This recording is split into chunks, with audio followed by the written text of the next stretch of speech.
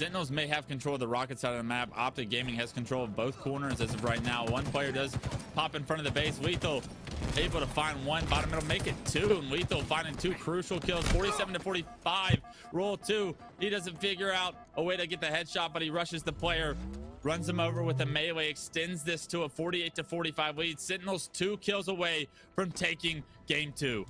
1 kill now and the rockets to make it happen. If I'm Sentinels, I say, hey, let let Snakebite get the job done, and that's exactly what happens. Talk about coming out in the clutch. Sentinels go up 2-0 in this series, trying to force the bracket reset and looking damn impressive at it. That was exactly what we needed to see from Sentinels. Have a definitive game 2 where they really felt like they had the lead. It was a close one, but I definitely give the edge to Sentinels. I think they played the better game and they came out on top. They absolutely did. They controlled the middle of the map. Every overshield but one was in their control. Optic Gaming need to figure out a way to regain, and very quickly, right? You lose this first series in a best of 5, 3-0. That's a much different experience than competing and pushing the series the distance and losing this series and then having the bracket reset again, right? It's momentum in Sentinels' favor. The confidence is building in Sentinels' heads, and you have to figure out a way to shut that down if you're Optic Gaming. This game 3 could be very important. One of, I would say, Optic Gaming's most strong game types is Street Strongholds, and for them to see this on the list, they need to figure out a way to extend this series and build some momentum themselves, even if they're to lose this first best of 5, to go into the second best of 5 confident and ready to go to claim this title and this cash. Well, last time we saw Sentinels on Strongholds playing Streets, guys, remember, it was the unorthodox AC hold that we saw that they rotated between, and it blew both of our minds. Something that we haven't seen, maybe a meta-defining change that Sentinels has developed, and it was a filthy hold. And I'm excited to see it again. I want to see how true this AC meta change can be if Sentinels opts to push for that same hold, and to see how devastating it can potentially be versus Optic Gaming. Yeah, I don't expect it to be like a preferred setup, right? I think, if anything, they just found themselves in that situation and played off of each other very well and were able to find success with it. But I don't think that they like performed that as part of the strategy. It was just like, well, this is the situation we're in now. Let's make the most of it. But that just shows the versatility of this team. And when you have that versatility, what you're able to do resulting with the score is just so important, right? It's up to Trippy and the boys to see if they can combat and continue this first best of 5, or if Optic Gaming's going to go quickly to the second.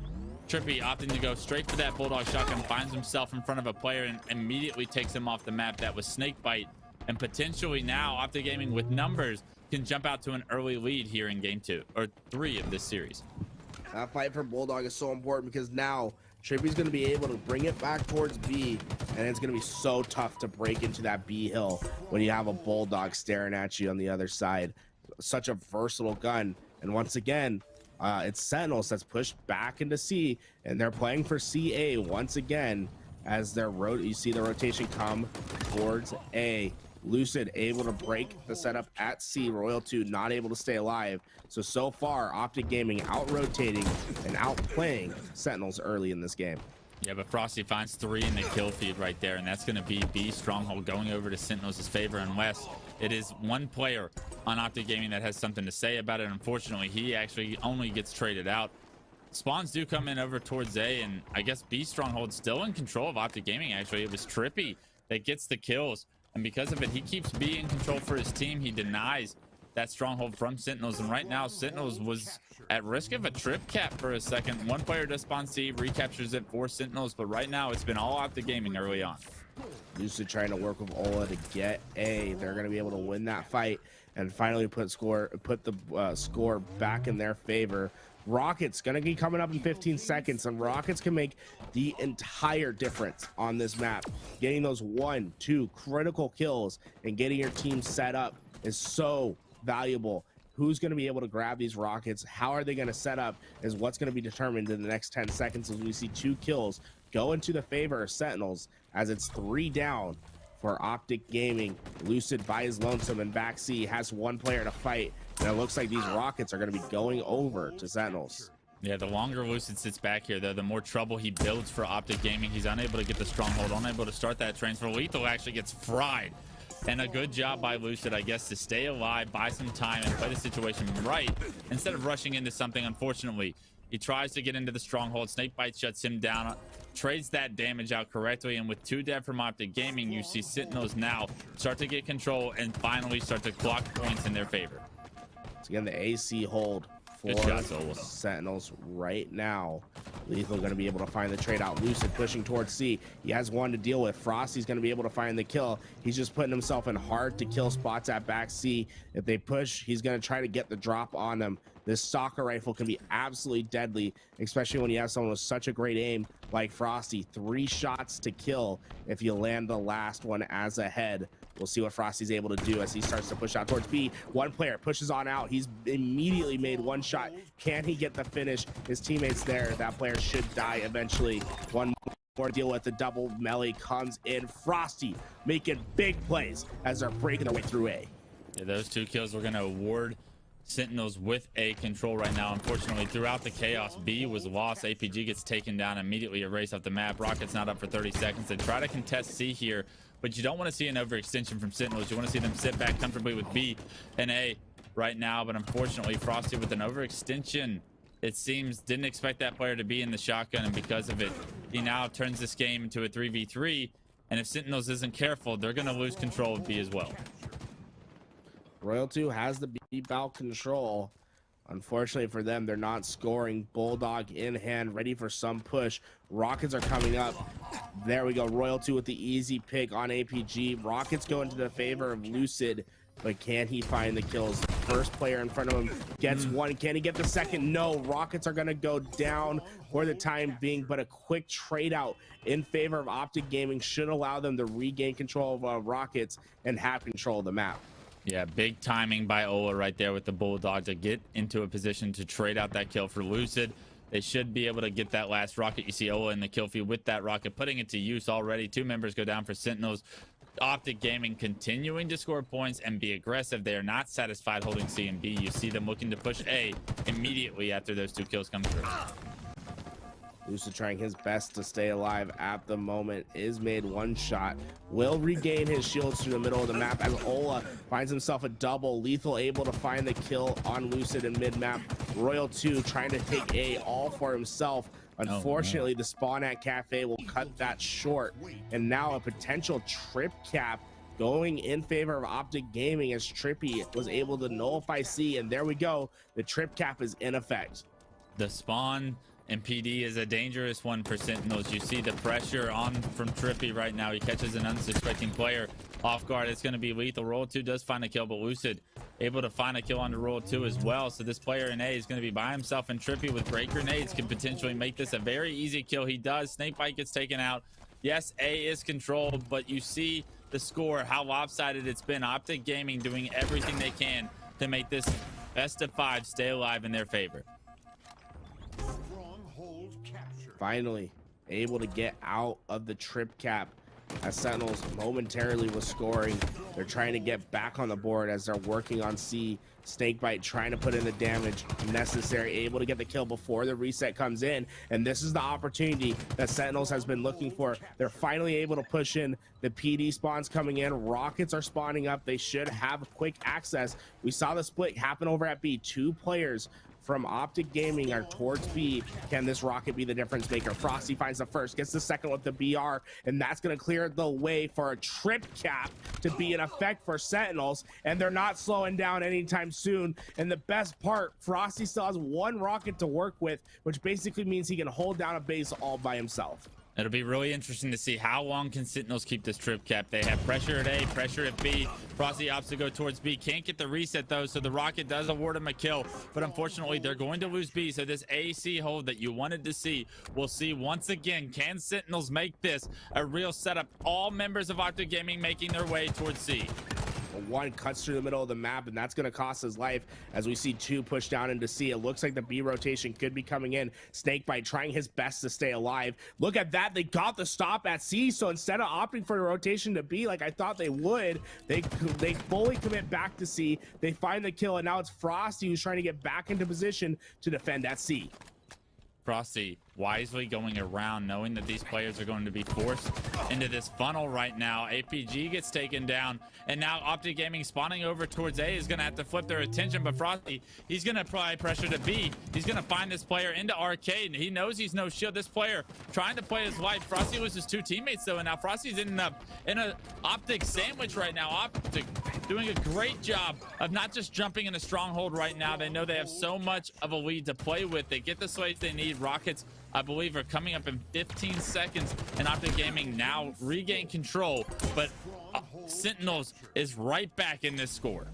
Incredible patience from the side of Optic Gaming to make the play necessary. The pulse rifle comes in from Lucid to break the shields and allow Trippy to get the double kill with ease. And now a potential trip cap back on board. Rockets into the hands of Lucid. This is all Optic Gaming's game to win or lose. How do they execute? Royal 2 somehow doesn't die. Rockets into the hands of Sentinels. They have their opportunity. It's going to come from this flank from Snakebite going into C. Royal 2 gets the easy kill on Ola. Trippy trades out with the Bulldog. Royal 2 finding more kills as with the help of Lethal as they're breaking into B and C at the same time. Another potential trip cap could be in effect if Royal 2 can win this fight towards C. Royal 2 wisely doesn't even stay in that fight, though. He allows himself to be a nuisance with this Bulldog. Does Optic Gaming know Royal 2's got this Bulldog? Do they even care? They flip the map onto A. The spawns and Cafeteria come through. One player to deal with, and Lucid with a massive kill under Royal 2 could have just won his team this game. He's trying to get back into C to get the reset. The reset will come in. A still not captured from Optic Gaming, though. They lost that fight, and Lucid's all the way at C, forcing spawns back towards B as he's trying to find the kill on Lethal. And there we go, 1 down for Sentinels. Lucid trying to do his best in B, but not quite able to get the stop. Doesn't get it. Oh my. Royal 2 in position to kill anyone that decides to push forward. The reset did come in. We can see Frosty just playing his lane. He's looking for the opportunity. He spots 2 in the mid map. He's going to give that call out to his teammates, and we can see Snakebite getting ready to engage. This next rocket could determine who wins this game. It absolutely will. You see Frosty trying to anchor from this balcony position, relocates towards the brew grenades, gets some damage on the players at B, but knows that his team is in trouble. He needs to advance on the map quickly. He's going to lose B, but what's the recipe for success here? Frosty in a very tough position to try and find success. Spots this player bottom tower, but that player wisely just plays around the pillars, stays alive, and because of it now, Royal 2 is the last guy alive. Lethal coming off spawn. Sentinels are forced to act quickly, and Rockets coming up with Optic Gaming in complete control of the map. Royal 2 opts not to just get on those rockets, fearing that someone could be ready for the push. 2 go down for Optic Gaming. They're winning the fights over at A. 1 more to take down. Royal 2 is able to do so. Lethal is able to secure the rockets while at it. The AC hold once again staying strong for Sentinels as they're spawning over at back purple. 2 pushing towards C. This fight over at C is going to determine the game. Most likely Frosty finds 1. Lucid trades out with Snakebite. Frosty finds the 2nd. They stop C, but now it's Royal 2 by his lonesome at A. The PD spawns came in. He needs to win this next set of fights. There's 2 pushing towards him. He comes into A, not quite able to get the kill. C has been stopped for now. How much time does Sentinels have to make this a reality as they get another 3 down? And look at that, it's a 4 down for the side of Sentinels. They're going absolutely ham with it. They still have C and B. They can rotate for the trip cap, and that does it. They take the first best of 5 in a 3-0 fashion. What an incredible game 3 to witness. Oh my God, the comeback to finalize the 3-0 in Sentinels' favor. Optic Gaming, the entire lead that they brought themselves coming into the grand finals is erased in just 3 games. The best of 5 is not needed for Sentinels. They close the door on that. They restart, reset the bracket, and now 1 best of 5 will decide who our grand finals champion will be between these 2 juggernauts. Man, talk about the adaptability of Sentinels in that last game. No matter what hold they had, they figured out a way to work with each other to get the job done. And when they were able to push for trip caps, it was absolutely devastating. That's what we love to see. If you're sitting at home and you're wondering how to become a better team player, just a better player overall, well, take down the notepad, try to see what Sentinels is doing and replicate it in your own gameplay, because these guys are playing out of their mind. And you know, there's one great way to shut up all the haters, Clutch. and that's to win a grand finals in a 6-0 fashion. Absolutely. I mean, it doesn't even have to be in a 6-0 fashion. Winning this tournament shows that you once again proved that you were the best team on this day. And what that does for people's confidence going into Raleigh, whether you're Optic, whether you're Sentinels, no matter how the job gets done, it's so vital that they go in with a great headspace, knowing that they are the favorite for HCS Raleigh. Here and now, this will be decided in this best of 5. Man, I cannot wait for our next best of 5. We'll have to see what the new map rotation is. Well, we played Aquarius flag, so I imagine we're going to Bazaar flag in the next best of 5. Oh man, Sentinels just look so much better on objective than every other team this tournament, especially on the flag. I'm not sure what it is, but they are by far the best flag team in this tournament. I mean, how close were 2 of those games in that series? You're talking about game 1 separated by 1 flag, just as close as it could be, a nail biter, as Sentinels was actually down very late in that game to be able to come out on top and win it. Quite impressive. That game right there, they were down over 100 points at one point. It looked like Optic Gaming were going to wipe them off the face of the map in that game 3. But no, Sentinels dug deep, canceled that series out, and showed us that, yes, the answer to did they have anything left in the tank? Yes, absolutely they do. They have every intention of winning this grand finals. They didn't get here for no reason. And now Optic Gaming, you have to feel, how can they reverse this ship? Because they've been the team that came from the winner's bracket in that HCS Raleigh kickoff qualifier. They have had the advantage against this exact Sentinels team, and they have lost that advantage before, and they have lost the grand finals when that has been experienced. You have to think history repeats itself, and right now you have to find a way to deny history from once again rearing its ugly head in this situation. Well, this rodeo is far from over. We have another best of 5. Do not go anywhere. We're going to get this all set up as we take a quick break.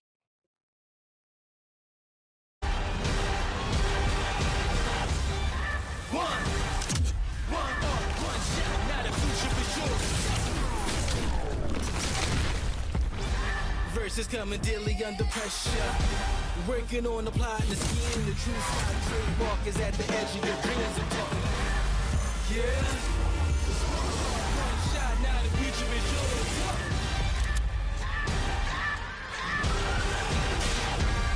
I'm turning dreams into reality. In the love of the formula and chemistry.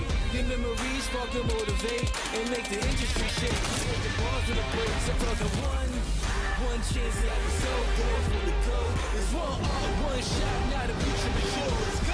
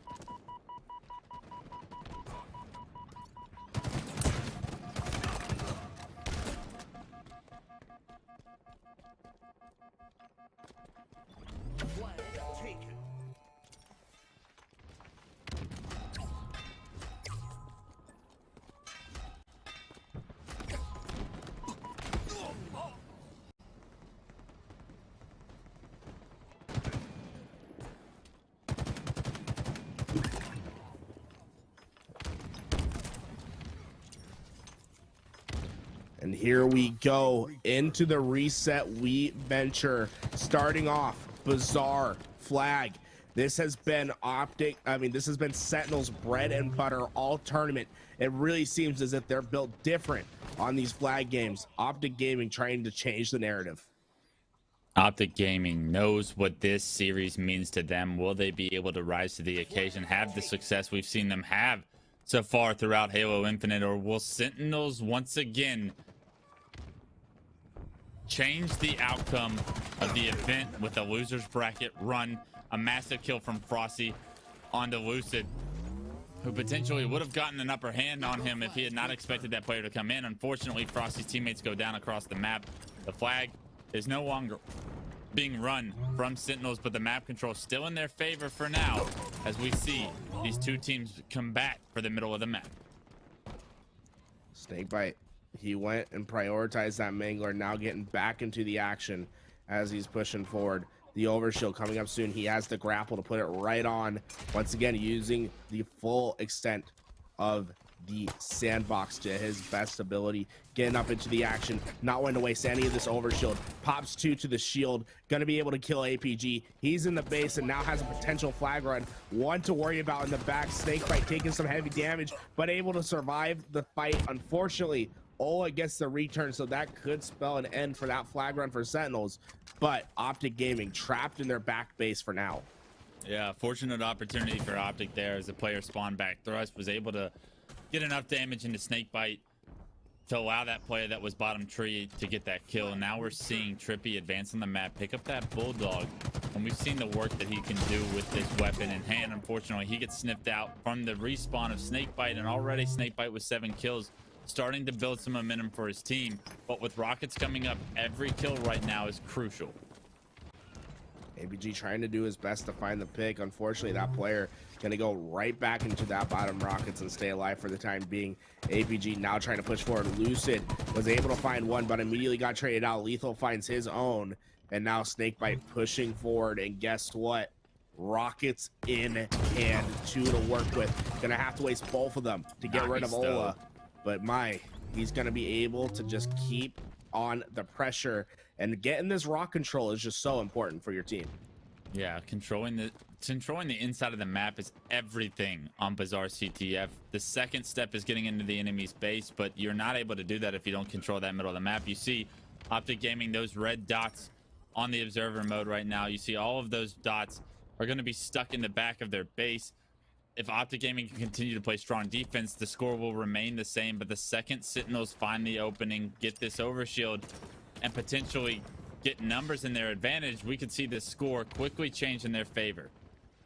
Oh, this is so interesting. Snakebite obviously is keeping an eye on that timer and getting those grenades whenever they spawn back up, as he's used 2 sets of those grenades already, and he's waiting on the third right now. That you can, guys, if you take a look over on that pad, there's a little bar that fills up as the grenades come closer to spawning. But here we go, 2 in the bottom base. That's easy enough for a player like Snakebite to come get, and he's going to be able to give himself another 2 grenades to refill his inventory, and the push is forward for Sentinels. Snakebite, the respawner's coming through the corner. Snakebite actually predicts that to happen. These brew grenades, they're worth more than their value in damage right now. A double kill for Snakebite, as you see Lethal across the map with the flag, looking to punch this one in, and for Sentinels to take the lead. What predictable spawns from Snakebite's point of view, as those players were helpless against the brew grenades. I think that's something that Sentinels has clearly seen in film and practice, is manipulating the bases for those spawns. And then Snakebite, you saw how he prioritized getting those spike grenades. Well, he knew exactly where to put them, and boy, they are just so deadly when you get them in those close quarters. And you saw both those players essentially made one shot when Snakebite was able to push in and find the double kill. Now Ola trying to do his best to find the push in. 2 of his teammates go down, but he's able to alleviate the pressure for now and provide opportunity. Optic Gaming needs to answer right here, and it's going to come down between Ola and Trippy to find these next couple kills. Trippy somehow still alive in the bar. Great assist from Ola right there to try and keep him alive. Unfortunately, finally Trippy gets taken down. You see Ola on screen, forced to back down, forced to wait for help from his team. He does get some shots that allow him to trade with Frosty, but a trade is not what Optic Gaming fans want to see. They do have numbers right now as Overshield comes up, but if Sentinels is able to make it out, this will be a very important battle for this Overshield. The grapple does not come through. The trade does. The grapple second time around is going to pull him towards the Overshield. Does get knocked to no shield, but Frosty's there to keep him alive. And Snakebite and Frosty, the dynamic duo at it once again, creating pressure on Optic Gaming once again. These two are just working together. The team shots on point. It looks as if they're playing the same game with the same controller, with how their movements are synchronized. Snakebite finally able to get into that base and pull out the flag. He doesn't even wait for that kill. Use that extra overshield to get this flag out and away is the priority, and he's going to be able to get it all the way back to the midpoint, but a quick back smack from APG will stop them. Those dynamo grenades gets APG one shot. Frosty's in position to potentially find the kills to keep that flag alive, but APG, wonderful job staying alive and getting that reset. What a play by APG, coming out of nowhere, getting the back smack on that flag, or killing that guy where he did is even more important, because that flag, if it's advanced in front of Sentinels' base, if it's just a few more feet across the map, it's so much more difficult to get that return, but he's able to play around the hut, bottom middle in front of his own base, get that return secure, keeping this game to just a 1-0 flag game. Everything looked like it was going wrong for Optic before that, and now it looks like Optic finally have the map in control. Ola trying to get behind enemy lines, able to find Royal 2 with an easy 2-shot. Now gonna be the most forward player for his team and needs to find opportunity as Snakebite has taken down Lucid. He's trying to find Snakebite on the hot back. Trippy able to get the help and the kill. Now Ola still just alive and forward, and this can be just the difference maker, just staying alive in the back base and preventing the other team from crossing the 50-yard line can be so critical towards your success. Unfortunately, he does eventually go down. This next overshield will go into the hands of Optic Gaming, as I believe, I'm not sure who got away with it, but Snakebite not able to find that kill in time, although finding kills hasn't been a problem for him all game. The man's 16-7. Yeah, but forcing that overshield player to activate it immediately is honestly a big deal, right? You're able to make sure that he uses it quickly and doesn't save it for an opportunistic chance where he can change the tide of a battle where he's already received damage. So a good job by Snakebite to apply that little bit of pressure, but right now Optic Gaming look like they have a great chance to cap a flag and tie this game up. Kills coming in their favor, Snakebite being taken down, give them that 4-3 advantage right now with the players, but they do have to flush out their base, and there is a player for Sentinels in the back of their base. It's Lethal. Lucid takes on the kill. Trippy finds one of his own, and it looks like they've done a great job to flush out the rest of their base. Frosty and Lethal being taken down. That only one player alive back here isn't enough to stop this flag. Wait! Well, we say it's not enough, but that player played patiently. He's gonna pull out the flag. Look at him, head down, sitting in the circle, and the return to boot. Royal 2, what a play when needed most. Only player to make it happen. He gets it done. Low presence is what makes the play happen. Dude, Optic Gaming thought they did everything right. They get hit with the oldest trick in the book, a player standing still on their flight. There's no way they expect Royal 2 to play like a bot, and because he does it, it's the best play that Sentinels could have made. Royal 2 unsuspectingly able to get that return, keeps Sentinels in the lead. Frosty now trying to apply his own damage. APG will find him around the corner. Royal 2 is trying to do more for his team. Already has the reset. With only 2 minutes left, though, they can really start to maybe focus on the defense. 2 minutes is quite a bit of time, but if you can keep this team back on their side of the base and not allow them back in, you're really preventing the opportunity for a flag cap to happen. Royal 2 with a massive double kill, and now Overshield coming up. It goes into the hands of Optic, but not on the body. Oh, what a big kill, preventing the Overshield from getting away. This is Sentinel's opportunity to start running away and closing out this game. I mean, all they have to do is play defense for 1 minute and 40 seconds, and on a map like Bazaar CTF, it is so easy to hunker down in your base, lock it down, and not allow Optic Gaming the opening they need. You already see multiple members of Sentinels have advanced on the map. Lethal actually across the rocket side of Optic Gaming. They need to be careful they don't overextend, but right now Sentinels have everything going in their favor. By doing his best to stay alive, not able to grapple on away. The back smack comes in from Royal 2. He's looking for more at pillars. That player staying alive for now. Lucid has one at the double doors. They only have a minute to pull this flag out and to try to get it away. And Frosty, talk about going big. Double kill in the clutch. A massive kill for Frosty right there, taking down Lucid, probably the most impactful player on this Optic Gaming roster, looking to shut down them in this game one. An aggressive push from Frosty, maybe too aggressive, but right now, 40 seconds on the clock. Every single kill for Sentinels is another step in the direction of stealing this game one. A triple kill from Lucid, though, right off spawn. He's able to impact this game, and that is the opening that we could potentially see.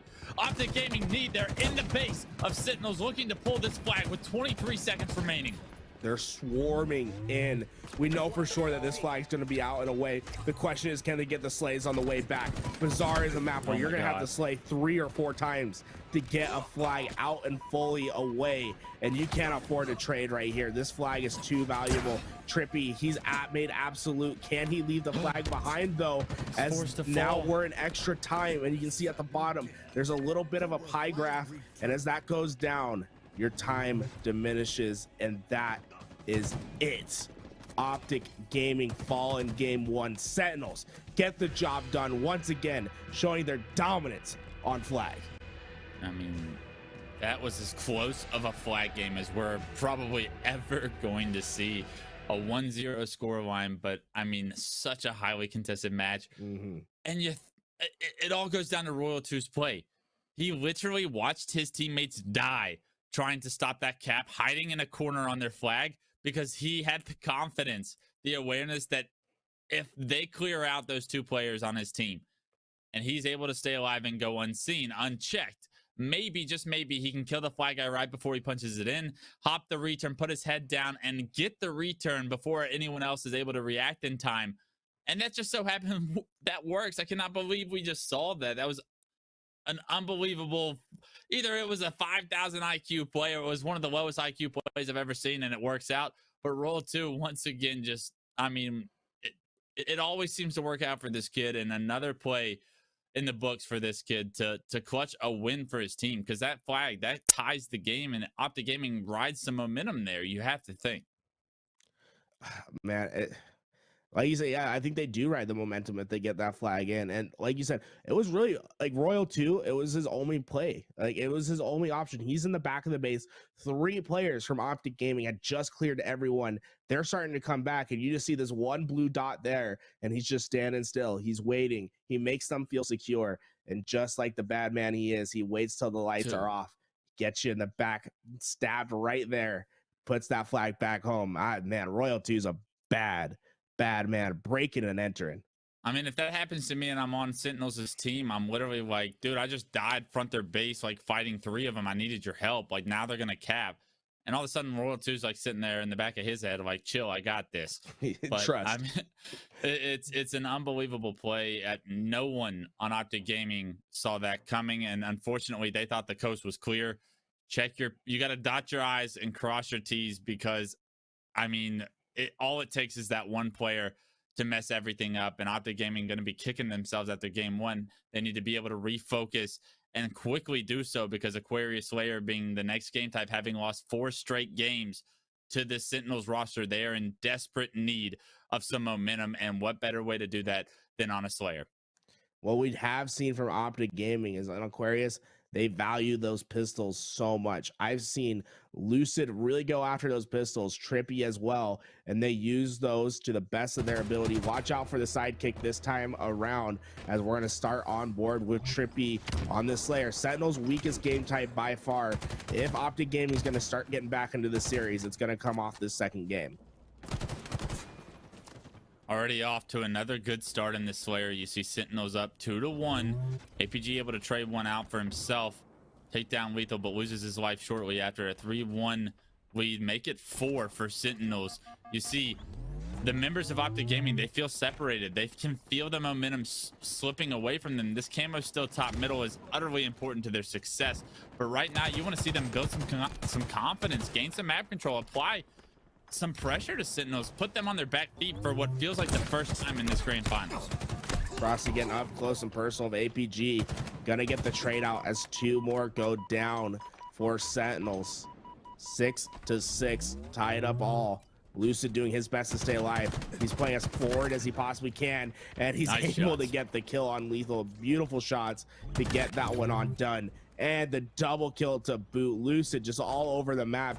You can tell he's ready for the next spawn. He goes, he picks up the thrust. That thrust can absolutely just determine a fight right away as he uses that thrust to get the player one shot. And who is that? Ola that has the camouflage ready to push in. Trying to hunt down that one-shot player. Unfortunately, that player's gone for dodge, able to re-engage here now. Ola with this camo, unfortunately taking a one-on-one gunfight. Wisely backs down. You see the assist come through for Lucid, and that's Ola just playing perfect to a T. Unfortunately, there's a second player they didn't sniff out, and Ola's going to lose his life as well. This game's still just neck and neck as it's 11-9 with 10 seconds left for the next camo to respawn. All right, we're just waiting for one moment to really turn this map on its head, for one clutch opportunity for this team to start pulling away. And look at that, it's Optic Gaming that gets away with the camouflage. Snakebite tried his best to lay down the damage, but not enough angles at top mid. And now Trippy finds the first pick. And if this camouflage player can find their way around the map and find an easy kill, it could spell disaster, as it's Lucid at bottom mid with this camouflage and sidekick combo. Lucid, love the idea that he's been able to scavenge up until this point. Creates an opening. Ola with a nice double kill, extends their lead to 4. A trade from APG is not what you wanted to see in that case when they have that 4-2 advantage, but everything seems like it's starting to flow for Optic Gaming. This is what you wanted to see, a highly contested match. If we can hope for anything as fans, we want this series to go the distance, and that means Optic Gaming needs to wake up. It appears that they've started to do so. Oh my god, Lucid went on an absolute tear. That camo making all the difference. He starts this game 9-4. APG getting up, not quite able to find the double on Royal. That last burst gonna miss by just a hair to prevent the double beatdown. Lethal wins his fight across the map, and this is where Sentinels can start taking control of the map once again. It's going to be up to Frosty to win his individual fight ahead of him at utility as 2 push forward. He's getting the shots in, gets 1 weak. Can the push from the other side come in? Top base. Oh no, I don't think Frosty was expecting a player to be ready for him. Unfortunately, he was, and that's gonna stop that push in its tracks. Yeah, look at Lucid's ability to slay so far out throughout this game too. 11-5, double positive right now. The difference in the score as well as he continues to apply pressure. Ola hunting this player with heat wave down bottom middle. Can he figure out a way to get that kill? Unfortunately, he knows that if he overextends front that base, he is dead. And as well, Snakebite finds the opening to push Ola, capitalize on some of that damage, find the kill himself. 2 members of Optic Gaming go down, make it a 3rd, and Trippy. And right now, Sentinels look like they're on the comeback. Lucid still has the camo, but has made 1 shot, somehow able to get away with his life for the time being. He has the heat wave and the camo. This is what you exactly are wanting in order to find big kills like that one. Frosty thinks he's clear to push through. No, the heat wave, it gets the job done. And so far, we've just been seeing a 4-kill lead really be maintained by this Optic Gaming roster, and it shows you how close these teams are. They're waiting for one opportunity to gain 4 kills unanswered, and then from there, it's trade for trade. These teams, it's so hard to gain a lead.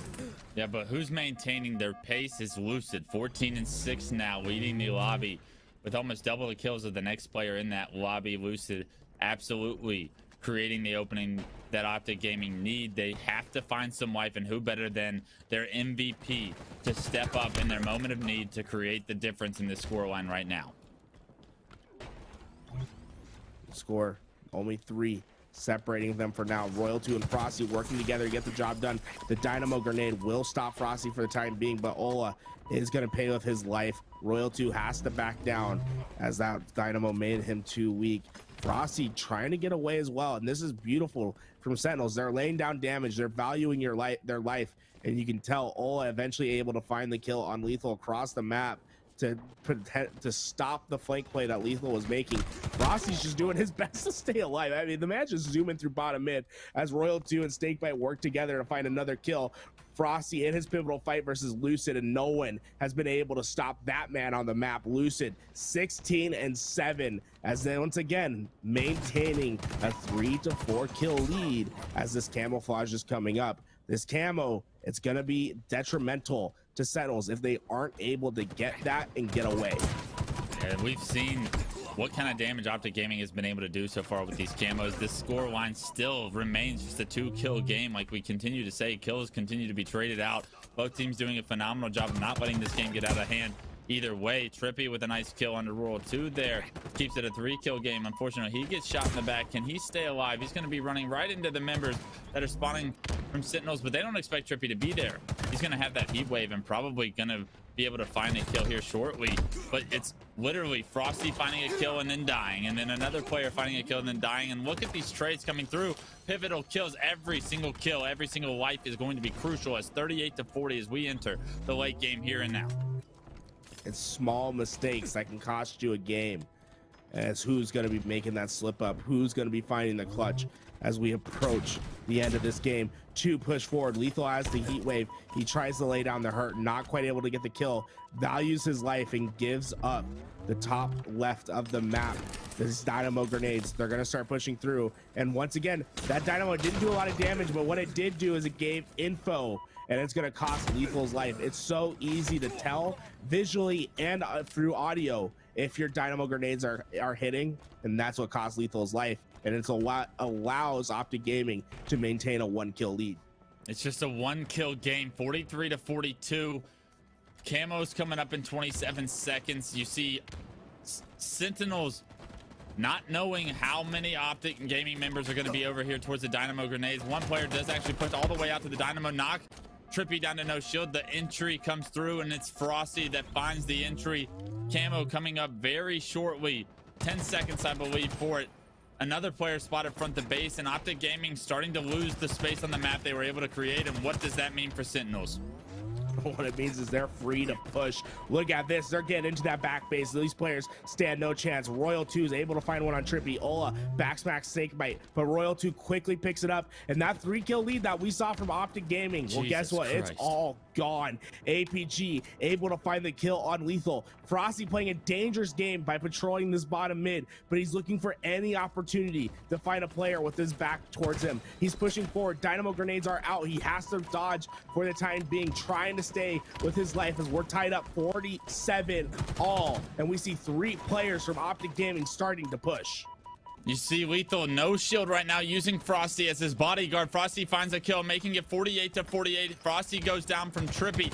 2 members pushing top green. Lethal's going to be in trouble. You see all the dots near Lethal. He loses his life, 49-48. And now Sentinels is going to be trapped green side of the map with no room for error, 48-49. Optic Gaming have the opportunity now to get all the space they want, as Sentinels cannot make one mistake to stay in this game. Oh man, and it was Frosty who just exposed himself too much, but there was nothing he could do. He went to the right, he went to the left. He was trying his best to stay away, but at every corner that he turned to, there was a player from Optic Gaming ready in the shadows to take him on out. What a beautiful setup to really finish out that second game from Optic Gaming. They choked their lead a little bit, but man, they made up for it in spades in the second half. What a game. I mean, just a 1, 2, 3 kill game max throughout the entire time. Hardly ever do you see a Slayer that close the entire way through. This is as competitive of a series as we're going to see. I know the first series in the grand finals was a 3-0, but games were close, and now we're seeing Optic Gaming wake up. We've seen them take game 2, and if anything, we want this game 5 to be a realistic probability. And right now, both these teams playing at such an equal level, with a 1-0 flat cap in game 1, a 50-48 in game 2. You can almost smell the fact that we're going the distance again. What I love is that we're going to see the shock rifle back on the map. Last time we saw it, Frosty went absolutely crazy with it. Can he do the same? And the question is, you know, Lucid's also in this game. We've seen him with the shock rifle. What is he able to do as we move to recharge Strongholds? One of my favorite maps to watch. The unique weapons on the map, the way that it plays itself, the angles, you have so many close range and long range fights. It feels like it has a little bit of everything in it. and the utility on the map is some of my most favorite to watch. You have the sword, you have the charge rifle, you have the camouflage that spawns bottom middle, and the mangler that can absolutely shut down an entire lane by itself. Really, the biggest difference in that game too, to me, was the power-up control. It was heavily in Optic Gaming's favor. Can they repeat that? Will Sentinels let them repeat that? Because game one, Sentinels dictated the overshield control in a dominant fashion as well. I think that that's going to continue to tell the story of how this series goes. Recharge Strongholds is going to have camo bottom middle. It's going to be so crucial for both teams to control that camo and make sure that they're not only competing against an invisible player for periods of time on the map, but they're able to use that as creating opportunities and space for their own selves. One thing I've seen from both of these teams in previous series is their ability to push for trip caps. And it shows how well they play as a team, because this isn't Halo 5 where it's more forgiving, where you're always wanting to push the trip cap. You have to find your opportunities. And so far, Sentinels and Optic Gaming have done it to each other in both the winners finals and the previous grand final before the reset. Guys, we're going to see some incredible things this Strongholds. I'm ready to see what kind of trip cap holds these guys can push, because everyone keeps saying, you see it in matchmaking, you see it on the Reddit threads or Twitter, wherever you're at, everyone's like, oh, you can only hold 2. Why do my teammates always push for 3? And we're going to see why you push for 3 in this game. It can be absolutely devastating if done right, but you have to have the team coordination to get it done. Yeah, we're already hopping into game 3 here and now. You see Lethal's point of view, spots this player top control, but APG gets the better of Lethal this time around. Unfortunately, it's going to be a battle for the middle of the map that's controlled for the camo. Trippy finds a kill. That was 3 dead for a moment, and it looks like Sentinels is last player alive. Roll 2, bottom middle, not able to deny anything as they hop into C. Optic Gaming are going to take an early lead, I believe, here in game 3. They're going to be able to capture B, as well as APG is able to stay alive in the back of that Strongholds. We can see Lucid using the ping system to call out the player over at top red as he's looking for his next opportunity. I think he got a hit marker with that, and he must have gotten a red bar, as that kill did not come in into his favor. Frosty tries to use that shock rifle to get away, not able to do so, and Trippy playing a cheeky corner with that sword, going to be able to find his first kill. Yeah, nice little angle from Trippy to be able to watch both things at once, and because of it, he gets that easy kill, spots that player, and now you see Optic Gaming in control of A and C. Trippy in a very powerful position with this sword as well, able to deny either Stronghold, depending on which side Sentinels choose to go. They're going to have to handle him before they have any chance of scoring points of their own. The sword can be absolutely devastating on the map if used in the correct position, and Trippy has the perfect spot. This tower, if you're going to try to push him, you're going to be within sword range. A and B in the favor of Sentinels for now, but we can see a B push coming from Optic Gaming as they have confidence that Trippy can hold the tower by himself. Unfortunately, the one angle that can cost Trippy from the bottom base comes in. Trippy able to find one on Royal 2 and tries his best to stay alive, but C being captured by Sentinels, and they have to push in. Trippy needs to find this kill. 1 to go. He's able to do so, but C was captured in the meantime. If you're Sentinels, you have to find a way to shut down Trippy. He's only got 6%, so one more swing, one more kill of this sword until it's over, but he's done the damage with it, right? He's been able to control right now, and that's given his team so much space, so much opportunity. Sentinels need to figure out a way to take him down, and there it is. The kill comes through. 2 go down for Optic Gaming, and now Sentinels look to potentially start to crawl back in this game, now down 25 points. Ola repulses himself up the top glass, where he's going to have a couple engagements ahead of him. Tries to get the cross map into the turbine, not able to get that kill. Now has the one-on-one fight and wins it because of a well-placed grenade on Royal 2, and that's going to allow his team to start pushing forward. Unfortunately, a well-placed stick. Actually, was that a team stick from APG? I'm losing my mind. I'm not sure what happened over there, but nonetheless, the sticky grenade going to cost the life of Ola. Yeah, 2 members of Optic Gaming are able to hop in the top elevator in the A Stronghold here. You see Sentinels trying to fight out of pipes. Very difficult situation for them to be in, and now only controlling B. You see Optic Gaming once again in control of the map. So Ola and boys over towards yellow did their job. They created the space they needed to have the rest of the team get successfully over towards elevator, and that's the recipe for success that they've been looking for this whole time. They once again start to score in their favor, and it's going to be a very difficult setup to break, especially with the sword in the back pocket of Trippy. Well, they have the recipe for success. Now the question is, how well can they cook? Can they follow the instructions? Can they get it done? They're trying to execute on this hill. Looks like Lucid's going to be able to find the first lethal using Frosty as bait. But look at that grapple play to get out of the action quickly after that fight and find another kill. What in the world is Lucid doing? The man is Spider-Man across the map, making play after play. Unfortunately, it won't be enough to stop A from changing control over to Sentinels. Yeah, they do get into A, but immediately you already see Optic Gaming into B with a player looking over him from glass. Lethal going to be in a one-on-one for B. Unfortunately, not able to get that kill in time for B to be transferred, but Lethal already back in the stronghold, able to transfer that over. Eventually, a trip cap in effect right now for Sentinels, and we've seen the damage that this can create. The Sentinels have the pressure now, is the question. The last two members alive for Optic Gaming, they're spotted, they're killed. 3 go down. Trippy, the last guy alive, is going to be back blue by himself. He's by the sword, but are they going to know that he's here? They do. They sniff him out. They take him down. Optic Gaming spawn an elevator. They push out. They get A control, but damage has been done. Their lead is now dwindled. Yeah, that trip cap is absolutely devastating, and they cheated it. They played for the trip cap earlier than most teams would, and they just had confidence that they were going to get the slays while the trip cap was potentially happening. Exactly what happens as Frosty now uses the sword to find 2 kills of his own. Trippy dominated the first half with this sword.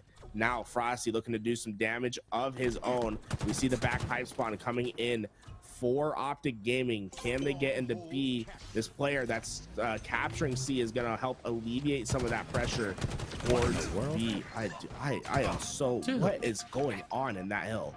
Frosty, I believe, just got another double. Trippy, the last guy alive, he goes down. A trip cap back in effect, and Frosty played that so patiently, so perfectly, baiting his teammates the way that successful baiting is done. That's professional baiting, not the kind that I see in matchmaking when I have the power weapons, but a great job by Frosty nonetheless. And Sentinels now in the lead by over 50 points. Hey, I'm just gonna say it for everyone who's ever told me never push for a trip cap, only hold 2. Well, guess what? This is how you play this map. Frenzy. Trip cap domination, as Frosty is not slowing down whatsoever. You can tell this man's feeling himself. He's gonna ego anything that pushes towards him. This trip cap is absolutely devastating. The long haul spawns coming in. They have to make a push through. They have to find a kill, but this trip cap is just racking up points. 2 ticks every second, as they're only about 10 seconds away from taking this game, and Frosty's making it happen. Talk about utter domination. Trip caps are the wave. This is all but over. What a game from Sentinels. Oh my god, what a statement from Sentinels on the back of a killing frenzy with Frosty. He saw what Trippy could do with sword. He says, anything you can do, I can do better. He goes on a frenzy with the sword in his back pocket, and Sentinels look to close the grand finals in their favor after resetting the bracket, after coming all the way through. They have 1 game to win to become your esports arena champions. It's going back to Oddball. Live fire. Sniper is gonna be so important to determining who can win this game. On one hand, you have Frosty and Royal 2 of the best to ever pick up the sniper. And then on the other side, Lucid and Trippy can get the job done. We've seen Lucid absolutely demolish in Halo 5 with the sniper. Trippy, we've seen what he's done in Halo 3 and the way that he's been able to snipe. This is going to be a match to watch, to not go anywhere. Oh man, I just want to talk about that game 3 a little bit more, Clutch, because that was a masterclass in how you're supposed to play Strongholds. Play aggressive, play fast, get to the trip cap, push them back into their spawns, and pummel them to death. What a dominating performance. There was a pivotal moment in that game 3 where Frosty was top control with sword. I believe he had grapple as well. And C starts getting controlled, and so does A. And the split spawns came through for Optic Gaming. It looked like a very difficult situation. Frosty looked like he wanted to go A at first, but he understood that he was going to be way too late to A.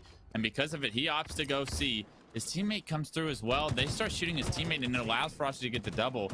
And that was where the game was really decided. They were able to get the kills and keep momentum, but I'll shut up. We're in game 4 right now. Royal 2 finds the first kill.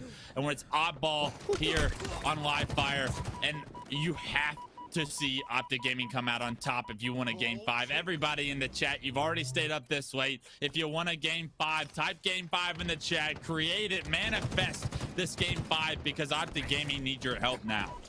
Yeah, I mean, hey, you know, if I'm on the side of Sentinels, maybe I want a game 5. You know, it's pretty hard to get practice these days. Maybe get some more tournament time if you can. Let's go see it. Snakebite trying to get some damage on board. The ball is out, and he's going to be trying to push this back for his team. They given up the entire tower side. They're going to opt for the garage hold. I'm pretty sure Lucid still has a snipe. No, actually, Frosty has picked up the sniper rifle at this point, as he's been able to find the headshot on APG. I mean, if we're able to, I'd love to go see what Frosty's doing with that sniper rifle, as he's finding kill after kill in the feed. Yeah, this situation with the ball is crucial, though, for Optic to break this setup. They do get the kill on the Snakebite. Snakebite begging for help. You have to think someone is going to be near him, and here comes the collapse from 2 of the members of Sentinels. The kills coming through. Frosty already with 5 to his name. Make it a 6 with a killing spree. The snipe, it's out of ammo. You know Frosty was doing work if that's the case. Roll 2 finds one of his own. The ball carrier goes down again. APG able to deny some of the time going in, but kills continue to be benefited by Sentinels, and because of it, the score going in their favor as well. My, what a play from Frosty. The reversal medal comes out. He still has another 3 to deal with. Not able to get it done, but look at Royal 2 trying to make the quick rotation. He can sit behind B and be ready to play this ball at any moment. This ledge, so critical. It lets you dodge all the grenades that can possibly come in. And look at this time that Royal 2 is able to get. He basically milks for as long as possible and is able to play that ball off. And now Sentinel's ready to play the reset as one player pushes forward towards Frosty. He was in the perfect position to take care of that player, trying his best to stay alive. Unfortunately, not able to do so for much longer. But what a play from Sentinels thus far. They're playing Oddball the way that needs to be done, and they're starting to rack up a lead. Yeah, they do go down, and you see the ball immediately transferred into Optic Gaming's hands. 2 members were just fresh dead for Optic Gaming, so you have to think that the pressure is on this ball carrier to stay alive. Frosty trying to figure out the way. Where did these Optic Gaming players spawn? One player is going to be on that nest. Unfortunately, the ball carrier, he's the focus of the primary focus of Frosty's attention, and because of it, he's going to take down that carrier, then turn his direction and his focus on the nest. Gets that kill as well, and Frosty is feeling himself right now. 11-3 already. Oh my god, what is he doing? Okay, oh man, you gotta love it. That was like, that looked like someone was trying to make some footage for the Halo Infinite trailer or something right there. Handed snipe, throwing the sniper rifle over to Frosty. Love to see it. That's one addition to Halo Infinite that I have absolutely loved, is the ability just to drop weapons for your teammates. You don't have to wait for another weapon to pick up anymore. Unfortunately, the sniper not going to be putting much work in for Frosty, as Lucid's been able to find 2 and get that sniper back in their hands. Although, while all that was happening, they lost another 30 seconds of ball time. Only 25 more seconds for Sentinels to take round 1. That's what I'm saying. The entire time Frosty's being a nuisance, staying alive, he might not be getting kills right in that situation, but the ball time was racking up in their favor. 46 points now separate these 2 teams here in round 1. Sentinels on the verge of taking round 1 unless Optic Gaming can complete a successful setup. The camo does come into the hands of Sentinels. The activation not yet the case, but somehow that camo player stays alive, dips, dodge, jukes around the sign. I believe it was Snakebite. He's still alive. No, he's still alive. He's still applying pressure, and the chaos, it's ensued. Snakebite finally goes down, but not without being a complete pain in the ass for Optic Gaming.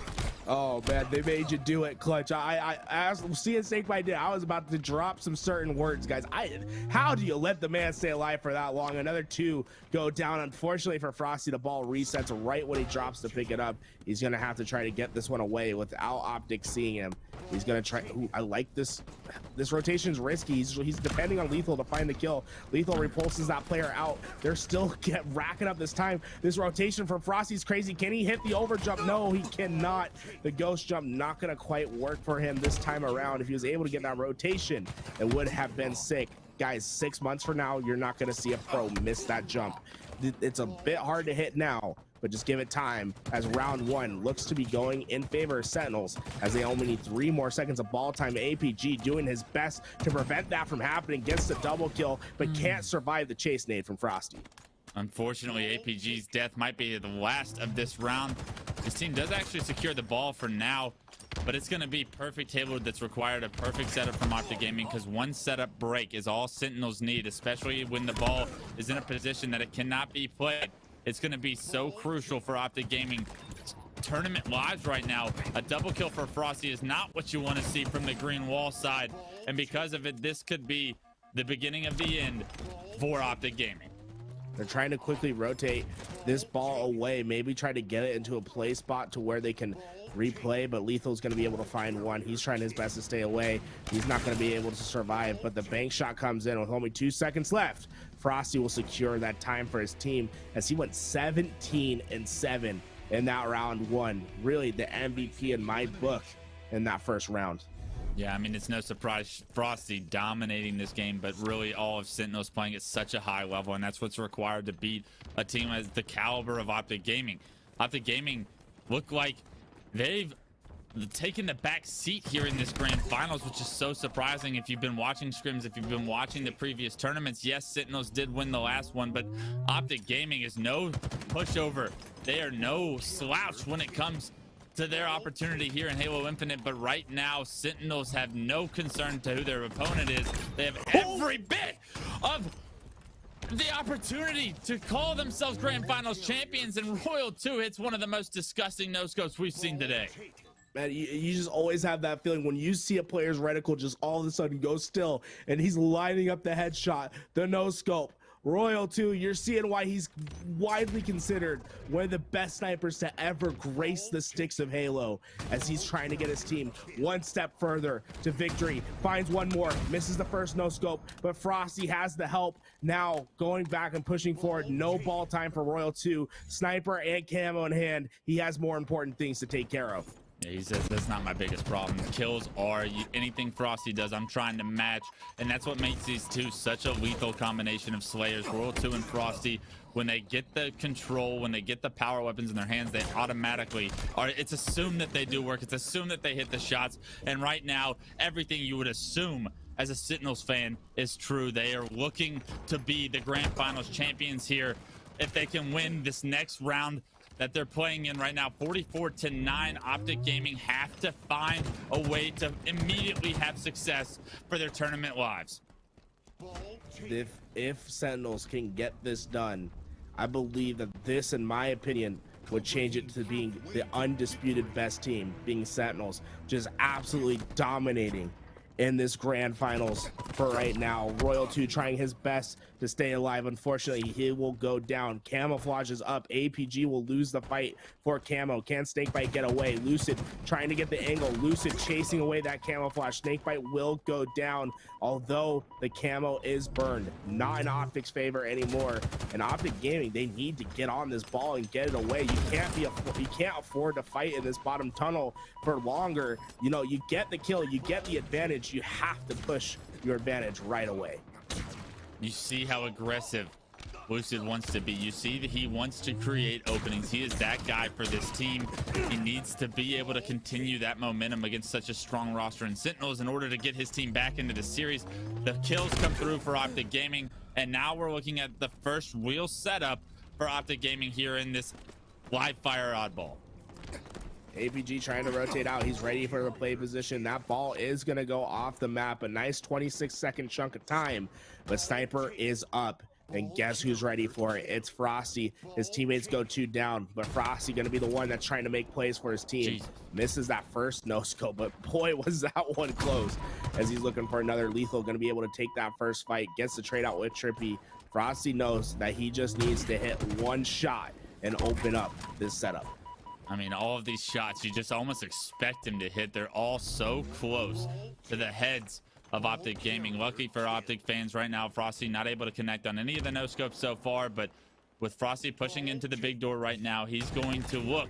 He's going to snipe the ball guy, lands the body shot. The double kill comes through, and the highlight reel of Frosty might be what we showcase as the last dying moments of Optic Gaming in this tournament. 8 seconds for camouflage right now, and it looks like it's all Sentinels that's able to secure this as Frosty finds another pick and creates even more space for Sentinels to take the lead. Yeah, Frosty just single-handedly bought about 30 seconds of ball time for Sentinels. That double kill is absolutely pivotal to their success, and what it also allowed was the camouflage to go into the favor of Sentinels. 15 seconds, they're trying to get the quick rotation. 3 go down, make all it 4. Huge. Huge for Optic. This is the opportunity they need. They're down 40 seconds. I love the aggressiveness out of Lucid. He has the heat wave in his back pocket, expects this player to be back tower. He needs to get this kill. Snakebite takes him down. The missed shot from Lucid could be where he's wondering where this whole tournament went wrong. Unfortunately, Snakebite actually gets taken down. That was 3 dead for Optic Gaming. The majority of Sentinels' combat is here. They're able to provide help to each other. Trippy with a massive kill top tower is going to make this a very difficult situation for Royal 2. And with that, it looks like Optic Gaming down numbers were able to combat Sentinels' back tower, get the ball back in their hands. But 20 seconds still separate these two here in round 2. Well, when the going gets tough, how do you answer? Optic Gaming showing that they are resilient as ever. This is the hardest position to play, where you can't make mistakes, but somehow they still get the job done. APG closing the gap. Only 5 seconds really separating these two teams, and APG plays the ball early and is rewarded with a kill for it. 2 players ready for the ball reset. Lucid comes in, Snakebite finds the first, the trade out comes in, but the chase grenade will find the kill. Lethal getting away with the ball. 10 seconds and counting. Can Optic Gaming get there fast enough? Where's the push coming from? They only have 3 seconds to do it. They aren't able. Sentinels with a statement in the grand finals. 6-1 map count as they are your $25,000 winners. 10,000 split between the 4. What a series to witness. What an unbelievable performance on the back of Sentinels. Optic Gaming was unable to push that to the best of 5.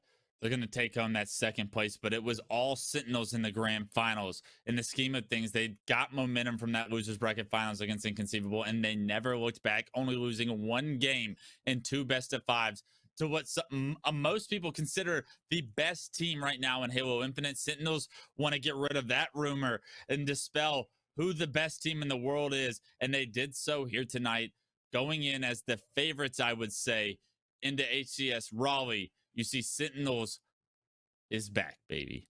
Yeah, to me, that makes them the undisputed #1 team. Making a statement like that in grand finals. The last couple of times we see these two teams face off, it's been very close games. This time around, there's no question. There's no doubt. There's no whispers. Sentinels is the team to beat. And one great thing for them, right? They played a long tournament, go into losers, have to play as many, get the 2 best of 5 resets. That's enough scrimming for about a week right there. So I think these guys will be just fine with the amount of practice that they got today. They're heading into Raleigh champions, a little bit richer as they win the biggest prize pool yet. And now $250,000 over at Raleigh as they're going to try to make some more magic happen. Yeah, I want to give a big shout out to Sentinels for the grand championship. Congratulations, you guys played lights out. Optic Gaming, another congratulations. 2nd place is nothing to be ashamed of. I know you're kicking yourselves for letting that league go from the winners bracket finals onto that grand finals. You want to come out on top. You want to make statements as you're the #1 seed going in to HCS Raleigh. Unfortunately, you're going to have to wait till the land to make that statement, but you're still just there, right? We saw them beat the Sentinels team in that winners bracket finals. We see how strong Optic Gaming can be when they have the momentum in their favor. Inconceivables with another lights out performance as well, placing 3rd, falling barely short to these 2 teams, as well as great performances from all of our 12 teams that were invited to compete today. We saw some of the greatest Halo Infinite action I've witnessed so far. I know it's still early in the game, feels like it just came out, but every single match feels like it's highly contested. Every single game has some exciting boom moment that you just take in and you can just like feed off of the dopamine, the energy from these players, the plays that they're able to create. We got something special cooking in the books, and I couldn't be more excited to say that we started the E series off the right way.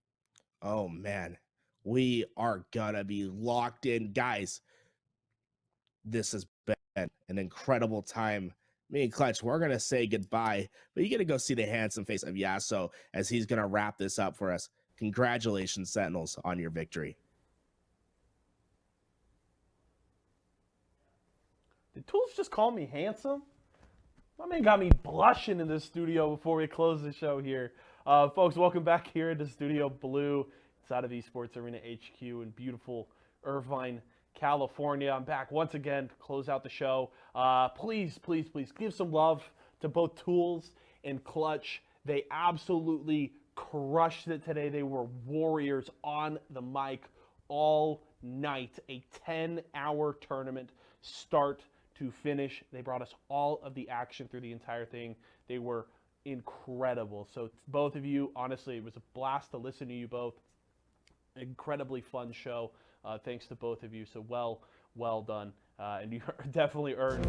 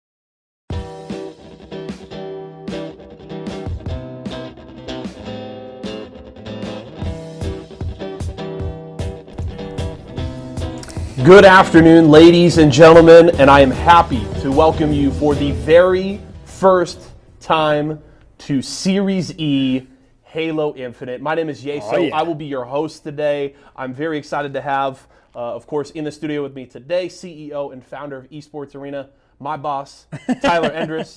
I am contractually obligated to You should have said nicer things pump than up that. his Yeah. Halo stats throughout the broadcast today as well. His KDA, I think, is sitting at like an even 5. So, you know, he's pretty sick. I don't know about that, but no, this is incredibly exciting. Halo Infinite. This is, as starting this company, I haven't really played too many games since starting this company. It's just been so busy doing what we're doing. But PUBG was always very exciting for me. Heroes of the Storm was always very exciting for me. But then Halo was really what founded this company. Halo 2 and Halo 3, those games were what I competed at such a long time ago. So to now to have a game that almost takes you back to the the Halo 2, Halo 3 days of being like, oh, this feels good. Like this game has what it takes to really stand the test of Halo's time, and it just couldn't be more excited. So I've been playing it like crazy. I love watching the streamers play it and the pros. Dude, they're nasty, man. Like some of the guys that are even playing tonight are so nasty at this game. It's going to be so fun to watch. And honestly, I love watching it because I'm like, oh, dang, I didn't know you could do that jump. And like, oh, dang, I didn't know you could, change the in-game settings to make it so that it's better for you. I didn't know that gun was so OP. Yeah. Things like that it's just like, you learn so much when watching Halo that Series E, Halo Infinite, we're going to learn so much and find the next best talent like we did with Apex and Guilty Gear.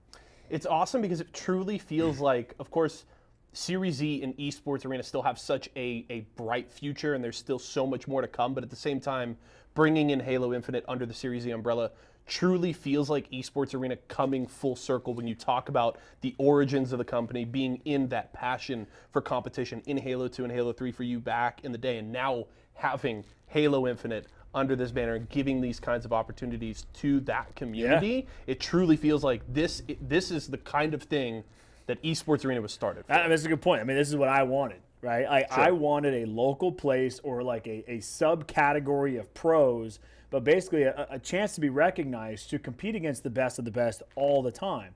And I mean, that's what Series E is all about, right? Like we help with the big orgs, right? The TSMs, the CLGs, the Cloud9s, whatever, and we work with them and provide consistent day-to-day competition so that pros like these guys that are competing tonight, that are up-and-coming pros, can now compete against the best. Like, I would say, like I played tennis in high school, right? And playing tennis in high school is only as fun as the person that you're playing against. And if you want to play against a good person, then you have to up your game to play against that better person. And it makes you a better player. And so if you're playing Halo and you're playing online against cheaters, or someone got a better host than you did, or the servers are in a wrong spot, then all of a sudden it's just like it's still pretty challenging. But if you could have a controlled environment playing against some of the best and you're playing against them, that makes you better. And that finds the next best talent, because this is exactly what I wanted. The reason why we started this company was that we could find a place to go and get better at the game we love, which was Halo 2 and then Halo 3 after that. So the fact that Halo Infinite is here now, and the last Halo event we did, I mean, granted, I know we did Microsoft Sundays and Halo Sundays or whatever, and those were a success, but we ran a Halo 5 LAN tournament like back in 2017. Dang. That was the last, I think, Halo like event that we did. So I'd say it's time coming that we do something with Halo, and what better time to do it, and what better brand to put it under than Series E. I couldn't agree more. And for those of you that may be new to the show, you just saw, hey, Halo Infinite tournament, let's go see what's going on. Yep. The way things work are very specific, okay? And I'm going to talk specifically about how things are going to work for Halo Infinite, okay? We've got a big open tournament tonight. We've got another one next Monday. Anybody can come and sign up, as long as, of course, these players aren't signed by a professional organization already. Yeah. And we're going to play through this entire double elim bracket. Whoever comes out on top tonight, as well as next Monday night, they're going to get signed, okay? All those players going to get a contract. They're going to get a monthly salary. They're going to get sponsored by one of the Series E partnered brands, and then they will have that opportunity to compete weekly, okay? The way it'll work, it'll be open brackets on Monday nights, and then we're gonna have special Wednesday night events that are invite only. They'll get to compete against great pro teams. Yep. You wanna talk about playing against those great players, leveling up your game, that is that opportunity, okay? And so players competing tonight are vying for that sponsorship, for that contract, and for that huge opportunity. Of course, signups are still open for next week's qualifier, so if you want to get in, head over to matchareno.com/ESA, or if you need more information, just go to esportsarena.com. Yeah, I mean, the chance to compete against FaZe Clan, Yes. Cloud9, Sentinels, to think that you, the team out there, you're watching them play, you're going, God, I'm better than that. I can beat those guys. But you just haven't been able to be recognized because there's just not a system in place to do that. That's what Series E is. It's a system so that you can ideally get recognized for your talent. Sure, you may have some great online talents and skills and whatnot, because we even saw it in Apex. Like, you look at all the leaders in Apex, how many of those guys are actually signed on pro orgs? Exactly. Not many. Sure. But they're just like the best fraggers and things like that online. And, numbers can be skewed a little bit differently online too, sure. But it's, if you're the best player online, it doesn't necessarily equate to you being the best player in a tournament. And so ideally, that's what we're here to do, is so that you guys can get recognized. And if you guys get recognized and you do well, we've had players that have signed much larger contracts outside of Series E. They've been signed by CLG, TSM. We all saw the TSM Verholst. He's now playing with Imperial Hal and getting incredible numbers, and winning. It just won the North American split, so $200,000. Right? I mean, so entire rosters have gotten signed. The entire whole Noble rosters, roster for Apex, Ghost. the entire Ghost roster for Apex. So there are huge opportunities to do great things and that's take our goal. that next step. Yeah. That's our goal. We're not an organization looking to keep players and have them sign and then have them work for Esports Arena. We basically want to put the players on a pedestal so that brands and all other orgs can see the hard work that you guys have put in and provide a financial path that makes it stable enough for you, right? So if you are dedicating this time 2 days a week and getting paid $750 a month for those 2 days a week, we think that's pretty fair that you can, push back on other things because you are actually getting paid to do this in your life. Because trust me, being a college kid, high school kid, having a job, and maybe those other things too, and then having a family, it's very hard to juggle those things on something that's a passion and you're not getting paid for it. But if you're getting paid for it, then you can justify it. And that's here what Series E is all about, and what Esports Arena is all about too, is creating that opportunity for you, the player, to become recognized and to become a professional player in esports. Yeah, we know that talent is there. We just want to give that opportunity for you to show it on this big stage. It's happening in Apex. It's happening in Guilty Gear right now, and we're looking forward to it happening here in Halo Infinite. So as I mentioned, of course, we've got a big double Elim bracket here tonight. We will have another one next Monday that will close the qualifiers for Season 1 of Series E Halo Infinite. And you can even compete during the season. We're still going to have Monday night open night brackets. So even if you don't qualify this week or next week, you could still sign up for the Monday night brackets, come and compete with the teams, win some cash, show your stuff. So the opportunities are still there no matter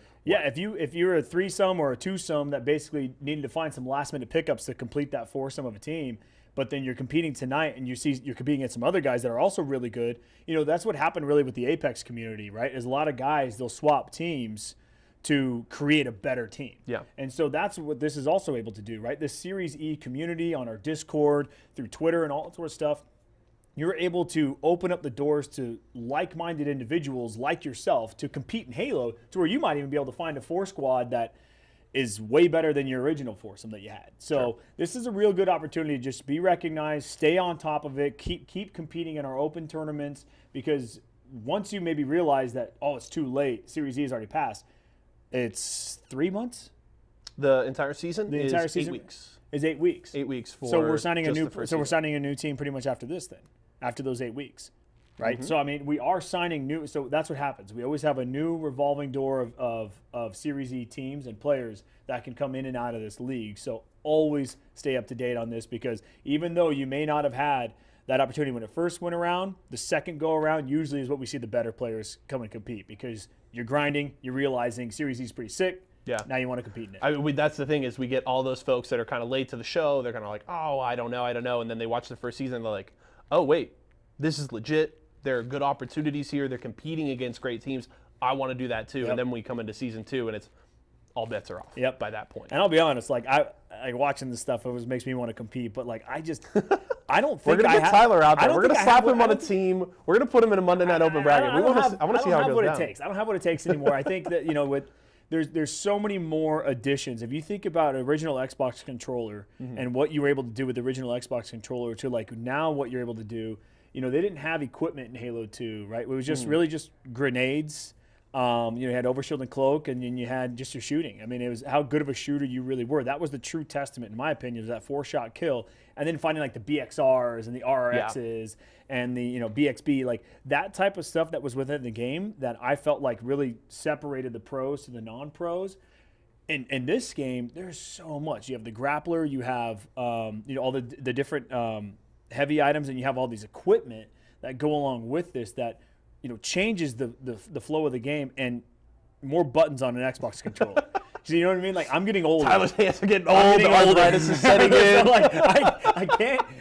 I don't know when to utilize. But his certain KDA is equipment. still sick. I promise. Don't worry. I get carried. Yeah. No, it's just that I think is what has separated this game from my true love of like Halo 2 back in the day. But watching these guys play the way that they play it's a whole new world. I mean, it's a whole new world of gamers right now, and even bringing keyboard and mouse into Halo has really changed the game as well. Definitely. I wonder how many, because in Apex, you'd say it's probably what, 70-30 or 60-40 keyboard and mice to controller? It feels like a lot of the teams go with it's kind of a 2/3. Like you typically see a lot of two keyboards and a controller player, and then you have your G2s that are all controller players. So what about Halo? What are we looking at? Most controller, for me, right? I think it's more controller. It's obviously the history of the franchise, and especially the fact that it is returning to PC for the first time in forever, right? It's been console only for so long. So I would say it's at least flipped. I would say probably 2/3 controller, maybe even more. I mean, I would say Raleigh was probably 90% controller, I would imagine. Well, you got to wonder, like, I wonder if you have a certain player on your team, like that player's the sniper, right? But you don't really have, like, in Apex and in all of those other types of games, they have a certain skill set of a type of player or type of character they are. Yeah. Whereas Halo, everyone's the same. Everyone has the same abilities. Yep. Everyone has the same, character. There's no one that can run faster than the other person, things like that. So it's like if the sniper's available, everyone's running to that sniper. Yeah. Not necessarily, I'm the sniper on our team, I'm going to go run and grab that. Because if I had a keyboard and mouse, and sniping with a keyboard and mouse is obviously much easier than I'd say sniping with a keyboard. Flicks, yep. Yeah, so but you can't guarantee yourself to get the sniper every single time. So certain things like that, I really wonder, if keyboard and mouse will become more popular in Halo, or if controller will be the more dominant piece of equipment that's utilized in especially the competitive scene. We obviously know in the non-competitive scene, controller is most preferred, but we'll have to see how things develop. Production's going to let me know when our first match is ready to go. We do have a couple of awesome casters y'all are going to get to listen to tonight. And we swap out casters. That's the other thing too, is we open up the door for other casters too. So if you're watching this and you think you'd like an opportunity to show your casting skills at Halo, 100% let us know. We've got one of the best casters in the business, and why not? He's not here with us tonight, right? No, he's not here tonight, but he will be here majority of the time for sure. And why not? His energy and his style and the way he casts, I love it. So I'm happy to have him a part of the Esports Arena family, as well as even Jamerson, ESA Jamerson, just a well-known first-person shooter caster for sure. That he'll probably throw in a few Halo events here and there as well. But it's exciting times, finally getting Halo going. We're going to hopefully find the next best talent to represent Esports Arena. Yeah, I'm certainly looking forward to it. I've been, I've just been looking to scratch that itch, right? Because we were finishing the year. We had the 25K in December, and I was so used to having these regular tournaments. We had Halo 5 every single Sunday, and that was just a part of my routine. And then we hit the 25K, and we went on holiday, and we were waiting for qualifiers to start. And I just feel like I've had this hole in my week where I'm like, I'm not getting my weekly Halo fix. I need some competitive Halo. I agree. I need some Tony pop-offs. I need to hear Shyway, and it hasn't been in that weekly diet for me. And now I feel like things are going back to normal. Your life is going to be balanced again. Yes. Your diet's going to be balanced yes, again. exactly. What about, you're going to even get more Halo because Paramount Plus with the streaming, did you watch the trailer? The trailer, so the only complaint I have is that it appears they're not using the same voice actor for Chief. Right. That's my only complaint. But I did hear that it is a new timeline, so I think that is fine. So but I'm also very partial to Chief's voice from all the games. So will we never see the person of Master Chief? There's no way. Because you did see people. You saw for three people. Sure. There was a girl. There was a couple guys, and they all put the helmets on. But not the Master Chief. You don't think we'll ever see... Bungie and 343 have intentionally never shown us Chief's face. And I think part of that is the self-insert kind of fantasy that you can have from the Halo games. Obviously. You could be Master Chief. So I think... So I'm you are. I'll come out right now. I am the actor. Oh, okay. Congratulations. Wow, you did a good job. You did a good job. I'm sorry that I complained about your voice.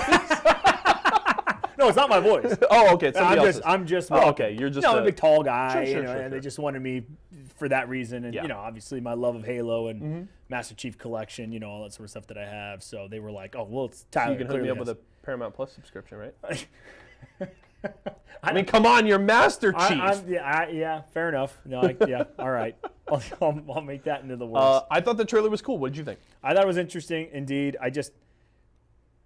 I don't know, right? Like the Halo storyline, I've always liked Halo's multiplayer, right? I've never been the biggest fan of like even the storyline. The campaign's fun and all. It's just, I don't know, it's one of those things that like, yeah, I mean, I'm obviously going to watch it, but I liked Halo for its competitive play. Yeah. I never really got behind the storyline and stuff like that. I actually, during the campaign, I thought like, okay, come on. You know, but a lot of people don't. Like, a lot of people love the theatrical stuff like that. And that's the reason why they buy the game and why the campaign was $50, $60, right? Yeah. Just so that people can, you know, experience that. And it's basically a movie and a feeling of their own. And I mean, you know, I haven't really played the campaign of Halo yet. I've just been doing multiplayer. I could be indifferent. Maybe I'll switch sides and actually liked it once I start playing the campaign. But I'm intrigued to see it. I'm intrigued to see how well they do to it. I mean, obviously it's one of those things that like when you start to get big money involved in the gaming scene, it usually doesn't go that well. But I think in this realm and the way that the internet has kind of controlled the voice of things, that I feel like the right people are put in the right position to not make this cringe and to make it pretty legit. And, you know, they did, what was the one, League of Legends one? Arcane. Yeah. And well, you guys all love that one, The right? big thing about Arcane was that it was Riot controlled.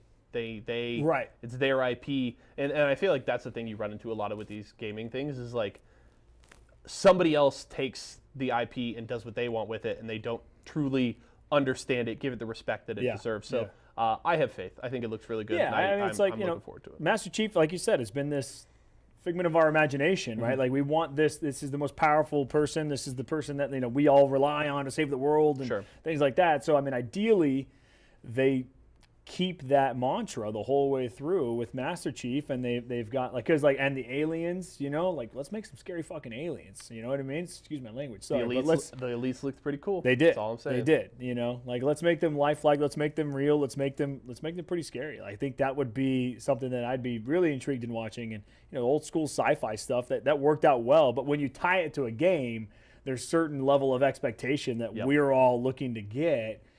That it's tough when unless you just started something brand new. That's almost, I feel like, could be easier because it's a fresh slate. But we're all looking at this like, okay, Halo, let's see how well you do on it. I have high hopes, and I also have high hopes for tonight. Productions let me know we're ready to go. We've got a big bracket. It's already underway, so let's kick it off for the very first time. Series E. Good luck, everyone. Halo Infinite. Yes, good luck. Looking forward to it. So many opportunities to get angles to gather some of the kill on the snake bite, begging for help. You have to think someone is going to be near him. Here comes the collapse with Frosty pushing into the big door right now. He's going to look. He's going to snipe the ball guy, lands the body shot, the double kill comes through, and that laughs when it comes to their opportunity here in Halo Infinite. But right now, Sentinels have no concern for who their opponent is. They have every bit of the opportunity to call them. They only have 3 seconds to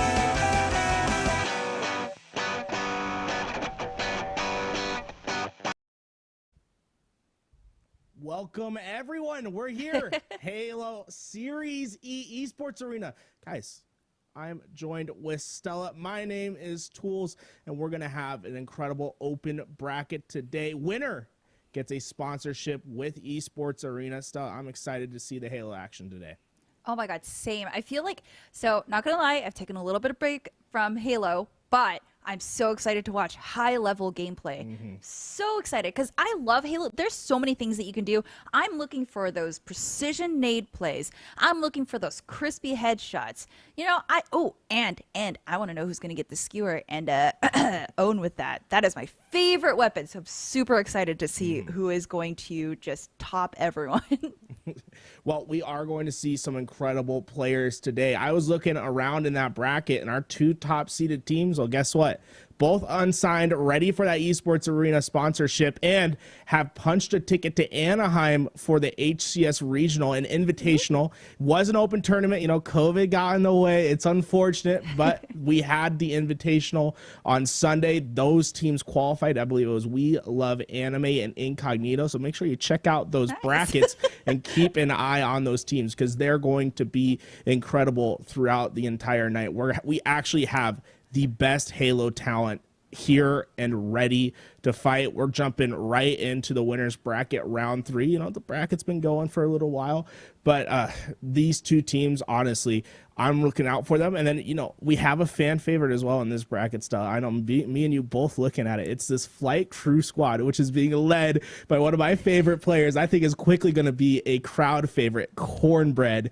Watch out for him. Cornbread's coming. I love Cornbread. He's such a fun player to watch, and he has one of the best gamer tags in the game. But guys, if you haven't, make sure you take a look at that bracket. Get familiar with your teams as we're going to be seeing some incredible talent throughout this bracket. And, you know, I cannot wait till we get towards the final. We're going to have some bombastic matchups with teams like We Love Anime and Incognito, probably going to be fighting it out for the championship today.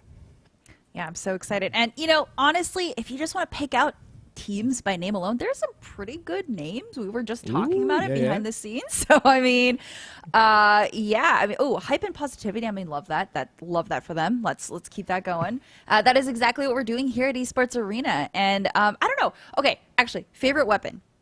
What is your favorite weapon in Halo right now? Easy for me. It has to be the shock rifle. The shock rifle is one of the best Really? additions to Halo. It's like, okay, it's hard. It was hard to use at first, but you will see it today. I promise you, when we get to recharge and we see some of the gameplay on it, it acts as the pseudo sniper on the map. But the best part is it's always available on the maps. It's like you're having a sniper that's available 24/7. And when you have some of these young guns who are really cracked out with it, you get to see some really insane shots. Honestly, it's a treasure to watch. It has quickly become one of my favorite guns. Okay, fair enough.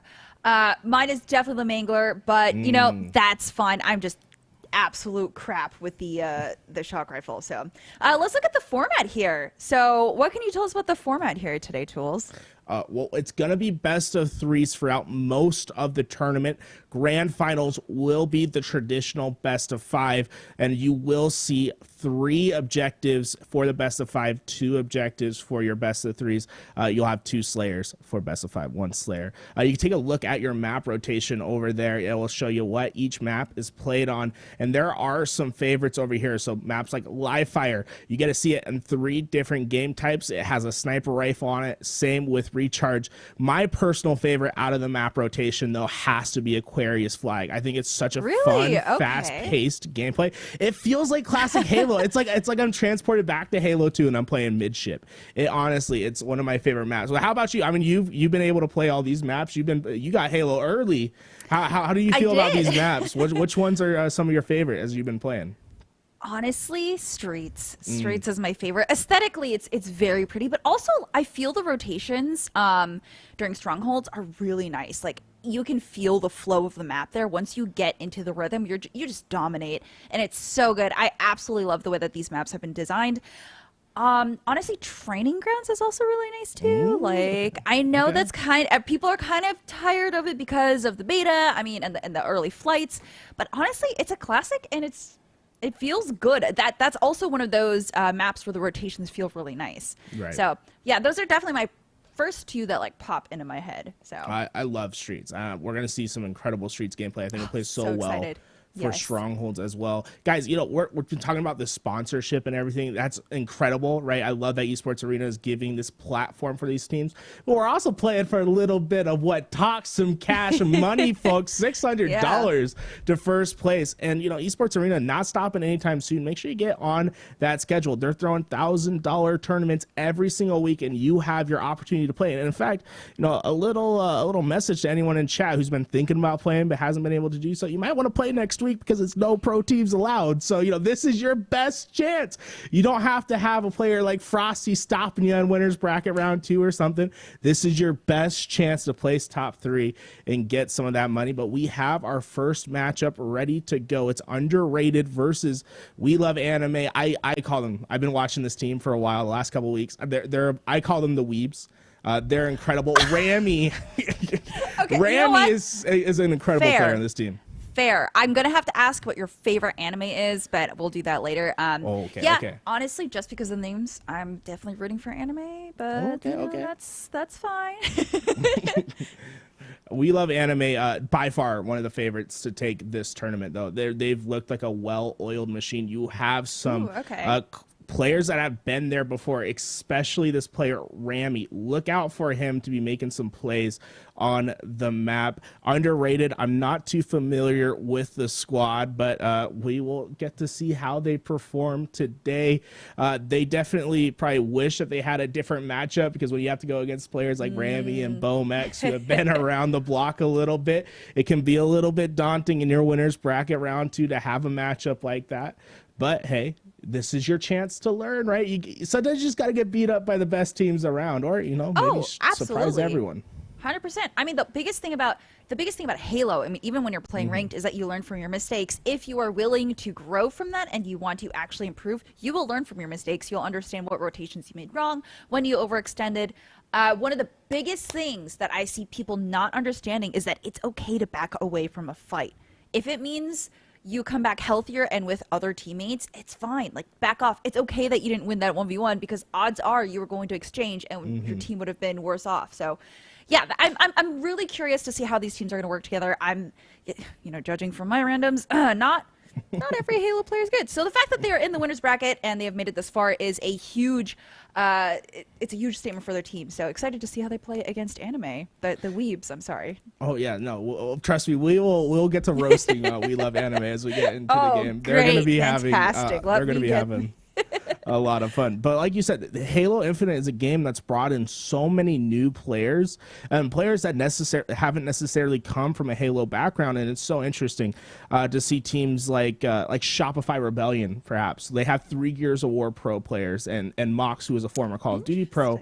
And they talk about one of the biggest transitions that's been for them in this game is that it's way more of a team-oriented game than the previous ones that they played. There is no just going into a fight and winning a 1v2. You can't just fly in by yourself. And like you said, it's so important to stay alive, making sure that you have team help, and it can go so far. You don't necessarily have to be the most talented player in the world. As long as you have great teamwork and communication, you can upset any team at any day. There are times where you see pro teams lose a map to unestablished players who have been grinding together for such a long time, and that's something that we've seen in Halo now with teams like the Kansas City Pioneers, where it's just a bunch of great players who work together. That being said, underrated, well, they're gonna have to prove their namesake right today, because they have a massive juggernaut ahead of them in this We Love Anime squad. We Love Anime gonna be Rami, Bomex, Neuronical, and Collect on your left side over there on the red squad. And you can already see that's the first flag, and it's out and away. We could be seeing an early Aquarius flag ending. First to 5 will win. Yeah, that thing is moving, and it looks like the teams are working together to keep everyone defended. And the thing is, a lot of people forget that in Capture the Flag, you want someone to stay behind it for playing defense, and that's okay. It's fine. Not everyone has to be rushing at the same time, and people forget that. Looks like they are playing this a little bit slower after capturing the flag, though. Well, you can see all these players from Underrated just flying into the base. Neuronical and Bomex take care of business, though. Bome finds the triple kill in the back base, and look at this. Neuronical already setting up at the car/utility side. This is what you're going to expect a majority of the game through flag, is to see players start to get into those util closets and block them, as that's the preferred route to take. But Neuronical, this man is so confident in his shot. But Nathan For You, a shout out to the TV show. I don't know if anyone's seen Nathan For You. What an incredible TV show. He shuts down Neuronical a bit short, so Underrated able to answer back. It's their opportunity to push. Yeah, and it looks like they're just holding strong here. I mean, the defenses are pretty strong. It feels like they're all trickling in 1-by-1, which is a huge no-no, but this is a 2v1 now, but does take out one. And all right, their push was deleted.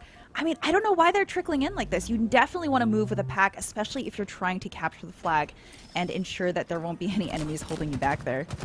Yeah, you can't always have your anime moment. You can't just be this man that comes in and takes on the boss 1v2.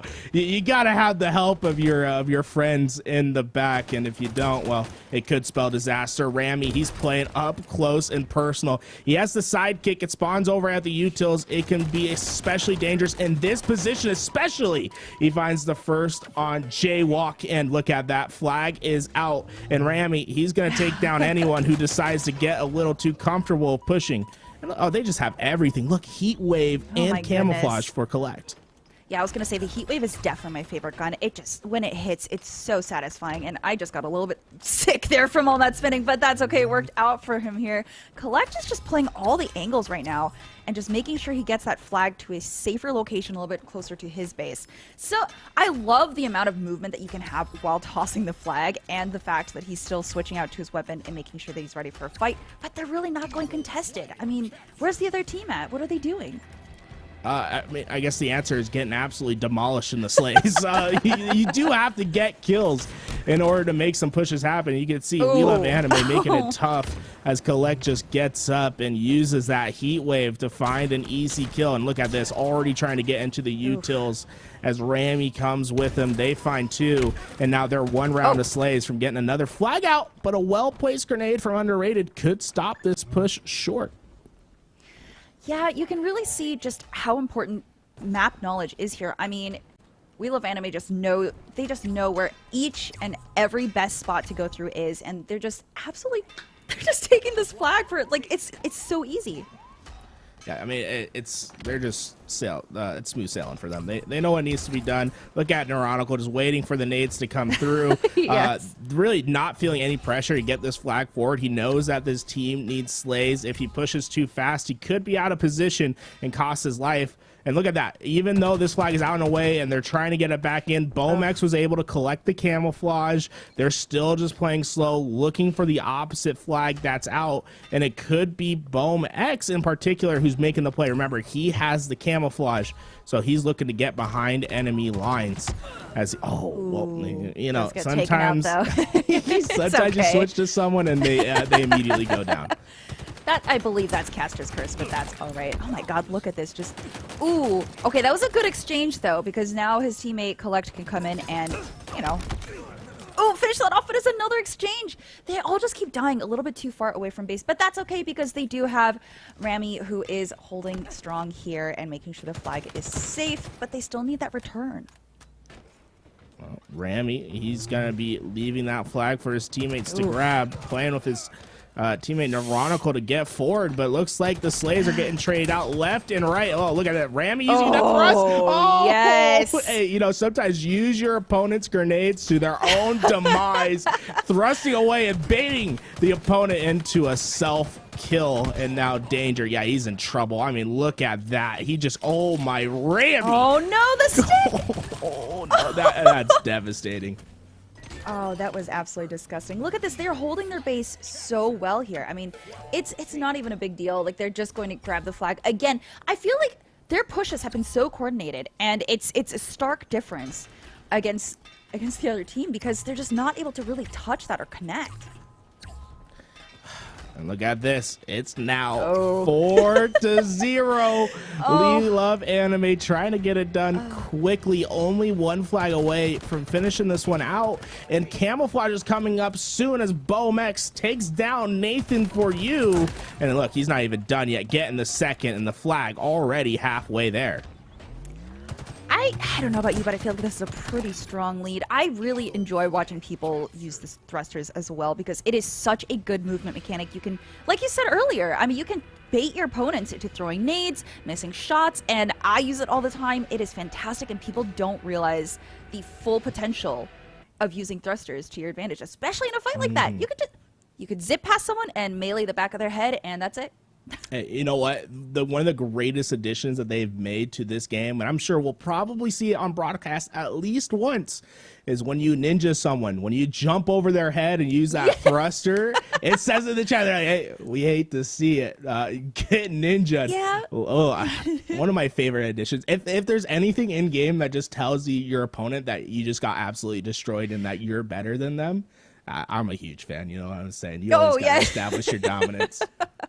You're a fan of watching people get humiliated, but always. Yeah, that's all right. You know what? It's okay if you pull off that move. You know what? You deserve it. Absolutely. Yeah. No, everyone should know. I honestly, they now tell you if someone got an overkill. I feel like they should let you know if you got a double kill. Let everyone know that you're just popping off in the game. There's no reason to sugarcoat it for anyone. When you're as dominant as you are, make sure everyone can know. And We Love Anime.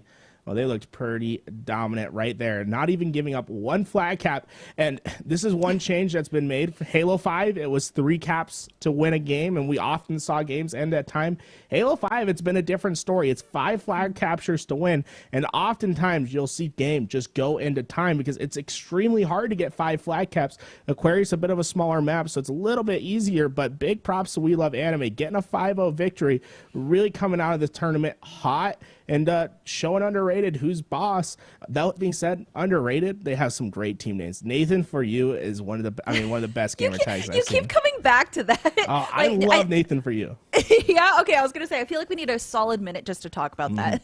Oh, Nathan For You is an incredible TV show where it's just this guy who's just so awkward and just makes the most awkward scenarios for everyone else. It makes me so happy to watch it. And any show that makes my skin crawl, I'm just a huge fan of. I love cringe. It makes me so happy when I see the cringe on TV. It's it's a deadly diet for me. Oh God. Okay. Well, hopefully we don't see any cringe plays today. All right. How about that? Hopefully we don't see that. The only cringe should be that show Nathan For You. All right. We'll keep it there. I don't know. We Love Anime. They could be making some people scratch their heads, and we could be seeing some cringe stuff. Hey, you know what? With a team name like We Love Anime, they're used to being cringe. You know what I'm saying? They go out every day and they declare their love.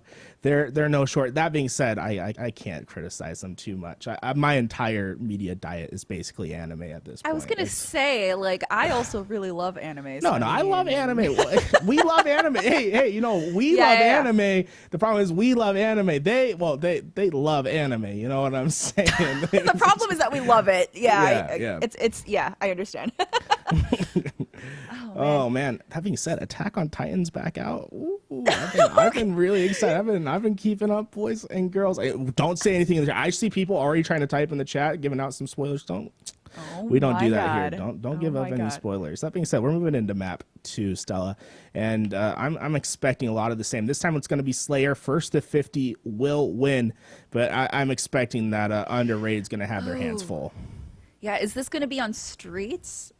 Ooh, we got to look it up. If it is on streets, the biggest thing to look out for is going to be that Bulldog. The shotgun is so important. Strong. Oh my God. It is so strong. when I saw the trailer, I was like, oh, they nerfed the shotgun. That's incredible. It takes 2 shots to kill now. And then I played the game and I was like, oh, this is the best shotgun that's ever been in any Halo ever. This thing is incredible. Yeah, I've had quite a few teammates pass it up because they just did not like using it. And I think it's because they were used to the older shotgun that was like a one-hit kill. But once I started playing it, I was like, wait, no, this is just hit your shots. just be good. Like, you can... The amount of follow-up shots that you can take with it, and it does have a pretty decent reach for a shotgun. Like, you are going to be fine if you pick it up, especially on streets. That is the perfect map for that because you're often taking close-up fights, and around corners, you want to have that shotgun out because it's so much damage up front, and you want to output that immediately, and then your teammate behind you can follow up with the damage that you've put out. So, very important to grab that. I think a lot more people have been wisening up to it, though, which makes me sad because then I can't get that drop, but it's all right. Every time I see it, I grab it because that is one of my favorite shotguns. Oh, no, and it's so incredible, right? Because you can play close corners, and it's one shot, one punch. You have so much range. It's the most range in a shotgun we've ever seen. I'm not kidding. I've seen players jump out and try to cross map with a shotgun. They're like, I'm gonna get a little bit of damage in, but it has so much range. It's insane. It's about like a 3-shot if they're really far away, but most of the time you're gonna get a 2-shot kill with it. And if you're able to combine it with some of the utility on the map, you basically become a juggernaut. It's impossible to kill you. I mean, if you have someone, especially on a map like Streets, where they pick up the shotgun and then they also have the thrust, you might as well say goodnight. There's no opportunity for you to get the shots in necessary to find the kill. They're gonna get you every single time. And there are rockets that spawn on Streets, but I will always say it's, rockets are awesome. They get you one opportunity. You get one slay out with them. There's 2 rockets to use every time you pick it up. The shotgun, it lives forever, baby, and that thing is gonna be in your nightmares at night if you get one of the best players in the game having it in their hands. And while We Love Anime, they have some talented folks on the other side, so I'm feeling sorry for Underrated because they might not be getting some good sleep tonight. I feel a little bit bad for them. I mean, okay, so I want to point out, Capture the Flag is an incredibly team-oriented mode. So, of course, with Slayer, it's not as, like, it's not as important to be as coordinated, but of course it still kind of is, because you need to know when to draw back, because you don't want to give a free kill to the enemy team. And the fact that we love anime be so close knit with how they communicated, with how they moved together, and the fact that their movement was just off the charts, like, it's not looking super great for underrated right now, but I'm hoping they can pull out a win here. I mean, I am rooting for I love rooting for the underdogs, honestly. I really believe in them. I want them to have one win, you know. So I genuinely feel like they might have an even chance here, but based off of Anime's team performance, it's a little daunting. Yeah, no, it's a huge mountain to climb. That being said, there's always the tail in Halo, and pro players have actually advocated for a while now to remove Slayer from the best of 5 because they believe it's a game type that complements individual play and doesn't necessarily focus on the team as much, and they feel as if it's any given team, right? As long as you're around equal skill, any team can win a Slayer. It's honestly a 50-50 throw up at times, where there were teams that are like dynastic and know that they can win every tournament. They're like, yeah, I don't want to play Slayer. I don't want to give anyone a chance. Let's just play objectives all day. We'll out team shoot you. We'll do whatever. But on Slayer, it really can be one player that can change the entire game, and and on Halo Infinite, it's doubled because there's so many goodies on the map, right? It really is the game of the sandbox, where if you can go pick up a stalker rifle, keep the bulldog in hand, make sure you have the drop shields, the thrust, the rockets, you can really control the pacing of the game, and you can basically 1v2 players at certain points because there is no objective to gravitate towards. You can play whatever weird or cringe angle that you want, and you can get the job done. Yeah, Slayer has always been an interesting competitive choice. I mean, it's team deathmatch. It's always interesting, right? Because you're like, okay, cool. So if one person is just really good at FPS games and they just definitely the MVP, they make up for half the team's kills, okay, that's fine. Whereas in Capture the Flag, everyone's role really matters, and you definitely feel the weight of even if one person is missing. So if it's a 3v4, again, of course, you do feel that with Slayer, but I feel like because the game, like you said, you can play it at your own pace, it's a little bit different because the main objective is to kill the other team. Yeah. So it's definitely interesting. It will showcase their mechanical skills and their personal individual skills as well, though. So I'm very interested to see how that'll work. And it looks like we're actually on Bazaar. Oh, Bazaar. We're talking about the sandbox. This is the map. Oh, my God, Rami, you're filthy. That's crazy. Double kill for the man, and he gets the rockets as well. But you have just about every weapon in Halo Infinite on this map. The Mangler, the shotgun, the rocket launcher that we're seeing in this hand, the assault rifle, commando, there's more that I'm even forgetting on this map. But you got needlers, you got everything on this map, as well as an overshield and the grapple and thrust. So if you're able to control the utility on the map, that's how you win this. That being said, it's 8-1. We Love Anime has gotten 2 full wipes, only losing 1 player in the process. Goodness, yeah, that is a healthy lead. Again, I mean, listen, they could totally make up for it. I am trying to hold out hope, but that is a pretty good lead starting out. Now, I do have to say that I love the grapple hook. I think the grapple hook is one of the best mechanical things that you can use in this game, especially paired with the bulldog. I have chased down so many people with that combination, and it is just absolutely filthy. Oh, wait till you get to recharge and you get to see it with the sword and what people do with that. Terrible. Oh my God, it's insane to watch. But We Love Anime, they find 2 in the feed, and they're looking for more. Oh my God, this is confidence from Bomex, killing spree, and a perfect medal to go with it. One of the most satisfying medals in the game. When you get a perfect kill, it makes you feel nice and warm inside. And look at that angle from Bomex to help Neuronical find the kill. And now they're set up with complete map control, and with Overshield coming up in 15 seconds, they're well positioned. Yeah, this is, again, where map knowledge will come into play. Ooh, looks like he was just caught out, but that's all right. They're still in a healthy lead, 15-6 right now. But this is where map knowledge really comes into play, especially since you don't know what cracks or crevices you can use to look out and help your teammates while you're also completely undercover. So that's super important. And, I mean, if you don't practice these maps as much, then you're definitely going to be at a heavy disadvantage. Well, you know what else puts you at a disadvantage in the fights? It's when you're going up against an overshielded player, right? You're going to at least be taking 1 or 2 shots, and Rami looks to do some damage. He finds the assist on the first. Oh my, what a long-range mangler shot from him. You see how many manglers are on the map? We Love Anime obviously prioritizing a certain weapon. You see both these players bottom in with manglers. Oh, go in, go flying, baby. Go! Oh, no. I wanted him to win that. You had the mangler. How could you lose that? Just barely misses the shot. Props to that player, though.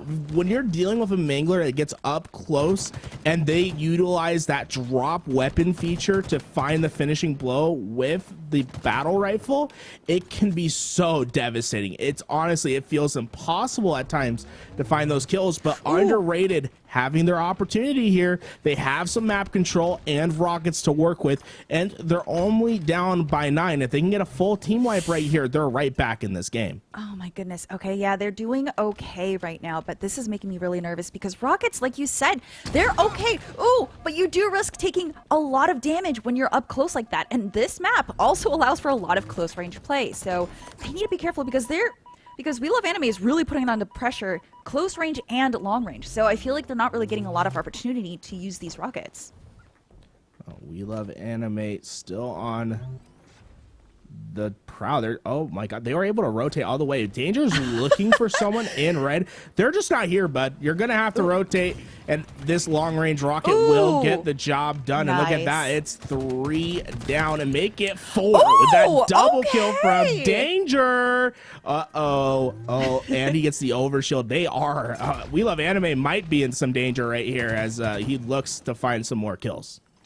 Yeah, Danger, they're cleaning it up with the clean headshots and now looking for their next victim here. They are surrounded. They are moving together a little bit better now, but they are getting a little bit separated here. They need to communicate and make sure that they move together because We Love Anime is just so good as moving as a team. Oh, look at that. Great shots from Danger. He still has a tiny bit of overshield to work with as he tries to take the cross-map shots. Now, you see those sizzle sticks, the shock nades. They fly through the sky, and then it can be a death sentence if you see those things find you in a room or a corner. Got to make sure you're keeping yourself well positioned, but Danger's been playing out of his mind. The man's currently on a killing spree, and he's found the Bulldog to work with as well as he retreats to live another day. Yes. Oh, look at that skin. Listen, look, if you win the qualifiers or you participate in the qualifiers and place 3rd or above, think about all the cosmetics you can buy. Anyways, that's enough from me shilling out for ESA. He hasn't been able to connect any of those grenades with anyone yet, which is kind of disappointing. And here's the Mangler play again that you were pointing out. Yeah, the Mangler is by far one of the best weapons in the game of Halo Infinite right now. It's gotten to a point where it's so efficient at finding kills. It can dissect you from long and short range. It's one of the best dynamic weapons in the game. Some are calling for its nerf with how much damage it does up close and with the 2-shot drop weapon. But so far, it has dominated the game of Halo Infinite. As Collect throws the shock nades, he's on the push, but he has players behind him. He doesn't care, though. Turns around. Neuronical finds his assist. And look at that. 5 seconds to overshield and rockets, and all of We Love Anime ready to collect.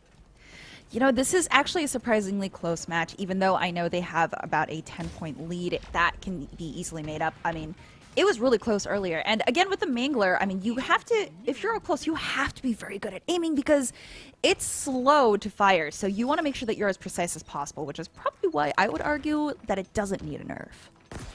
Hey, I'm going to say it. We're about 10 kills away from We Love Anime from taking this game. And you were talking about the cosmetics a little bit earlier.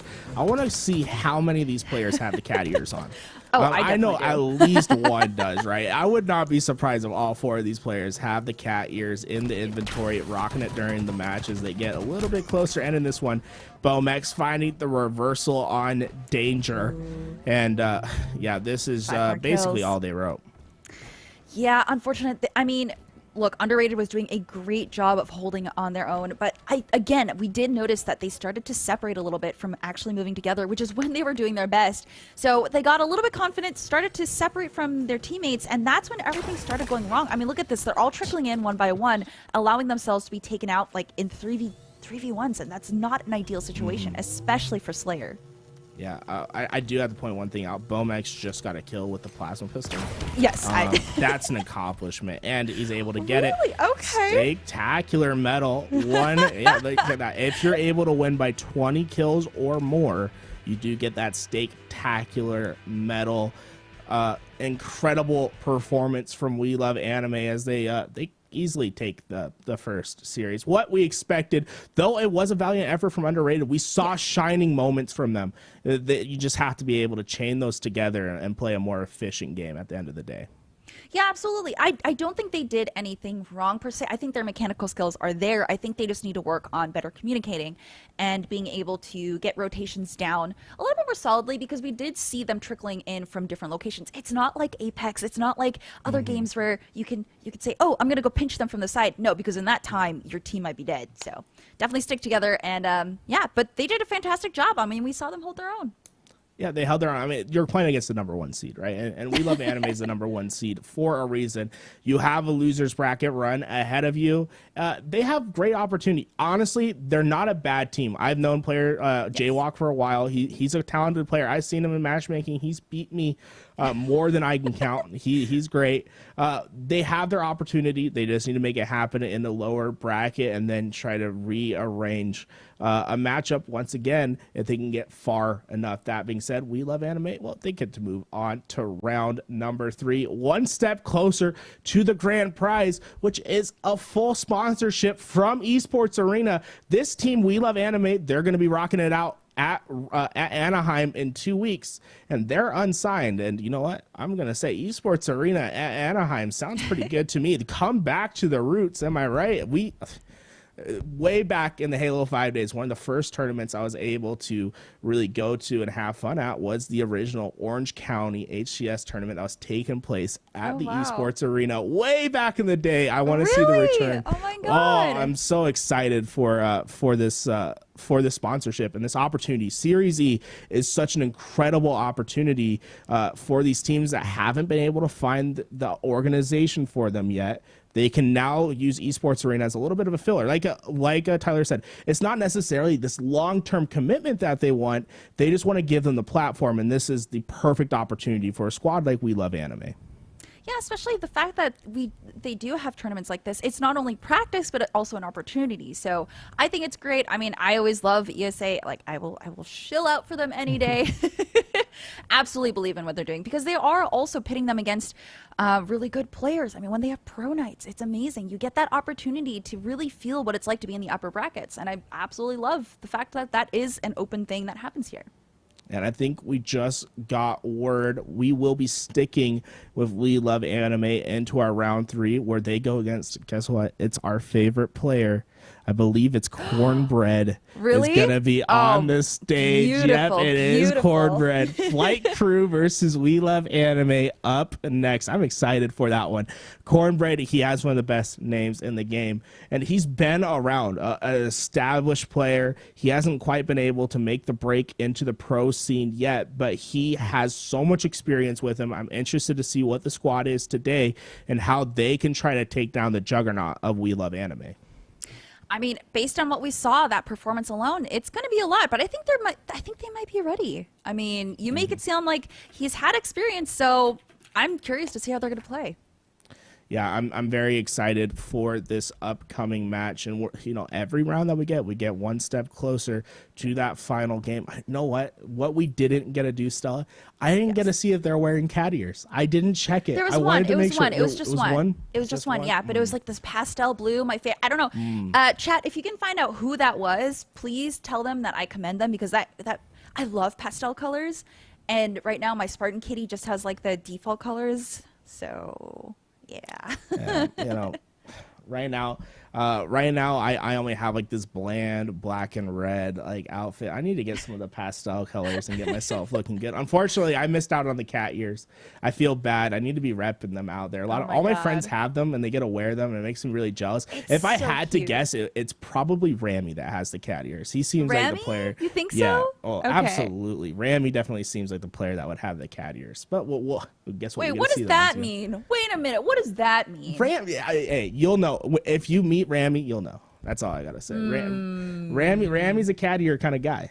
He'll rock the cat ears. Okay. You know what? I whatever. I shamelessly rock cat ears. Whatever. Oh no, there's no shame. That's not, if I had them, I'd be rocking them too. I wish I had cat ears right now. I'd wear them in solidarity for We Love Anime while we watch these games. That's how much of a fan of the cat ears I am. Oh my god. Oh, you know, they need to add some bunny ears next. And just get every animal. Oh my god, in the kingdom. unstoppable. Just everyone would be unstoppable. Just, are you kidding me? Cute, Imagine if it had the little flop on it too, like the one ear like comes down. Please. Oh, and then like your gun charm is a carrot. Oh my god, that would be incredible. Oh my god. 343. We're onto something. 343. We're available if you want some cosmetic designers. Yeah. I don't have any art skills whatsoever, but I'm a great ideas guy. I'll tell you what. I will be like, hey, I watched a show last night. That was pretty cute. Let's do it. You know what I'm saying? Oh we'll get it done.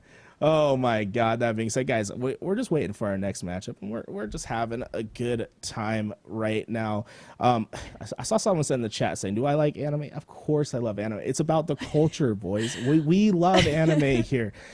We love anime, the team and the culture. You know what it's about out here. I got one episode to catch up with Attack on Titan, and I'm all caught up from there. So I'm excited to get done with the cast tonight, go sit down on the couch and put it on and lose my mind. Yeah, I was gonna say, oh yeah, I kind of like anime. I mean, yeah, no, absolutely. So we are waiting, but I do believe that going into round 4, we are going to be, it'll be Strongholds Streets, if I recall correctly. Yes, I believe so. I think. Stronghold Streets. Yeah, I gotta find this this map rotation for the round so I can be on the same page with you, because I want to figure out what it is. But if we are going to Stronghold Streets, honestly, it's one of my favorite game types. I think Strongholds plays so extremely well in Halo Infinite. They've made subtle changes to it from the past iterations from Halo 5. Now, if you're standing in a hill and your opponent has 2 caps, it will prevent them from scoring. So it's a little bit of a catch-up mechanic, a comeback mechanic, if you will, that allows to see some crazy comebacks. In Halo 5, there were so many games where the game would end right before they could capture the stronghold, and we could have seen so many more games. And they've done it with other game types as well, like Oddball, where now if you pick up the ball, the timer doesn't stick, and it's best of 3s. I love the changes that 343 has made to the objective game types in Halo Infinite. I have a love-hate relationship with Oddball. I actually really like the game mode, but if my teammates could actually coordinate with me, that'd be great. Oh, look at this. We have it in. Hey, I feel that. You could put on the mic. You just can't help stupid. You know what I'm saying? Some people, Halo's not for them. And they happen to be my teammates just about every single time. That being said, we're back with We Love Anime. And early cap. Rami looking for some to take on. He's glittering. He's glowing as he's looking for this player towards B. Flight Crew gonna be your blue squad, and a great shot. This is why the shock rifle is so much fun. It's basically the new sniper rifle. Okay, let's not get ahead of ourselves here. I hate that you are right though, that it is, it's a one headshot kill. It is so strong. And I just cannot for the life of me get used to it. But here we go. We see Neuronical with the Mangler again. Oh, with the 1-2 combo on Car. Unfortunate climb up situation there, but I mean it worked out for Neuronical. Oh, Neuronical doing his. Oh my god. Oh no, yes. He missed it by a hair. Oh, I was about to say he gets away. Oh no. So close. So close. Collect, though, he does the job nonetheless. He gets A for his teammate. They have the A/B hold, and look at this, the aggression towards C. And Collect's aware of the splits. You see this? He's going back. He knows his player's here, and he gets the kill for the spree. That's 5 in a row for Collect, and great awareness from him. Yeah, chat, I want to point out that there are no radars in this mode that we are using. So it's all just knowledge. It's just about expectation and anticipating. So very good game sense from We Love Anime. This is the difference maker between good teams and the great teams, right, is how aware are you? How are the comms?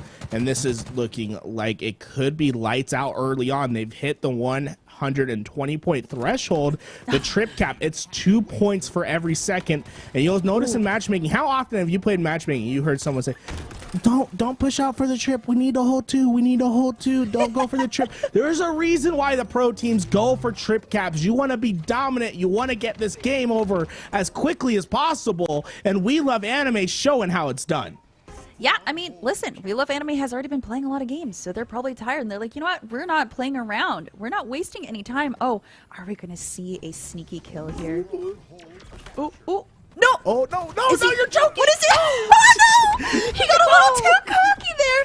Unfortunate elimination there, Collect. We believed in you. You know, I've had my hopes, my dreams shattered multiple times. I don't think I'll recover from a choke play like that. I always like to see the fun, exciting camo plays, but sometimes, you know, you just put out a burger and you can't get it done. A and C in favor of Flight Crew and Cornbread. Ooh. Look at this. He's dicing and slicing, killing spree for him. He has the sword. This thing can be so powerful, especially in conjunction with that grapple hook that spawns towards B. Yeah, it doesn't look like he has that, but I mean, he still has that sword in his arsenal, which is great, especially for when you want to capture B and go around to the tunnels back there. But that's such a risky play, and it does look like they are holding their sights pretty closely here, so they're not doing too bad right now. No, look, they're committing a lot of resources towards A. They're expecting the turbine push, but now Cornbread, he could be leaving as you see the C push start to materialize from We Love Anime, but hiding behind a B box. Cornbread says, "You're a coward. Push me, challenge me, dude." Oh my, that player did challenge him. Oh my, Cornbread. No, and he got punished for it. Oh no. That should have been an easy rotate, but I think he spent a little too long looking out, but that's okay. We make mistakes and we learn from them. But unfortunately, this mistake is going to cost them A. And, well, they don't have much time to give up quite yet. Well over halfway is We Love Anime. It's 1 tick for every second when you have 2 caps. So they're only 70 seconds away from doing this. Oh, Neuronical almost got ninja, but he gets the job done. Ma goes down, sword back into the hands of Dan as he's pushing to A, and he has 2, and this could be a quick double. 1 slice, 2 slice, goodbye. Oh Neuronical, goodness. job done. Oh my goodness, Neuronical is just a surgeon with that thing, just absolutely disgusting. You know, I was really hoping that Cornbread's team would be able to turn this around, but I mean, We Love Anime is just really good at working together as a team. They know all the angles, they know what they need to be focusing on, and they're just holding down their 2 points really strongly. Neuronical.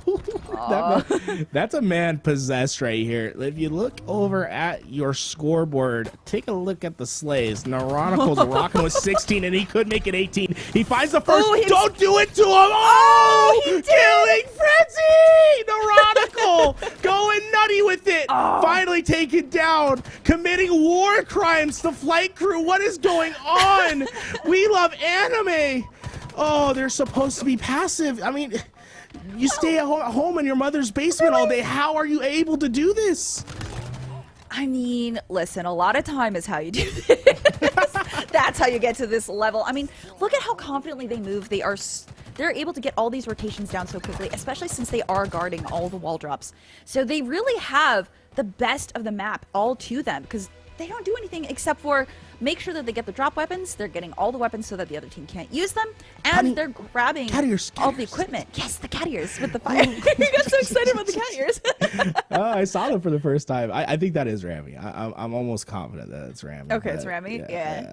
That was surprisingly dominant from We Love Anime. I thought Flight Crew was going to put up a little bit more of a fight right there. Weren't able to get it done. I mean, but Neuronical went absolutely ham that game. The man was possessed. He had, I believe, double his team's kills in the early stages of the game. It's so funny that we were just talking about Slayer and how one teammate could be totally outplaying everyone else. And that just happened in Strongholds. He was just playing Slayer. That's what it was. Oh, man. I think the reason why that happens though is what you notice from Neurotical is he had the grapple shot, right? Using that grapple hook to move to do quick rotations. You know, Halo 5 was a very fast-paced game. If you guys were familiar with the Esports Arenas broadcast previously in Halo 5, you'd see some incredible plays, fast-paced, but you can never go as fast as you can in Halo Infinite with that grapple hook. Yeah. And those quick rotations can absolutely catch people by surprise, let you get those double kills. And when you're on a map like Recharge that has the shock rifle, that has the energy sword, the mangler, and you're able to find people out of position, that's how you rack up a ton of kills. And we saw from Neurotical, the sword, I mean, the sword in everyone's hands, that thing is just a deadly tool of destruction.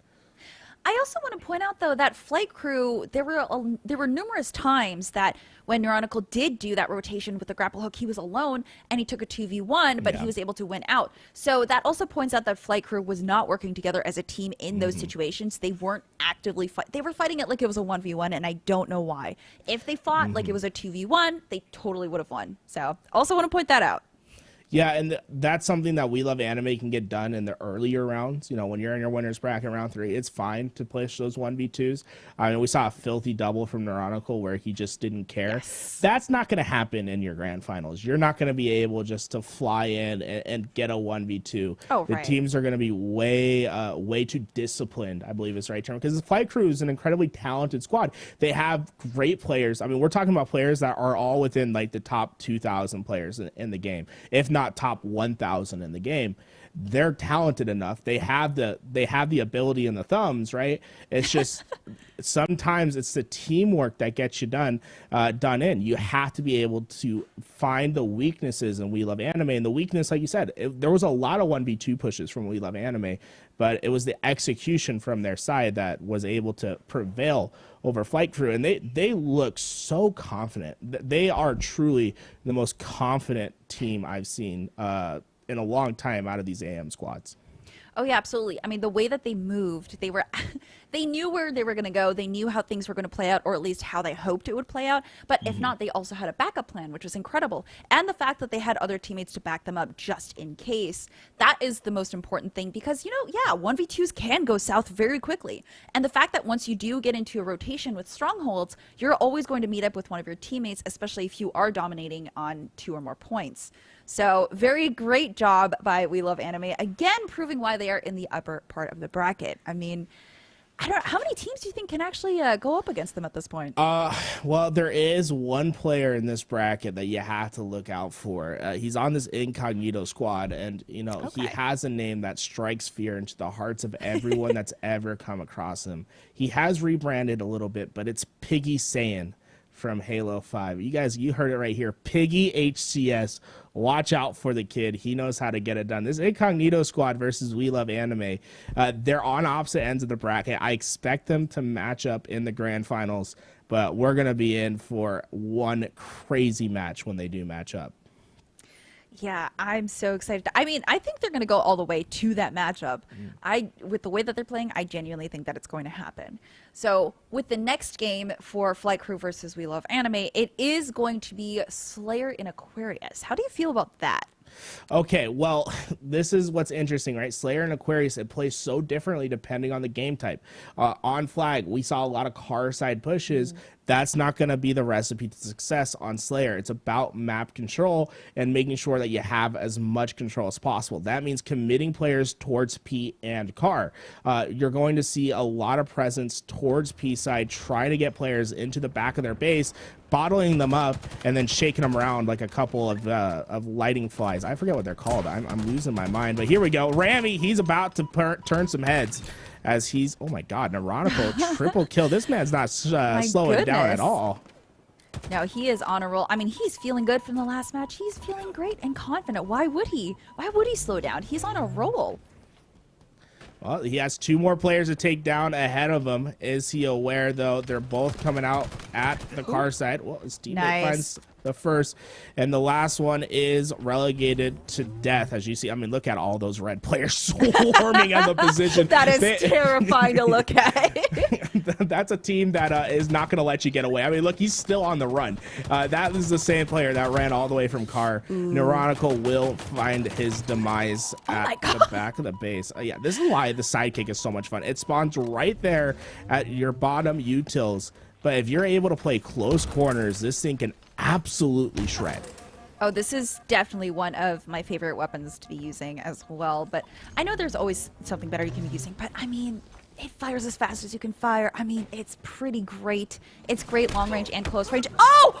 And they exchanged, but can he finish this 1v1? And he does, killing Cornbread. And that's Collect with the heat wave there. Oh, and gets another one! A double! Takes out Car! Oh my goodness! All he did was stomp on his head. I think he got Goombud there. Yeah, he got Goombud for sure. Collect. I don't know if this man's going to be able to sleep tonight with the tinnitus that he'll have from his headset being cranked up to 11,000. The man just jumped down and found the kill. Oh, Collect. Yeah, this is the heat wave. Is so disgusting on this map. A lot of close quarter battles, and it's a 2-tap most of the time. It's 3 at most. As you see the camo go into the hands of Collect, and he's exhausted all of the ammo from the heat wave. Yeah, the heat wave is so great, especially when you do get bank shots around all of these corridors you see here. There's just so many different angles that you can play. Now, I don't know where Collect is going to go right now. He does want to change out his secondary, so he is in camo, but I mean, that's not going to last very long. Yeah, this camo is actually one of the shortest of any Halo's iteration. They made it shorter because of the new power-up mechanics in which they don't activate right when you grab. Okay, well, let's talk about that for a second. Double kill right there. Oh my goodness. My. That's nasty, Collect. But the camouflage, because you can pick it up and activate it at any time, they've shortened the length drastically compared to other Halo games, so you don't get as much camo to work with anymore. Collect is just working on this match. I mean, look at how many precision shots he's getting in, but he does need to be careful that he doesn't get caught out. He hasn't died. He's 8-0.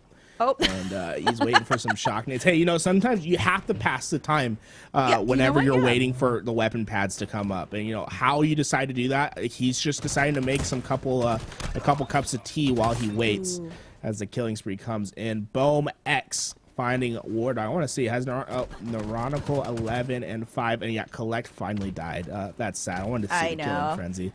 Oh, that's too bad. It's all right. He's still doing great for the team. I mean, they are 33 and 10 right now.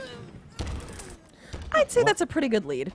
Hey, you know, 3-to-1 ratio, we'll take it every day. You can walk home to the bank with that one. Neuronical, he's just patrolling top car, and he's okay with giving up P-side control right now. As long as his teammates get back in time, they're gonna have a great opportunity to fight for this camouflage. And you can see it's Ramy and Collect who are causing havoc in the back. Oh, getting behind all the players working together. There's 2 more P2. Look at Collect. Look at that movement. Oh, and he's gonna come up from behind. Oh, beautiful. They took this position away. That movement was just disgusting. I really want to. They really have their mechanics down in this game. I would be very afraid to go up against this team. Oh, this team, you can tell they practice. Oh, no, Collect, come on. Come on, bud. Come on, bud. Triple. Collect. Getting that easy triple there, making it look so simple. Just working with that heat wave. Oh, my goodness. I mean, Collect is basically the landlord of the map. He's just coming for his rent money. Oh, yeah, he's saying it's time to collect, baby.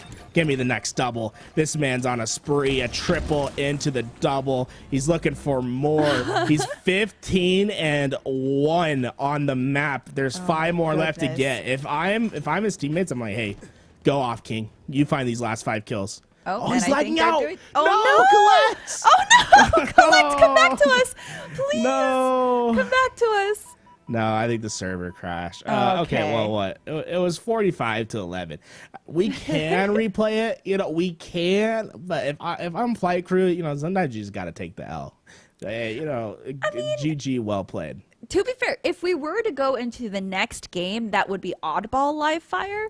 So it just depends on if they want to do that next instead of Slayer Aquarius. I mean, I don't know. What would you choose over the other? Slayer Aquarius or Oddball live fire? I'll take an objective all day. You know what I'm saying? Yeah? And Oddball, I love playing Oddball, especially when you're with a well-oiled machine of a team. That's always when it's best to be watching that game type. That being said, we'll see what the ruling is, whether they will be replaying the remaining bit of those kills, or if Flight Crew was like, maybe it was done for. We'll see what happens over there.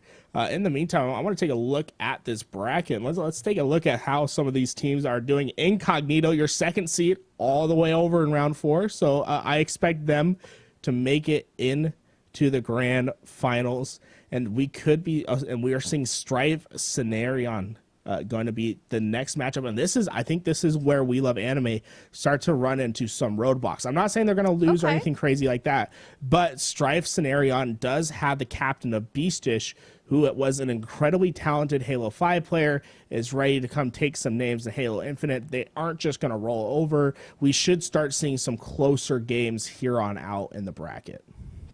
Okay, yeah. I mean, I was kind of expecting that to happen at some point. So we'll just have to see. I mean, again, I don't. Right now, we've only seen We Love Anime kind of dominate. So, and it's only been 2 games. So I think we'll see some heavy hitters come up and maybe put them in their place. Who knows?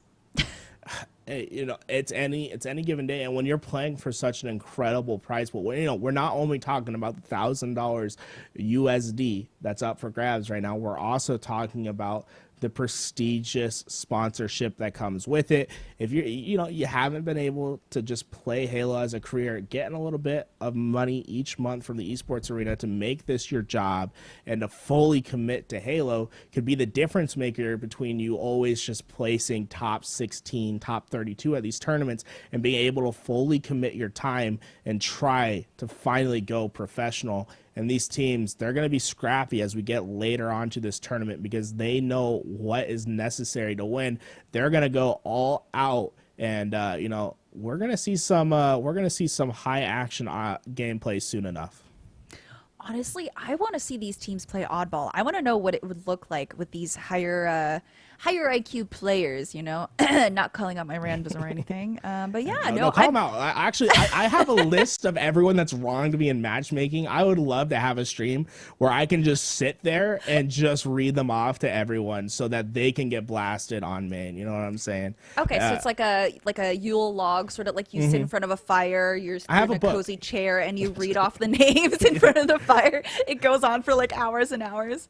I wish I was in Death Note. You know what I'm saying? Sometimes after a game, I get a little. God. No, that's a little too dark. I wish I was in. No, not Have Death a Bad Note. Day, but Inconvenience Note. You just want them to be inconvenienced for the rest of their lives, not dead. Step on a Lego occasionally. You know what I'm saying? Oh, that's a little mean. Like I hope your Bluetooth headset cuts out every 5 seconds. Ooh, I hope that you have to use wired headsets. Imagine like a wired headphones wherever you go.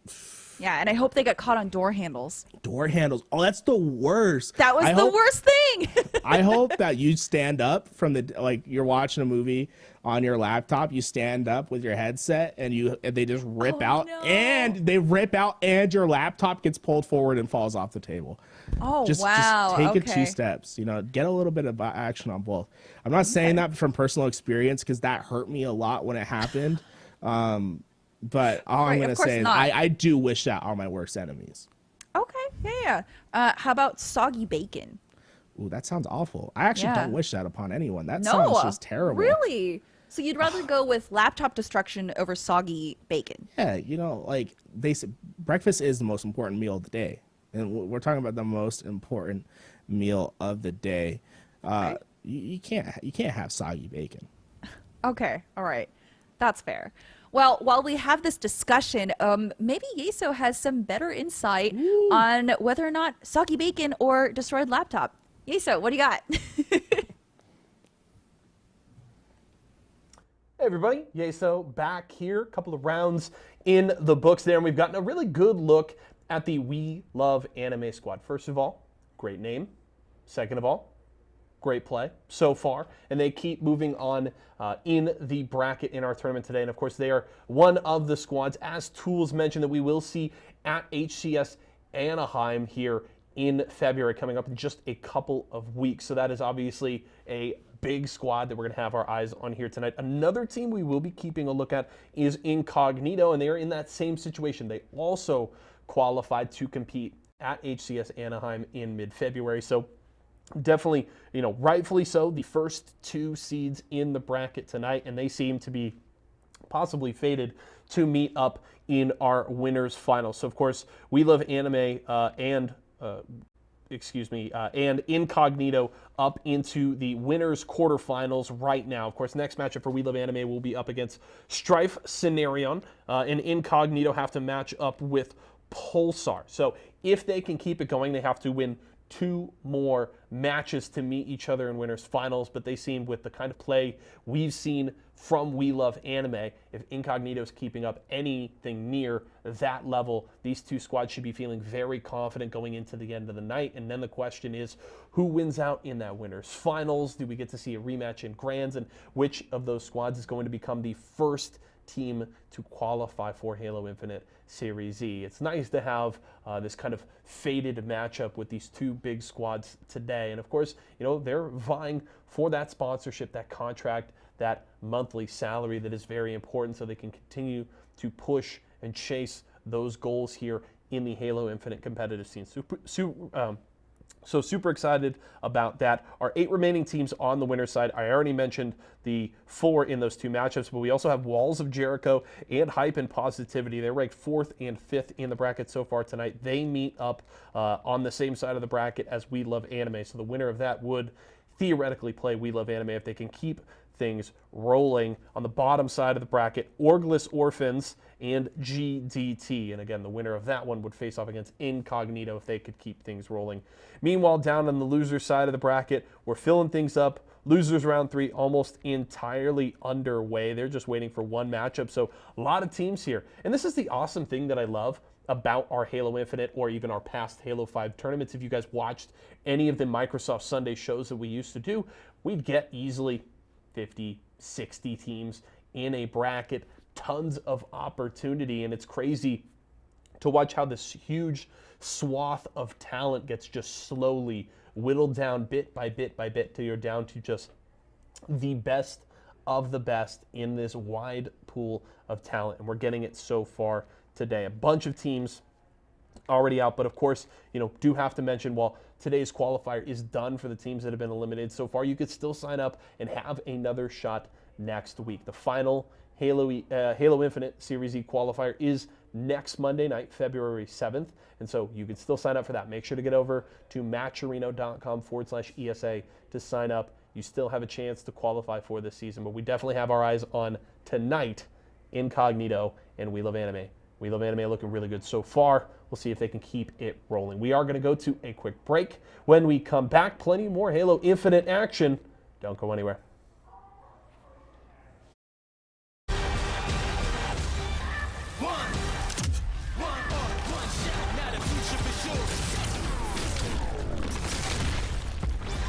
Versus coming daily under pressure.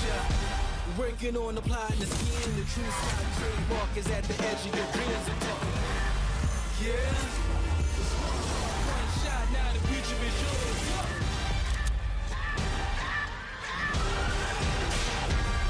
I'm turning dreams into reality. In the lab with the formula and chemistry. Your memories spark and motivate and make the industry shake. Put the bars in the brakes. I'm talking one chance that was so good for the goal. It's one shot, now the future is yours. Go! Excedrin. I'm fading. One bad headache can crash your entire game. Excedrin relieves headaches fast. Excedrin, game over for headache. It's fruit refreshingly sweet, but without sugar, 0 calorie treat. Now all our top flavored splash. It's fruit freshen.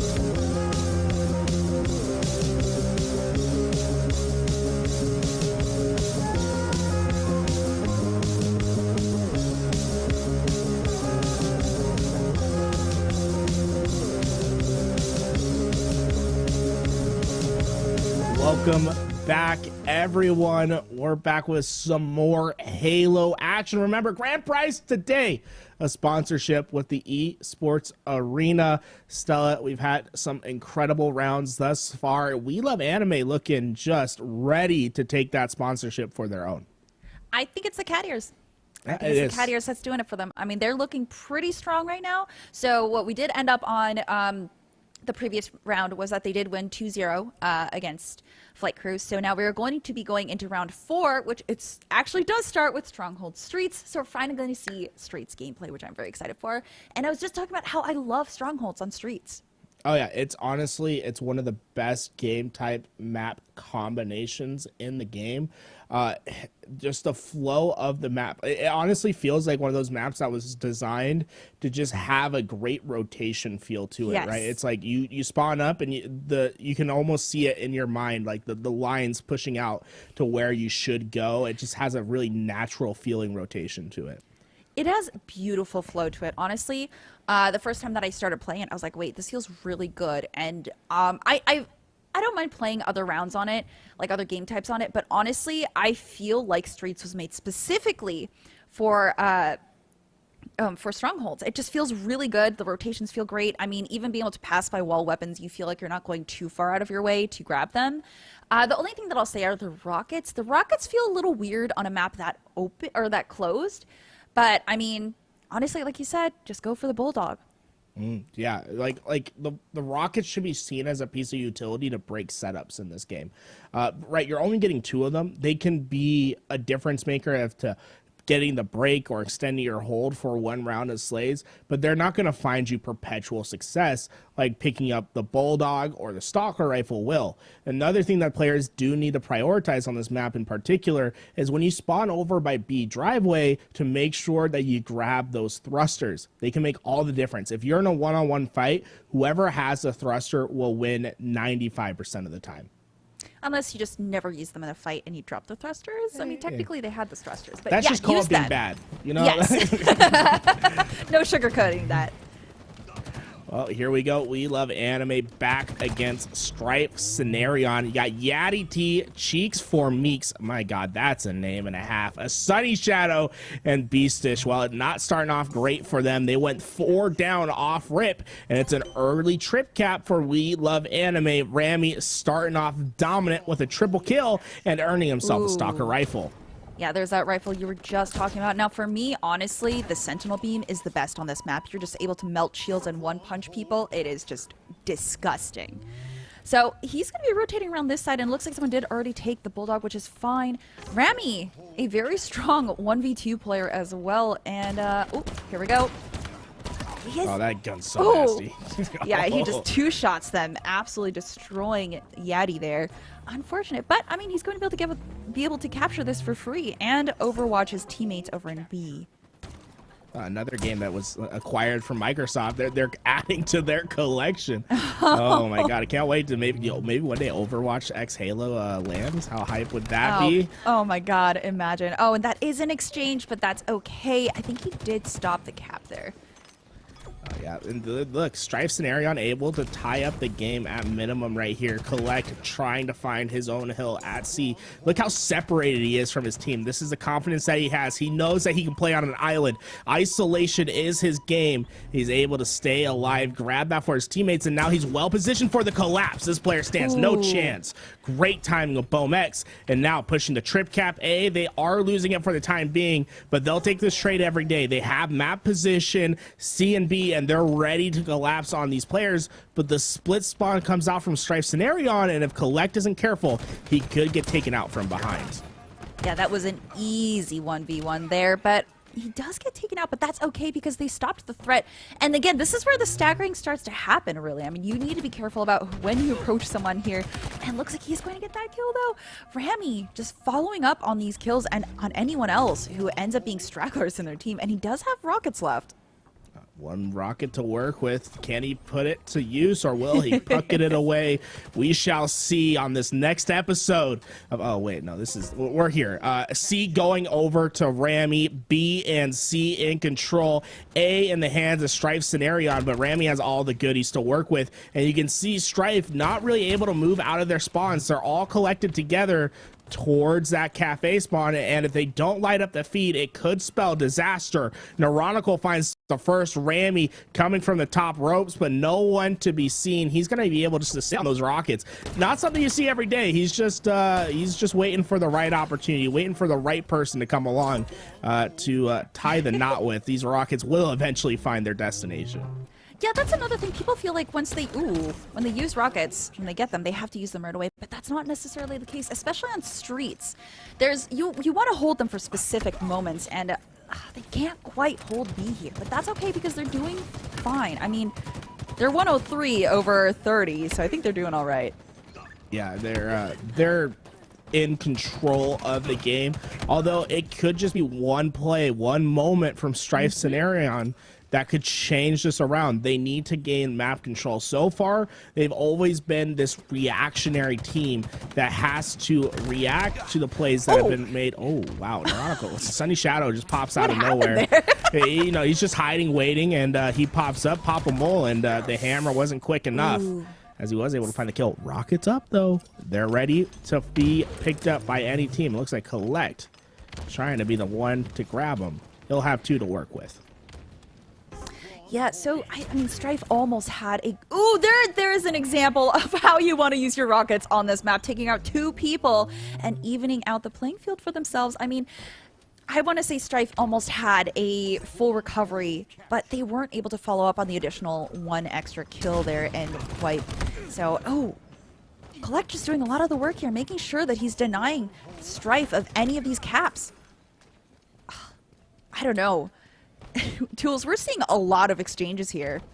Yeah, the problem is the exchanges aren't going in the way of Strife Scenario, right? You are getting trade outs, but they're happening at your detriment instead of to your advantage. We Love Anime, they're okay with the trades. They have control of the map. They can easily refill. Boom, boom. Oh, that's boom. That's a little like boom. Boom. We don't talk about that. We won't talk about that out of respect.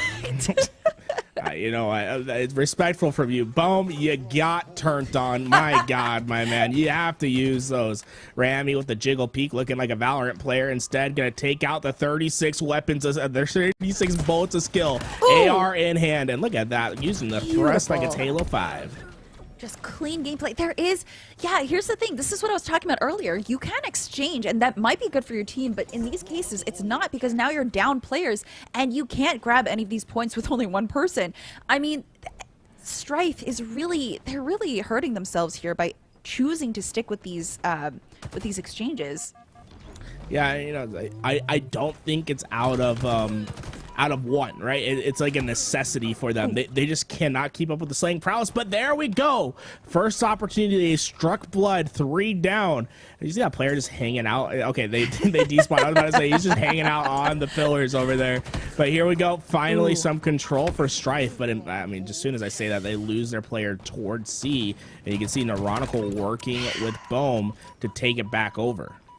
Yeah, look at how methodical anime is at moving together. I mean, you always see two together at least, or at least very close behind, and that is just adding to their numbers. Like, we are seeing Strife get taken out one by one because they're traveling alone, and that is such a huge mistake that so many Halo players make. Killing spree. That's 5 in a row from Neuronical as he looks for some more. Boom, gonna find the back of Yaddy T. The trip cap in effect, and it's gonna be a devastating one as Sunny Shadow will have to wait 8 seconds on the respawn. They're able to stop B, but are they in position to get into A in time? Yes, they do. Remember, this stops the scoring. If they can get A, they can come back. But, I mean, Neuronical, he shuts that down with no opposition. Able to take game one, 250 to 62. Moments from Strife where they looked well positioned, but they weren't able to chain them together. Yaddy T, top slaying for Strife Scenario, going 13 and 12 for the roster, going positive, while We Love Anime clearly with a slaying advantage that game. Yeah, it honestly it feels a little bad. It feels bad, man, to see anime just absolutely rolling these squads so far. I mean, we are on round 4 now, and I don't feel like we've seen anyone really get close. Now, again, this is only game number 1, and this was one of those maps where it's very easy to get into a rotation pattern. So once you are on a roll, it's really easy to keep that momentum going. Now, for the next one, we are going to be doing Slayer on live fire. So maybe Strife might have a bit more of a chance. I mean, we did see a lot of exchanges, which is pretty good in Slayer, as long as you are keeping up that score, because you don't want to end on a tie. No, you just have to keep up with the pace of We Love Anime. And that's something a Strife scenario, they're well aware of what needs to be done. They know that they have to play fast. They have to keep up with the gunny of We Love Anime. The one equalizer on this map that can make all the difference or can be your demise is that sniper rifle that spawns at top middle. We're talking about the hardest sniper rifle in Halo history, honestly. And if you can hit your shots, it can make all the difference. If you miss them all, well, you're basically putting your team in a 3v4. To be fair, you do kind of take away the weapon away from the other team, at least. So there is that, but it's not that much of a comfort when you know that your team is fighting against We Love Anime. You do want to hit those shots. You want to at least clear their shields, but ideally, headshots would be great. We'll take headshots every day. The other goodie to be aware of is something that spawns directly below that sniper rifle in the tunnels, and it's going to be that heat wave. We saw it used to great effect on Aquarius. It's just as nasty on live fire as well. If you don't have the sniper rifle, well, you better have that heat wave. If you lose them both, that could be dangerous. You know what I'm saying? It's pretty tough just to win this game on your BRs alone. We will have a power up that spawns after the first 30 seconds of the match towards the dummy field. And then on top of that, it's just about being in the right positions at the right time. Where do you want the spawn traps? Where do you want to set up? In my opinion, this map runs through the C tower. If you can have tower control, let your sniper be there and let them have the long cross towards sandbags, that to me is the best map position possible for Slayer on live fire. We'll have to see what these teams opt for, though. Yeah, I'm not really sure. So far, we've seen that anime really enjoys running around the map. They really like continuing that flow and just asserting dominance over the entire map. So I feel like we're going to see a lot of that with Slayer on this as well, because again, live fire is one of those maps that just works really well in rotations. So I'm not quite sure how this is going to work out. I hope that Strife does a better job of keeping up with the pacing, which I totally understand that when you see another, like let's say Anime's pacing, the way that they were rotating around streets, it's really hard to get a gauge of how a team is actually moving and get into their rhythm so you can stop it. So calculating all of that is, of course, very difficult, but hopefully the first game gave them enough of an idea of how Anime likes to move and how aggressive they are, and they can work together and move together to try and catch Anime off guard. But that's a lot of wishful thinking on my end. Yeah, well, Strife scenario, they can definitely do it, right? This is a team that can turn it on. They have the individual talent, but like you said, it's finding the scenarios in which they can succeed, finding the pacing, making sure that they catch We Love Anime on their back foot. That being said, We Love Anime has had a breeze through the winner's bracket. They might be getting a little overconfident. Maybe their hubris spells their demise in this next game. You never know. When teams are feeling overconfident and all of a sudden they start getting shut down, that can lead to a chain of deaths that could sway the game. And this is the swing game of the series. If you can win the Slayer, you'll have the momentum going into game 3 at minimum. Strife scenario, they've had their upsets before in Halo 5. They can do it again in Halo Infinite. That being said, if I'm a betting man, you better look away, because I'm betting the home on We Love Anime. This Raw squad, I have them as my favorite to come through. This should be an easy win for them, but you never know. Strife scenario can get the job done. They just need some things to go right. Yeah, We Love Anime is a really strong team right now. I mean, they're all very good at the game with the technicalities and the movement. But Strife scenario also, I mean, we did see a very close call where they almost wiped Anime, and they were almost on the brink of actually taking over the points. So I feel like they have the potential to take on Anime. So Slayer will really bring out the core of how good they are with mechanics, how good they are with rotations, how good they are with using equipment, and making sure they have map control. So I really want to see how Strife scenario does that, because we're going to see in the first few minutes how well they're going to be doing against Anime, and the first few minutes are kind of really going to set the tone. Yeah, honestly, you can think of Halo matches a lot like chess. You have your early game, your mid game, and your end game. And if you fail at one, it can be a disaster. You can let your opponents come in. Having a strong early game makes your mid game so much easier to control.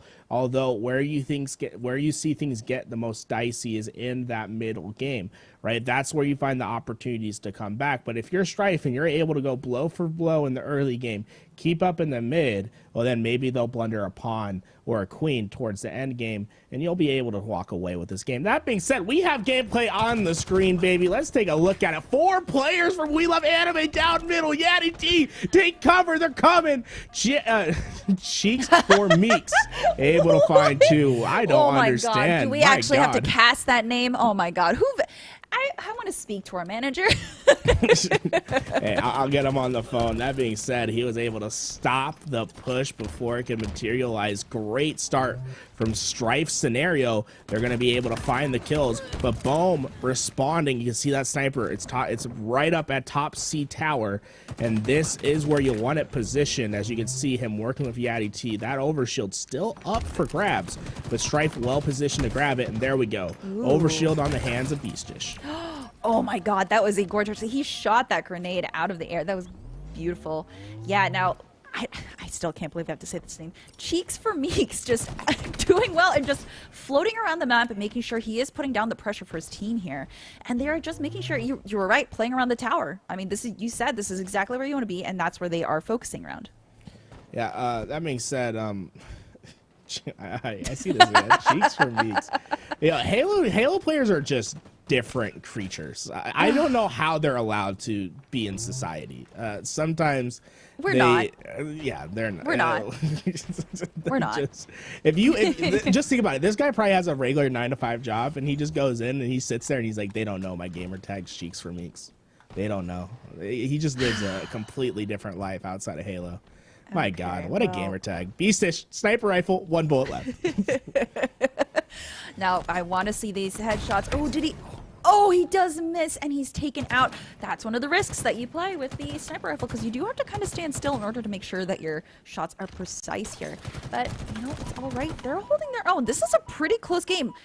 You know what? I feel pretty good about the way that I said that. I mean, Strife, they can potentially take this. I mean, they were holding their own. Yeah, and this is where Slayers are your opportunity to come back, and it's how We Love Anime. This is the first time that they're on their back foot. How do they respond? How do they get back into the game? It's Collect looking for 2, not able to do so. Yaddy responds with a double of his own, and they should earn themselves the overshield to go with that. Strife scenario in a position to not only win this game, but possibly to start running away with it. An incredibly strong early game, but now we're entering the mid game. Yeah, it's wild to see that it's already mid-game, and I mean, hey, listen, Strife is doing great. Like, I feel pretty good about the way that they have set up themselves here. I mean, even with the BR. Oh, wait, that's Bo, I'm sorry. Bo with the BR, just... There are a lot of exchanges happening, and we saw this earlier, too. I feel... I want to comment on it, but then by the time I think about what to say, they're dead. Yeah, I mean, it honestly, it's like one falls. There's this concept in Halo, and it's about playing your numbers.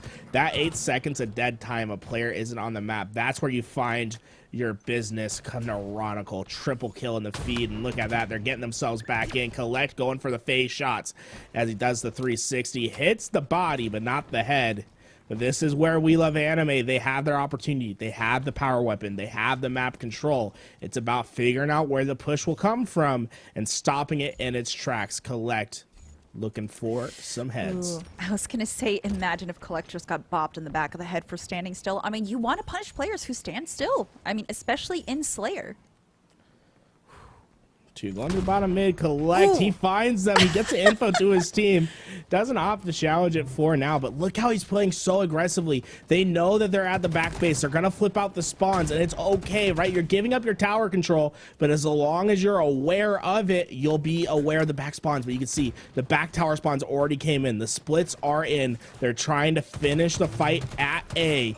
Collect able to do so with the help of Rami, and now spawns at Flick, but Collect has an overshield to break the tower setup. This is exactly what you want if you are Collect. I mean, this man's aggressive. Okay, this might be, yeah, that was a very, very confident push there, which you were mentioning that that anime is feeling very confident now with this, so they might be getting a little too cocky, and that definitely showed in that play there. There's another exchange. Yeah, there is overconfidence in the game, and there pushing is, absolutely. You had a little bit of overshield. It doesn't give you that much help when you have a sniper rifle in your hand and you're pushing it into 4 players. Neuronical, he's able to get that repulse, going to use it for the movement, gets the first one. That timing perfect for him. I love it when players use that repulse for movement tech in the game, getting themselves that little bit of speed, as it can make all the difference. And check this out, it was an early lead. In fact, I think it was double digits at one point for Strife scenario, but We Love Anime, you give them an inch, well, they're going to take it a whole mile as they're looking for another kill. Yaddy T is down, and this is dangerous for Strife scenario as the double comes in for Collect. This is very close. I mean, I think they started to confuse Strife once they did break up the spawns, which was an incredibly smart move. But now they are just getting trapped in these situations where they're not really sure where to go, and they are getting separated again. And that is a huge reason why Anime has been winning a lot of these fights. They've been so good at separating teammates. Yeah, you can see they're doing a 2-2 push right now. They're okay, this is interesting. You see how all of We Love Anime getting back together. This is going to be a big fight for the overshield. It's basically 3v3 on the side. When they do get sniper again. Yeah, this could be the difference, but they're weakening their presence towards overshield. So overshield could have gone into the favor of Strife while this happens. Your answer. What are you doing? I'm sorry, but Rami just got rolled there. Oh my goodness. Hate to see it. Oof. Not what you wanted from your sniper player, but you know, they have to live with it, and they can live with the 5-kill lead.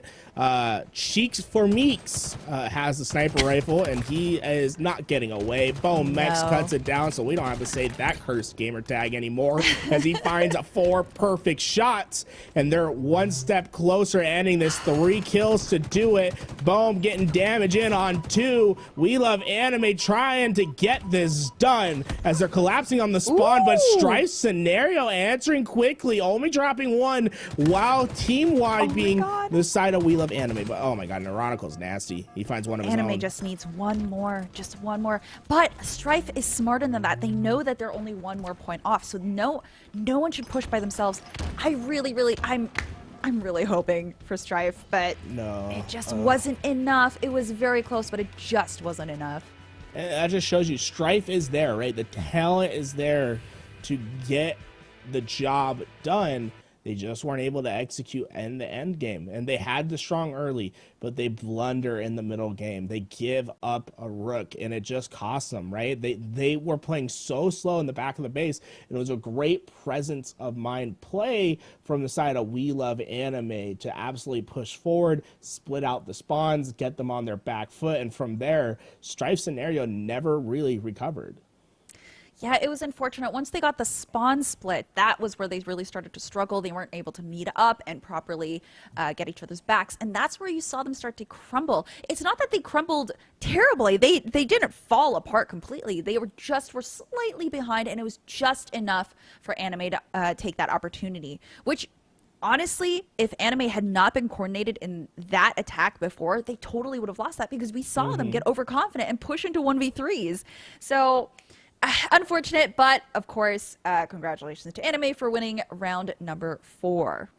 Hey, and they're one step closer. Winners round 5. Here we come. We Love Anime. They're going up against their next opponent, the Walls of Jericho. Going to be led by Nikolai. I'm excited for this roster. I'm excited what they bring. And this will be our semi-final. They're playing for top 3 right here.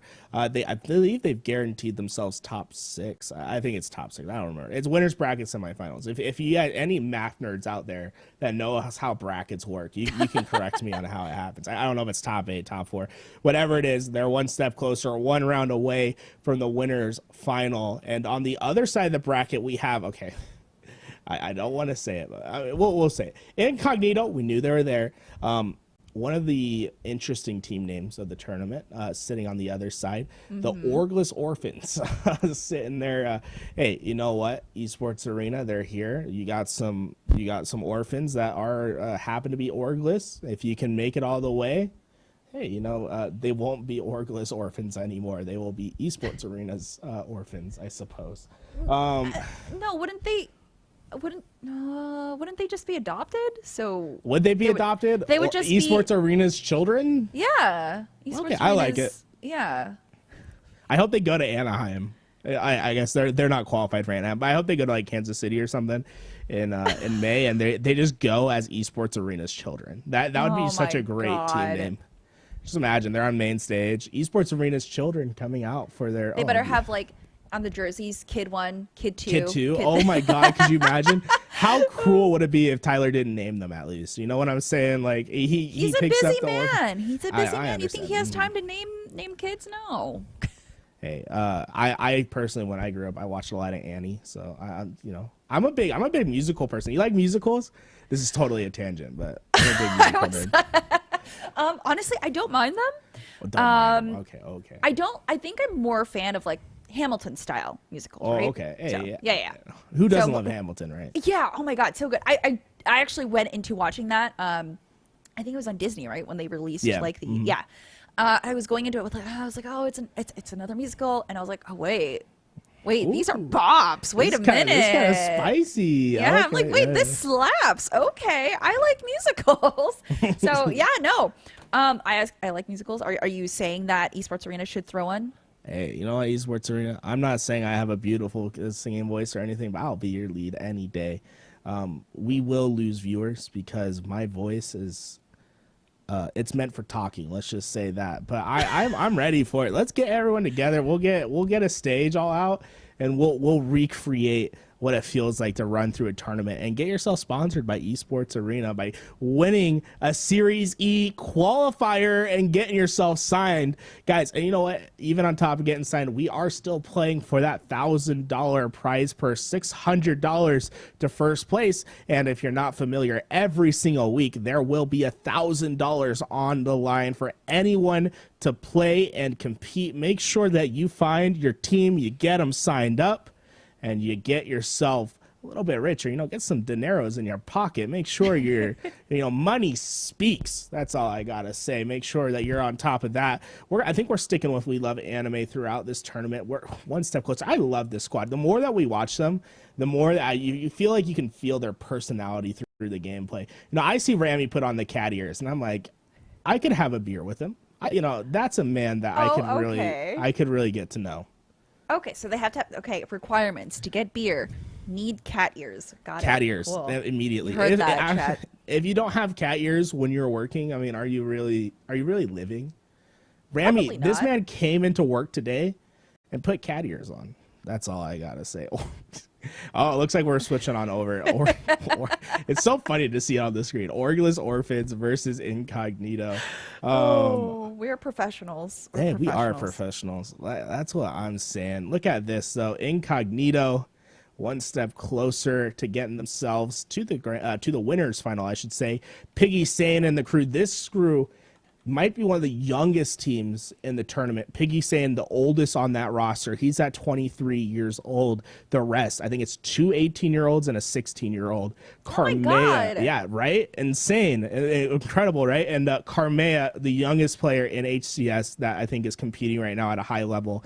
He started in Halo 5 2 years ago when most of the competition had died down. He came in like the prodigal son at 14 years old and started turning some heads, and now he's earned himself an invite to Anaheim. I'm really excited to see what this roster can do. All right, well, I'm excited. I mean, so for round 5, we are going to be, I believe this is round 5, so we're going to be going first into CTF on Bazaar. So I honestly love that map for Capture the Flag. I think it's so fun because you take a risk either path you decide to take. Which you have 3 different paths that you can take through the tunnels, underground, or straight through the Bazaar main marketplace, or through the side tunnels to the, I'm thinking about, oh my God, what is it? The garages? Like the little... the lockers. Yes, lockers. So either either path that you take is going to be pretty risky if your team is not coordinated and if they're not able to help you out. So I'm very curious to see how these two teams are going to play. I personally don't mind playing defensively. Like, I don't mind staying back with a flag. It's an important job. I don't mind doing it. No, honestly, it's important to maintain your base control. And the one thing about this map, right, is you have to overslay to a certain extent, right? You're going to have to get 4 down and get them out of their base to pull out the flag, but then you have to worry about the overextension spawns. And depending on which way you run it, they're often going to spawn either at lockers or at bottom rockets. Did you see that tech from Karmea? The 2 shots, he drops the weapon off. He says, okay, I don't need you anymore, Mangler. I got a couple pairs of boom booms in my pocket. Karmea pushing forward with the rockets, and look at this, all of Incognito. Well, it's anything but Incognito as they push into the base. Okay, they did have to waste the 2 rockets on 1 person though, so, but that's okay because, you know, the rockets only drop 2 anyways. That's all right. They're going to try to move the flag in a little bit closer. They do have 3 people on them currently, so that is a pretty good group if you're going to be leading the flag back, but it looks like they are getting actively stopped here. Tony's son. He's been on multiple teams in the last couple weeks. I think he's finally found his home with his Incognito squad as Piggy X, used to be known as Piggy Saiyan. Oh my God, you see that little, he was teabagging on his way around the wall. That's a strafe and a half. Cycle tried to get the flag back, but Ty Reverb gonna stop it for now. Karmea, he's gonna have the one-on-one fight. He is gonna be able to get that flag away, and look, are they gonna be able to get there in time? That Yes, was very bold. That was extremely bold when he knew that there were going to be 2 players up there. They are actually trying to fight for this flag here, though. Not really quite willing to give up on this. And you know what? It paid off, and they are going to be able to cap that. Look at that clutch fight there. Absolutely disgusting. Oh, Cycle, just put him in a blender. Oh, that's a shotgun player. Can't do that. I'm pretty sure that's against terms of service or something. Like, we witnessed a murder. Oh my God, Cycle. Yeah, he gets it for his team. They get the first, and when one comes, more are in line. You can see this flag already out, and it could be away as they've gotten this overshield. Piggy working with his team to break on through, and yeah, this is looking dire if you're Orgless Orphans. I can't believe you said the full name. I was just gonna say Orgless, but you know, it's all right. No, it's important. They identify. we have to make sure. We have to make sure that we just have to make sure that all of their name is sent. I don't want to shortchange their name. Okay. He lost that fight. Okay. That's incredible. I was not expecting that. I just want to make sure that Orgless Orphans get their name in the sun. This is a team that's trying to turn some heads. They've already turned some eyes with their name. Now they have to do it with their gameplay. But so far, they've been struggling at keeping their flag at home. Honestly, I don't think I've been seeing them move together at all, and that is a huge detriment to playing Capture the Flag. I see a lot of them trickling in, and that's a huge mistake that we've seen a lot of teams make today, especially going up against anime. I mean, you want to be working together. Don't trickle in, because then you're really just not helping your team at all and making things a little bit more difficult. 2-0 lead, Incognito. Well, they're not stopping any time soon. The Orphans have to figure out a way to get it done. And so far, it's in dire straits. You can see them all spawning in the back of the base. Incognito, they have no care in the world, just flying through the shock nades. But I mean, you know, sometimes you just give your backup. You say, hey, there's a back smack. I got to give you a free one. Yeah, look at this. I've never seen Incognito just be so incompetent on flag push. That's insane. I'm sorry. Incognito, they just threw that. I'm sorry. But they just absolutely threw that. No. You don't turn your back on an enemy that you know is actively approaching after having just murdered your teammate. I don't know about that play there. But they do get that exchange out, and yeah, I mean, Orgless has a chance to come back here, but it looks like they're just playing Slayer. I'm not gonna lie. Well, Cycle currently screaming for his mom to get the camera. Triple kill in the feed as he pushes towards this flag. He's gonna have 2 ahead of him, putting down some great shots at thrust. Won't be able to keep him alive. And look, he's not too eager to get to this flag right away, checking his corners, and now it's all 4 down in the feed. They're opting for the lockers run, so you're going to see the overextension spawns happen towards Rockets, and in fact, if they were fast enough, they could have forced them in the back base, and that's what happens. That's the incredible timing on their end. If you're able to pull out flag while getting a 4 down and keep the team spawning in their back base, well, you've done something magical. That's a perfect flag execution from the side of Incognito. Just absolutely disgusting movement here. I mean, they strategized that perfectly, even if they did throw the original flag push. I mean, they know what they're doing, and they regrouped, which is the most important part, and now they're going for that 4th flag. Well, I love, if we see a 5-0 on Bazaar, that's demoralizing in my opinion. Carmea, the young gun, getting up, 16 years old, and it looks like he's been around for a decade. The way that he plays this game is truly different. You can just tell he's talented. He's just so good at running out and getting absolutely demolished by 2 players. But here we go. Orgos Orphans have their opportunity. They're starting to find some kills in the feed. Oh my this God. Overshield, yeah, what a play from Cycle. That was like an afterthought. These shots are absolutely disgusting here. Yeah, no, making it look so Oh easy. my God, Carmea! What? Are you kidding me? Wait, He's what done was it! that? That's the first time I've seen it happen. The shy away jump in a tournament. Wait, Carmea is what? gross. Are you kidding me? That's insane. Oh my God, that was Oh. gorgeous. What? Oh my God, we need to can someone clip that, please? That was absolute God. gorgeous movement. I had no idea you could do that. I need to study that movement immediately. Oh, that's the first time we've seen that tech jump. I mean, I've seen the tech jump before, but I've never seen it pulled out in a tournament play before. That's so cool. That was beautiful. Oh, what a nerd. Go get some friends, Carmea. You have way too much time on your hands. That's so bad, dude. Like, come on. Don't do them like that. Oh my God. Well, you know, they are in this competition for money, so maybe it's a good thing that he is a nerd. I mean, there's a reason he's competing and we're not, all right? Yeah, it's because I have friends and he does not. Oh my God! Okay, next thing you know, you're going to be commenting on the Orgless orphans for other things. I will be all put right. in the battle. Okay, I'll be reporting you. Yeah, you definitely report me. That was way too past the line. But this flag's still out. Surprisingly, it's been taking him quite a while to get this through. Cycle, he's made weak. He's trying to get his health back. The nades will keep him weak and find his demise. Orgos Orphans trying their best. Piggy, he's looking for the kill. Oh my God, look, he pulled out the AR. Look how skillful that is. Oh my God, he just has the perfect shot. I mean, how are you supposed to compete with that as Piggy fights the double?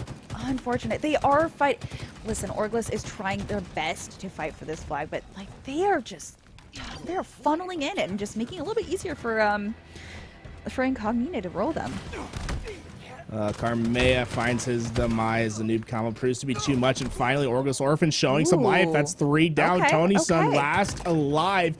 He is going to be able to find one, but this flag will be away. Incognito finally going to have to show how they play defense as Ty finds another kill. And you can see the overextension spawns did happen at Rockside. Cycle already positioned on the 50-yard line to try to prevent this flag, putting down some beautiful shots to take down Ty, but the feed's still going in favor of Orgless Orphans as they're one step closer to getting this flag away, but they never accounted for Cycle. He found the kill.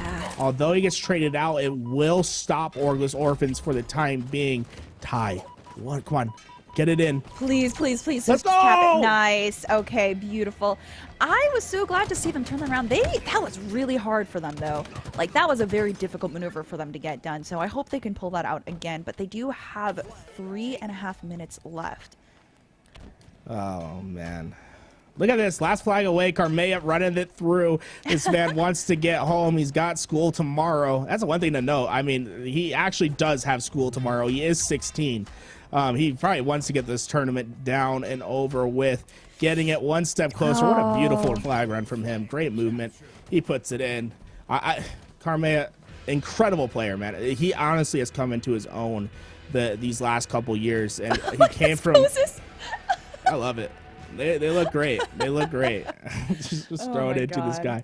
I love Carmea. He's such you can tell that he truly understands the game on a different level when you watch him play. He reminds me a lot of players like Shotzi. Although, I'm not going that crazy. I'm not calling him the next Shotzi or anything like that. But you can tell that he is still a little bit raw and, so promising. 16-year-old. He's a 16-year-old right now. He has a lot of room to develop, and he will be a scary player in 2 or so years. Yeah, absolutely. I totally believe that. I mean, we're going to be looking at a replay here from Carmia. I mean, is this the jump that we asked to be clipped? Oh my God, I love our producers. Oh my, look at this. Look at that. Yeah, it's just so cool. Absolutely flawless. First try. That's incredible. Everybody studying? Do you have your notes down? Yeah, if you go to our another esports arena commentator, Shyway's channel, he has a video called the jumps that pros keep secret. Well, this is one of them. It's so hard to hit. I honestly, like, you have to truly understand the mechanics of the game to hit a jump like that. He hits I believe it's called an over jump or a ghost jump on the top of that little tiny metal I guess scrap piece, and it sends you launching up. You have to be just about frame perfect. You can see him spamming the crouch like that. Yep. He really, he gave himself as many frames as possible to do it, because you have to hit it at the right moment, and it'll give you a little bit of an over jump to get on top of that double doors. It's so incredibly hard to hit. I'm extremely pleased that we got to see that in tournament play. I believe that's the first time I've seen that in tournament play. It's been around for a minute now, probably like a month since that jump's been discovered, but it's so insanely tough to hit in tournament. Yeah, and the fact that he did it first try with no issues at all, that was gorgeous. I mean, I know there were some really clean shots in that, but the way that just looked, it was just so cool. It showcases his skill. I mean, the amount of time that he spent practicing that too, that definitely is a statement. Yeah, I mean, definitely just a nerd through the heart. I love it when players get a little nerdy like that, and it's so cool to see the mechanics of the game finally develop. This is where the skill gap will be found in Halo Infinite. How do you use the mechanics of the game? Camouflage still up for grabs. I want to see who gets away with it, as Incognito's using it as bait at the moment. Piggy finally goes down, and that's an opportunity for Orgless Orphans maybe to make a play for it. But you can see Incognito prioritizing the setup towards shock rifle. Carmea drops down, not able to get away with that camouflage, as Tony's son also goes down. So Orgless Orphans breaking the setup early on of Incognito. You love to see it, honestly. I mean, I feel like their Slayer skills are pretty equal from the way that we saw them taking fights. But since this is just Slayer, we're going to be seeing how well they actually match up against each other. And I feel like it's pretty even. Yeah, these teams, they're definitely close in their slaying ability. It's just that Incognito is, I think they just work together better as a team. They have more experience so far.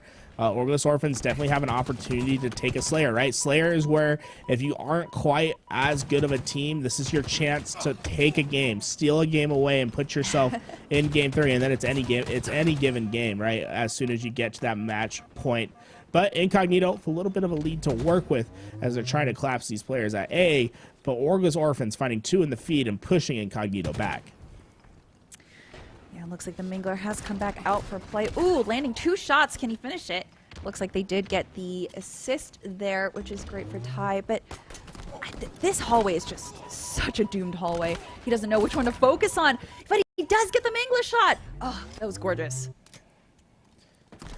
Well, they have a great setup. You see how they're separated on the map, but they have each other's crosses. So if anyone tries to get through, they should be able to find the kills. That being said, Ty is taken out of contention for the top. Oh, great job with the grapple.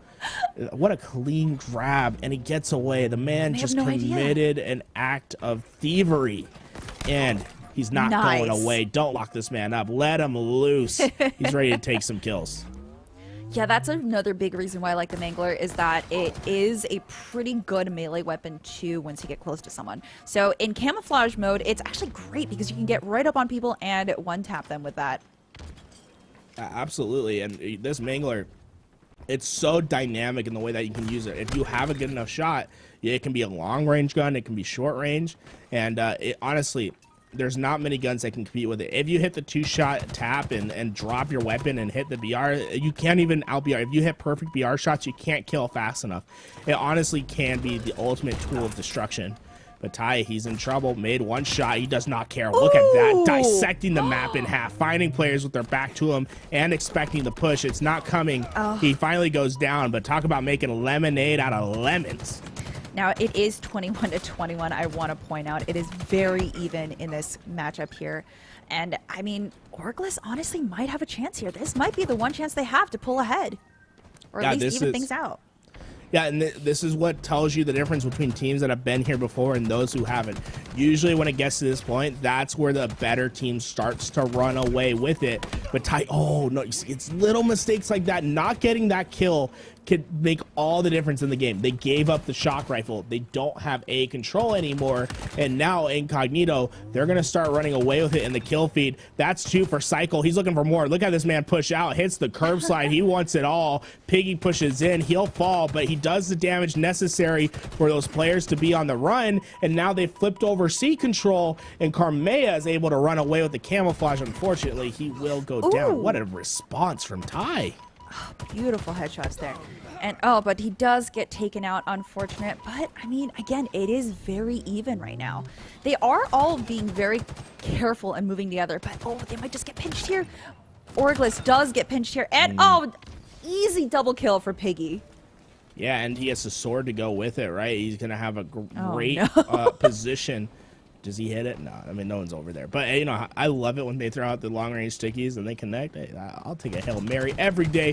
Biggie pushing it. Oh, my God. Oh, my God. He didn't even look at the person in front of him. What? What were you doing? That's just, he prioritized one target. It's target prioritization. He made sure he shot with his teammate who was flanking through the top, was able to get that kill, and still had a little bit of time to at least trade out with the next player. Talk about discipline from the young Slayer. I've been corrected. He's now 17. He had a birthday. I apologize. He had a birthday. At that age, I know it's a little temperamental. When you're called 16 and you're actually 17, I know that can get underneath your skin. I'm correcting the record right now. 17-year-old Carmea getting it done. He had one birthday. He had a birthday. You know, happy birthday, bud. I wasn't invited. I wonder why. Yeah, because you called him 16. I know. Oh, it doesn't get the connect on the sword and goes down. Unfortunate. Oh, here's the shock rifle. And gets the perfect kill. Oh my goodness. Absolutely filthy right there. You remember when it was 21-21? I remember when it was 21-21. 42-32, 10 kill lead. And like I said, this is where the better teams start to run away with it. It's little moments, and they'll expand them for as much as you'll give. Camouflage coming up. If you're Orglis Orphans, this is really your last opportunity. You have to find a clean wipe and walk away with the camo. Yeah, but you can see that Incognito is working very closely together. Like, they don't want to separate, and all they're doing is pinching Orglis right now. Orglis is not moving together, and that is going to hurt them so much here, especially when every single point counts. I mean, Incognito only needs 5 more points to win. Oh, the shock rifle in hand. This thing can absolutely demolish, but you have to hit the shots. It can be punishing if you don't. Cycle tags him up. And there we go. That's what we expect to see. Come on, get the second one. No, the damage in. Gets with the BR, going for the triple. Not going to happen as Cycle lets his prey get away. Oh, never mind. He's not letting anyone get away. This man's on a mission. He's looking for slays. I love the aggression from Cycle. But you see what I mean? The shock rifle is by far the most entertaining gun in the game. When you get that headshot, it's not even like a sniper. A sniper, you just have to be on the head. With a shock rifle, you have to keep it on the head for an extended period of time. It's even harder to get one-shot kills. And it's just so exciting when they're able to do so. Oh, absolutely. I mean, you have to be so precise with that gun, which is why I hate it. I will take the sniper rifle besides it all day. But yeah, no, when people hit shock rifle, I can't be mad because you had that aim. You had that skill. So the fact that he was able to do that with close range and long range is very impressive. Yeah, you know, shout out to Orglis Orphans. They were playing extremely well at the beginning of the game. They gave us a couple good laughs, great team name. You know, you know, the vibes were there. The gameplay still needs a little bit of help, but great opportunity for them to learn. They just have a short stint in the losers bracket to get back to playing one of these top 2 teams. But everyone basically knew what was going to happen. It was probably going to be We Love Anime versus this Incognito squad in the winners final. That's one step closer to being true as they punched their ticket. A top 3 finished guaranteed. And guess what that means? They're in the money. They're at least walking home with some sort of cash prize today. Yeah, which is great. And we do have a prize pool of $1,000 today, and first place will take $600, right? Yeah, first place $600 to first, 300 to second, and 100 to third, I believe, was the prize breakdown for today. But you know, it's not even just $600 for first place. We've been talking about it all day, but Series E is here for Halo at last. If you haven't been following the Apex scene, well, there's this team called the Esports Arena Squad who just happens to win every tournament or gets picked up by whatever org needs the best players around. If you want it to be a reality for you in Halo, well, all you got to do is win one of these qualifiers. The first one's today. There's still one more opportunity for you, though. If you sign up for next week, there will be another qualifier. Winner will get themselves represented by the Esports Arena. You get a little bit of a stipend. You get the freedom to play, and you have these awesome sponsors that you can see below us that will represent your team. In fact, they'll probably send you some jerseys. I'm sure it's a great deal, and you get to be a part of the family, guys. Like, what is there more to want? Come out, come play. Try to take away that first place prize. And then Esports Arena also throwing $1,000 tournaments every single week for the community. It's important for you guys to be out here and supporting companies that put the money into Halo, that really support the teams. And I just got news. We're going to the other side of the winner's bracket. We Love Anime versus Walls of Jericho up next. Oh, okay. That was the team we were supposed to see. So we're going to see them go up in Recharge, and they're going to be playing Strongholds for round 6. Yeah, this is going to be exciting. I'm so ready. I love. We've been watching We Love Anime for a minute. I feel like I have a personal connection to these guys. You know, in fact, at this point. At this point, we're basically best friends at this point. I mean, are we? Okay. Rami invited me to his birthday party. I heard he turned 17 a while ago, so not his 17th, but you know, not everyone can be as cool as Carmea turning 17. Rami's been around for a minute, but I love the man. I'm so excited that he's back. He's competing in Halo Infinite. He had a short stint in Halo 5 where he was the player that was sought after.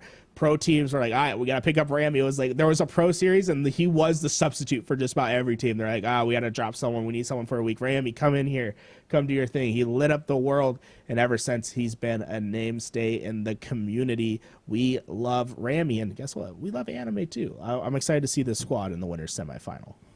Yeah, so can you tell me what we know about Walls of Jericho, or are they going to be someone I know it's that can... Nikolai's team. So okay. Nikolai, a well-known player in the community. I don't have the roster list in front of me. In fact, I'll try to find what the roster is. But Nikolai's an incredible player. He made his name in Halo 5. I'm sure he's probably playing with some of his friends. This is not going to be just a walk in the park, although it still very much is like We Love Anime is going to be the favorite in the game. This isn't going to be a walk in the park. They could absolutely lose the Slayer. If things go wrong and they have a disastrous start in the objective, it could be too far gone for them to get back into the game. We just will have to see what happens at the start. I like the team name of Walls of Jericho. It sounds cool. It feels cool. Can they live up to the hype? That remains to be seen. Yeah, I mean, listen, maybe Walls of Jericho, maybe it's because they move together, they form a wall with all their Spartan bodies. I don't know, but Can you imagine they're just walking at you four side by side? That would be terrifying. Are you kidding me? That would be terrifying. Imagine if you coordinated that in a pro match or something. That'd be insane. 7 foot tall Spartans walking towards you in a line like that. I'm like, okay, whatever you want, take it. My money, here you go. Whatever you want. Me, on the other hand, a Chad, I get the rockets out, and I'm saying, that's a free overkill right there. Okay. Walls of Jericho. I'm breaking it down time and time again. Bring it on, Walls of Jericho. They have to fight us. How about that? We're the grand finals match. Have both of us. Oh, good lord. Ready for it. I'd be excited for that. But I'm not warmed up at all. No, you don't have to. Do we get a warm-up period? No. You're fine. You're better than everyone else in this tournament. Come on. Oh, okay. All right. Yeah. You just have to play with that sort of confidence. Right. And the cat ears. Yeah, the cat ears. Honestly, the cat ears make the difference. The only reason why We Love Anime hasn't had a problem going through this bracket is because they haven't faced a team that's wearing more cat ears than them. If you spent $20 on Halo Infinite, what was it, 3 weeks ago, you are the best player in the game. Are you saying it's pay to win? You're literally saying it's pay to win right now. This game is absolutely pay to win. If I see cat ears on the other team, I'm intimidated. I'm like, that person had $20 to spend on cat ears and they're rocking them in the game. I'm scared. I truly am scared. I'm waiting for the bunny ears though. The bunny ears come out, I'm pulling out the credit card. I'm spending whatever is necessary. I'm making sure I'll drop a rack. You know what I'm saying? Give me some bunny ears in the game. I'm ready for it. All right. We love anime though. We love anime. I think we've made that established. While we have a little bit of downtime, why don't you tell me what is your favorite anime, Stella? Full Metal Alchemist Brotherhood. Ooh, good choice. Good Yes. choice. Yeah. Now, what's your favorite anime that's made you cry? What's your cry anime? Because that's my favorite type of anime. I like anime that makes me cry. Oh, honestly, the first anime that I really was introduced to, Naruto, definitely made me cry so many different times. So many different times. Naruto hits different when the music starts to play, like the sad music. It's like, it hits you so different every single time. That's so funny. When I hear that theme, I immediately start tearing up. I'm just like, oh my god, what's gonna happen now? It's funny is that so many people have probably heard that song and have no idea where it's from, but you can just tell from the second you hear it. It's like, oh, I'm sad now. It just has that tone. Yeah. And then having lived through the trauma that the original series put us through, you're just like, oh no. You hear that music, you're like, oh, great. Who am I losing this time? Honestly, if you were in middle school when Naruto was coming out and you're like, okay, like you see this character who's on a swing by himself, like while all the other kids bully him. Dude. It's like every middle schooler in the world was like, I relate. Like this is my character. I am the sad kid on the swing. Oh man. I'm a big sports anime fan. I like Haiku a lot. Haiku. Okay, nice. Huge Haiku fan. I'll watch Haiku on repeat over and over again. And then my sneaky pick though. Things that people don't know about it. I always say it because, we have an audience right here, and I think more people need to watch this show. It's on Netflix. It's called March Comes In Like a Lion. It's about a shogi player, and it will tear you down time and time again. I love to cry. You know what I'm saying? I just want anime to make me feel. I want myself to feel like an emotional wreck after I watch a show. Does Esports Arena offer therapy insurance? I hope so. This is the only reason I took the job was for the therapist. I need to work through the issues. I don't know what's wrong with me. Every time I watch an anime, it's like, is it emotional? Is it gonna make me sad? I feel like there's something wrong with me at this point. You want to feel sad? Okay. I want to feel sad. I want to be in the feels. I want it to make me cry, just like how they're gonna make Walls of Jericho cry after they 2-0 them. I mean, I was going to say, like, I'm going to be sad if no one challenges We Love Anime tonight. I want to see someone challenge them. I want to see them sweat a little bit. Yeah, it definitely doesn't feel as if We Love Anime has felt a challenge yet. No. That being said, they are going to feel a challenge of Incognito in finals, in winners final, if they do get past Walls of Jericho. Incognito looks extremely strong. They're a team that's playing out of a lot of momentum. It was just on Sunday where we had the qualifiers. I guess that's yesterday. Man, time flies. Where they beat the top seeded team and Built by Gamers to qualify for Anaheim. This is like, no one expected them to be in this position. Now they're top 16 already. They're going to be in Anaheim in 2 weeks, and they're going to be able to play against the biggest names on the biggest stage. That is wild. And now they're here. I mean, I don't know. You're facing up against this team. How would you feel? You gotta play it. You gotta play it slay by slay. You can't let the name intimidate you. You can't let the prestige get in the way. You have to be confident in yourself. You have to be confident in your teamwork and make sure that you don't get a little too hectic and that you live up to the moment. Making sure that the team comms are clear, that you're working as a unit, and that you're able to execute on your plays. It will be enough to defeat a team like We Love Anime. A lot of times, though, people see big name players in a lobby and they get a bit intimidated. They start to play unorthodox, make stupid decisions. You can't do that if you're Walls of Jericho. You know how to play Halo. You have to execute upon that, and at the end of the day, it's really just about winning your pivs. If you play correct Halo, if you work as a team, and then you win your pivs on top of that, that's the recipe for success. Yeah, I was going to say, we're going to be going into Strongholds on Recharge. So how do you feel about that game mode on that map? Recharge Strongholds is my favorite. You really? have the charge rifle. Yeah, it honestly is my favorite game type in the game. You have the charge rifle that acts as a pseudo sniper. You can see so many incredible plays. The grapple hook is there to see quick rotations. Camouflage is always going to be a big playmaker. There is the Mangler that can cause some disruption in the map if someone can really get that in a high-powered position, it can really start to turn the tides. That being said, the one guy, you know, I love watching the sword and seeing the big double kills. I do think 343 maybe was a little haywire by allowing that gun. I mean, that weapon on this map. The sword does seem a little overpowered. Maybe they could replace it with like a bulldog or something. I think that would be kind of cool. But yeah, if you can control the sword and get it with the grapple and start swinging away, slicing and dicing the opponents, the map becomes quite easy. I remember in one of the earlier flights, they actually had the hammer, the gravity hammer on that instead of the that would sword. Probably be worse, to be honest. It was pretty bad. I would get hit from up the stairs just because of desync issues and stuff. But yeah, no, I agree. I think the sword has a few many charges, but it's okay because you have to get really close now, which is kind of hard to do when people can see where you're going to come from in recharge. So, and the one complaint I do have about that map is that you just can get so many sight lines just by peeking over through, I think it's through point B. Yeah.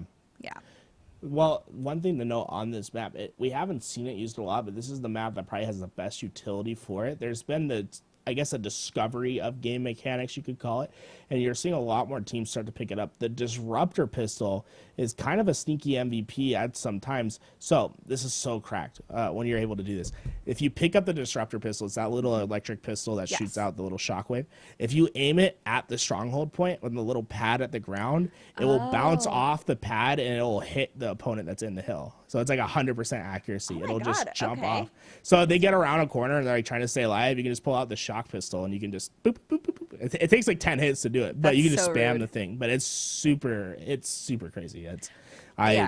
It's cool that someone discovered that though. Like that's just a mechanic that was in the game that no one knew about. And then some guy on Twitter is like, you could do this. And it's actually kind of cracked. And it's like, wow. So we've seen a lot more disruptor pistol play the last couple days, surprisingly. And that could be a meta that possibly develops coming into Anaheim. I hope so. I honestly love the disruptor pistol. It does damage over time once you do hit the enemy enough times. And sometimes, like, even if you die and you're like, I wish I had one more bullet shot, the damage over time just does the job for you, which is really important. So I hope that the disruptor pistol gets used more because I think that it's definitely slept on. Yeah, and like you said, because it does damage over time, what that also means is it takes longer for your shields to come back, right? Because you're taking a little bit of damage, and it can basically, if you hit a player with a disruptor pistol, you can back them down for a very extended period of time where they know that they can't challenge, they're not going to get their shields back for, I think it's like almost like double the duration. It's actually kind of crazy. Like even if you die and you are able to hit them with the pistol, it's like, well, you're going to be just hiding in a corner, like cursing my name for the next 20 seconds while you wait for your shields to come back because it's not coming back anytime soon. Yeah, the disruptor pistol is interesting. I mean, it's still a garbage gun at the end of the day. It just doesn't do a lot of damage. Hey, you know, sometimes guns have potential, right? And they just need a little bit of a buff. This is my plea to 343. Give it a little bit of a buff. I'd like to see the pistol be effective, right? Because the Sidekick's a really great gun. I mean, it has its utility. Right now, the disruptor pistol, it's too niche to have the utility that guns like the Sidekick have, and I'd love it to get that tiny bit of a buff to where you start seeing players be like, oh, I'm next to a disruptor pistol, I'm going to pick this up and I'm actually going to use it. Okay, so you have a choice between disruptor pistol or plasma pistol. What are you picking? Man, plasma pistols also do bad. I guess I go with the plasma pistol just because if you get the timing correct, you can absolutely get a kill. But here we go. It's Nikolai Squilly, Give Shot, and Chilled You. This roster has had multiple finishes within the top 16, top 8 roster, so this is going to be a close match. Looks like, yeah, sorry, I always say Give Shot. It's Gunshot, by the way. Gunshot Chilled You, Nikolai and Squilly. Yeah, it's definitely Gunshot. But here we go. We're into the game. Walls of Jericho trying to make the upset, not qualifying for Anaheim. That was one of their big goals. Wasn't able to get it done. Now trying to get their sponsorship through this Esports Arena Series E qualifier. Ooh. Well, you know, they're doing really well in being able to defend this push here. And I don't know. You said that you don't think that this is going to be too much of a fight here? Oh no. I mean, Walls of Jericho can absolutely put up a fight. This is a team that's definitely qualified. They've scrimmed against We Love Anime on a regular basis. Like, this is a team that's very much in the contention.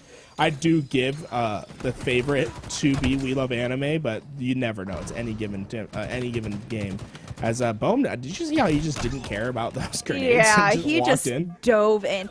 I have to say, Anime is a very aggressive team, and if you're not used to fighting aggressive teams, they definitely can be taken by surprise, and you can be overwhelmed because it's a lot to deal with. They'll push in. They won't care about grenades. They won't care that you have a wall weapon. They'll just be like, "No, hey, I'm here now. Now you have to deal with me."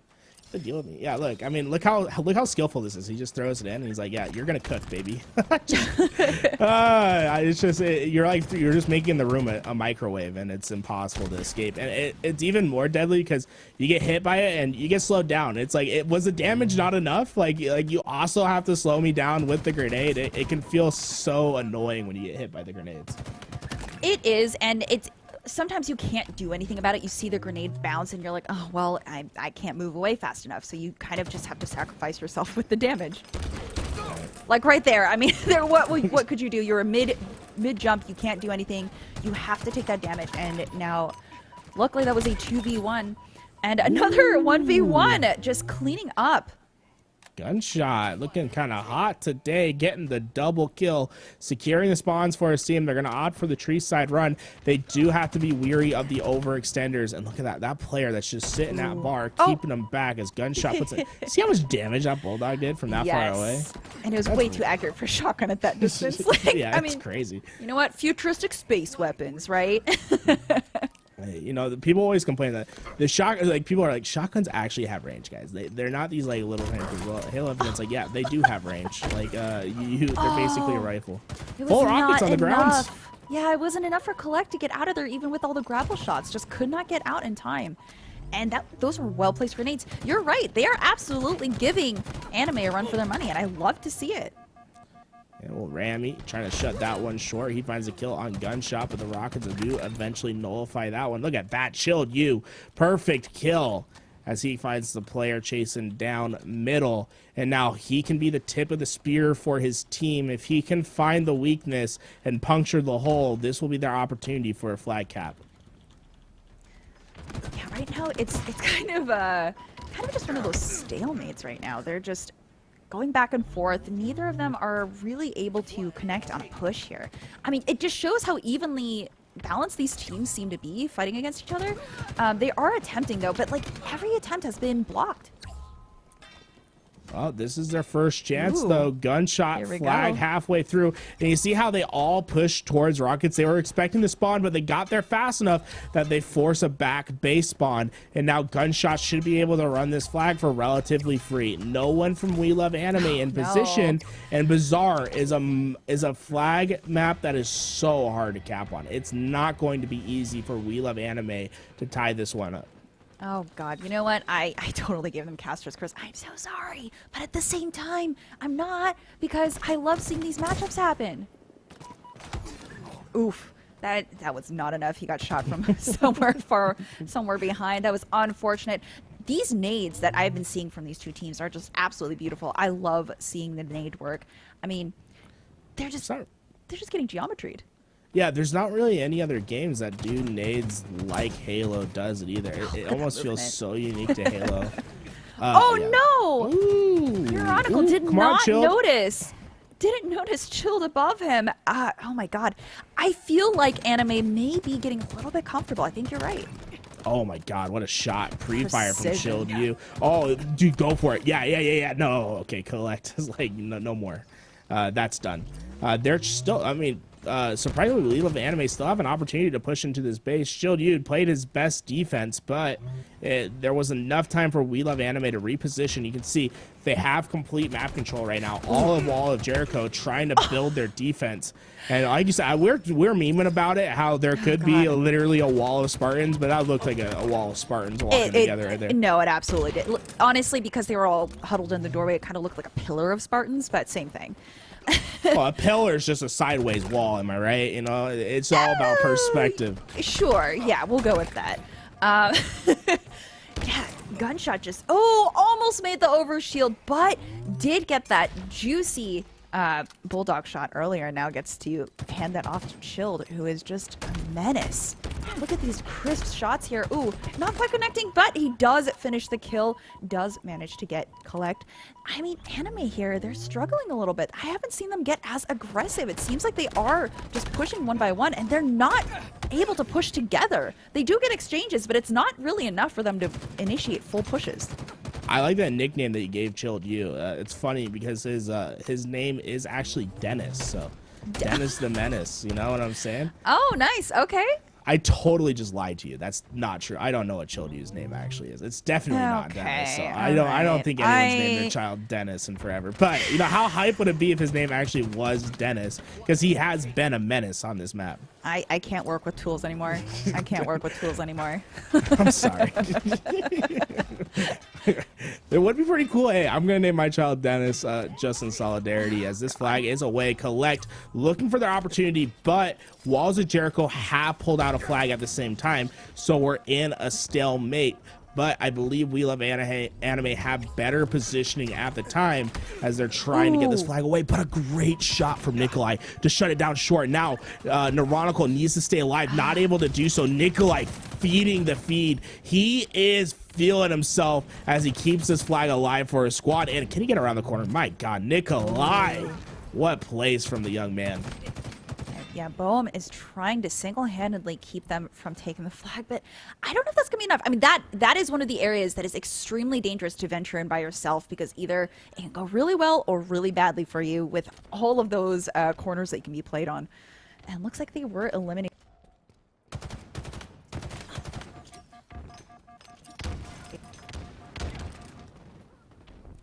Rami stuck on the corner. Nikolai now able to keep this flag out. He has the Bulldog to work with.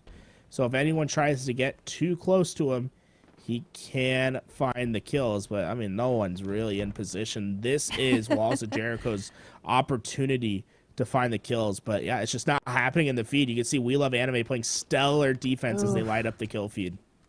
Yeah, this is a very evenly matched group of teams. I mean, look at, we see their gunplay just very equal to one another, and they're just not able to really get through to each other. They keep spawning in, they keep going back in to fight, and no one can return their flags. You know, Nikolai is going to be after this game. People are going to be memeing on him because he only has 8 kills. Well, what is he supposed to do? The man's just been holding the flag for like the last 20 years. It is a very important job. What do you mean? It's an important job. I mean, it's a two-handed job, so I mean, you know what? It's fine. No one can talk smack about him. It's a two-handed job. Neuronical finds the kill with the rockets as Chilled You. We'll see the respawn screen, but most importantly, that means the flag is now exposed. There's no defense up front. They're all going to be on the respawn, and all of We Love Anime start to push forward. And in fact, Bomex even is pushing a little bit forward with this flag. He wants to get within the action, knowing that if he's all the way back in the base and just waiting, his BR is useless. He wants to be able to at least put in some damage and try to give his team the edge. Neuronical finds the first pick. Rami, he's still pushed forward. Caught out. Ooh, what a nice nade though. But look at this flag stalemate we're at. This is probably the most even match that we've seen tonight. I mean, no one is moving an inch. Yeah, I mean, they know that if they get too desperate and they play unorthodox, it could cost their life. But huge double kill from We Love Anime. Chilled You goes down. Overshield now into the hands of We Love Anime. Nikolai, you can see in the feed, there's no help there. Collect finds the kills as he's going to be able to keep that flag alive for his squad. And now it's Neuronical and Bomex working together to try to kill a flag. They find 2 in the feed, and this flag could be getting returned. Only 1 player left from Walls of Jericho to try to stop it. Nikolai gets traded out, and now Neuronical could be getting the return. Collect gets the grenades. He's coming for the help. Flag is still alive, but it's in a dangerous position as We Love Anime's 1 step closer returning this. Neuronical did his job by keeping everyone back, but now Collect waiting, stalking his opponents for his opportunity. Yeah, I don't know if that was enough right there. Yeah, and Collect extended a little too far by himself and does get eliminated and punished for it, which is unfortunate. But, I mean, hey, he did make a mistake there in pushing out by himself. We are still in a flag stalemate here. This has been like a 7-minute stalemate. It feels like it's just been so long. I mean, BoMX and this flag has traveled across the universe, and is somehow in a different galaxy, far, far away. Because I think they've probably traveled the entire distance of the map with this flag. One time having it at bar, and now at back tree, he's able to hear the callouts and find the kills for his team. Walls of Jericho have been able to find their pushes, but they just haven't been successful. We Love Anime has really been the only squad to get in and at least have an attempt at returning the flag. Great defense from We Love Anime, but they have to answer within the next couple minutes. Although, because the flags are out, you see the time is clicking down. There is an overtime period. Now, who will win in this overtime is remaining to be seen, as BoMX is forward for his squad. He has 2 players ahead of him. Rockets are going to be coming up as well. This is just, oh my god, yeah, this they is just one of those. And then we go back to the flag holder. Bro, is he shooting the long range rockets? Oh, he is. He is. Come on, but shoot it. It could work. It could potentially work, but he's not entirely sure where they're going to be moving. So you don't want to waste the rockets, especially when you know that there's a flag carrier that you could try to take out. There goes the last. Here goes the last rocket, though, and Nikolai does get eliminated for that, though. Look how forward Squilly is. He knows that if his teammates die, he's just going to leave the flag for the next spawner. But his teammates do go down, and now it's just gunshot. And he'll go down. You see this flag now starting to rotate. But I like the position, right? If his teammates were winning the fight, but one of them goes down, he can immediately drop that flag, have his teammate who's spawning up, recover it for them, and keep the pressure forward. Neuronical finds the first pick. Chilled You answers back. This flag's still out. Sudden death. Remember, folks, this flag needs to get back for We Love Anime to force overtime. Neuronical able to find another. And he gets in the shotgun as well. This could be huge for Neuronical. Neuronical gets destroyed. Gunshot. What in the world? Oh my god, that was his fight to win, and he lost that with the thruster. You remember how you said there's a 90% chance that if you have thrusters and the bulldog, you'll win? He was that 10% that loses. Hey, you know, sometimes you are the 10%. Squillia betrays his teammate Shield You, and that actually is disastrous. They get the return. That's crazy. How does the game end like that? That's crazy. We're going to overtime. We have another 5 minutes. First flag cap to win, but that's insane. There was a betrayal, and now we're in overtime. Oh my goodness, what a finish. I was not expecting that at all. But now they're going to be going in guns blazing because they want this. I mean, I know that they want to close this out. They want to feel it's all up in the air right now. It's like they're starting the game all over. I'm sure they're frustrated. They want this to end. Oh, yeah. I mean, this map, it oftentimes goes 18, 20 minutes long, depending on how the overtimes work. Gunshot, he has the Rockets double kill for him, but it comes at the cost of his life. But look at all of his teammates push forward, ready to pull out this flag. As Chilled You gets it, he's going to hit the drop side. Look how fast he goes. Whoop! On his way forward. Oh, I love the little movement techniques that these players pull out.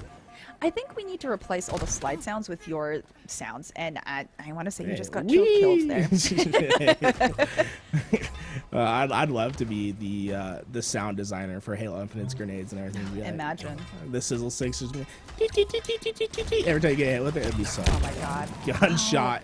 Almost has his flag back for his team, but We Love Anime finding kills in the feed. Chilled You trying to keep it going, though. He's so close to victory. Can he get there? The shot's coming in the back. He's going to be able to capture this, and there it is. Oh my goodness. That's the first win that we've seen a team take over Anime. Yeah, I mean, great job. Yes. Oh, and they did have a cat ear. They had cat ears. That's what it is. Yeah, they out-catted the We Love Anime. Yeah, it's. I heard they have they're starting up a cat cafe or something over there. We Love Anime, honestly, just jealous. They wish that they could be in the walls of Jericho where it is. Okay.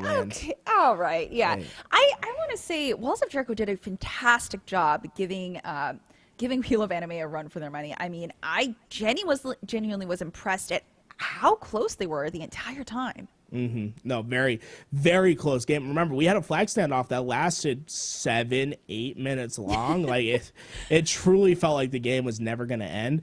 Thankfully, it did, because that we'd be here tonight. I mean, God, I wonder what the longest game a Bazaar flag has been. It does 343 at some point, like hard code into their game. It's like, if this has been going over 20 minutes, we're just gonna end it. You know, no one deserves to win at some point. Yeah, I was going to say, what if they just ran out the clock again? But I mean, there it is. We saw Walls of Jericho take that. And we did see them kind of pull the same move that they did when they first scored. They were very well coordinated. They were making sure that there would be someone to receive the flag, even if the main carrier died. So very good thinking. And they were able to strategize around Anime's aggressiveness. Yeah, and I mean, honestly, Walls of Jericho showing the weaknesses in We Love Anime, really able to answer back. And Walls of Jericho has been a team like this core three of Chilled You, Squilly, and Gunshot have really proved to be an underdog in the scene that is now quickly becoming a dark horse. Like, we've seen multiple times where they get top 8 finishes. They came out strong with the initial tournament. Chilled You specifically, he was playing with my personal friend Throne, and then he got dropped the next tournament. Makes me feel bad, but I've always been a fan of Chilled You since then. You know, like he's just been he's this up and coming streamer. He has a great personality. He's just all around just a good vibes guy, and I'm glad to see that they're doing better and they're working to get in this sponsorship from Esports Arena, and all of a sudden it's becoming a reality. It's just one map to get it done. You take down the favorites of the tournament. We Love Anime. All right, and it looks like it is Slayer on recharge, which is, this is going to get messy very quickly. Collect. Come on, baby. Get the He's kill. Just trying to get out of there. No, he doesn't want to be in there. He doesn't want to be. He doesn't want to fight two people at once. He's See, in the lion's den. Yeah, but he was able to isolate this fight, but he is taking a little too much damage, even though he is cloaked. But yeah, no, there was no space for him to take that fight there. No, instead he collects his life and now able to get a kill, and great job by him, you know, not being preemptive with it. You know, if it was me, I'm jumping the gun right away. I see a Spartan that's trying to find the kills. Him, he's patient, he gets it done. You know, what a good Spartan he is. But, yeah, Rami, great headshot from him. Come on, get the second one. He tries to line it up, not able to do so. Oh my. Yeah, it looks like they're yeah, Anime is leading here, though. They are showing why they are the best right now with their aggressiveness, and hopefully, hopefully they can answer back, because I do want to see them give them a run for their money. Like I said, I mean, I think that they have everything it takes, but they are just getting rolled right now. Doubling the lead. Neuronical. Neuronical not able to stay alive, and losing that sword at that position can be devastating to We Love Anime. You see how they're all trapped at sea. They have to work together. Boom finds the first pick, but Walls of Jericho are collapsing. They're trying to find the finishes, and it's Gunshot who finds the first. The second trying desperately to get away. His team help is there, but can he stay alive? Yes, Gunshot gets too hungry, and Boom doesn't care. He runs forward. Oh, Nikolai gets the kill at the last second, but it does come. Did he just kill himself with the fall damage? Like, the grenade didn't even blow up. It was the fall damage of it dropping off the body and hitting his head that killed him. Oh my god, insane. This is honestly, in terms of scoring, it is pretty close. I mean, they are answering back. Like, it seems like they needed a minute to warm up to their playstyle again, because Anime is being way more aggressive than they were in Capture the Flag. So now Jericho has to figure out what their rhythm is going to be, what their method is going to be in approaching. This is going to be a 1v2. Rami wanting to take it, and they turned it around. Absolutely. What a great job by Rami right there, getting the double kill for his team. And look at this, still applying pressure. All of Walls of Jericho spawning towards Red Room, and Rami trying his best to stay alive, waiting for the support. What a beautiful play. It doesn't show up in the kill feed what he did just there, but him staying alive, applying that damage, and allowing his teammates to reposition. And look at this, the man is Peter Parker on the map. It's just, what a phenomenal play from Rami. It's not going to really show in the stat sheet too much, finding those 2 kills the way that he did, but the amount of damage he put down while maintaining his life and keeping Walls of Jericho on their back foot cannot be understated. And now Boom X, well, He looks like the Arbiter sitting at top control with the sword. Yeah, look at all these sightlines that they're checking. They know their angles, they know the map so well, and they're just trying to make sure that they can catch out any members of Jericho that peek out at them.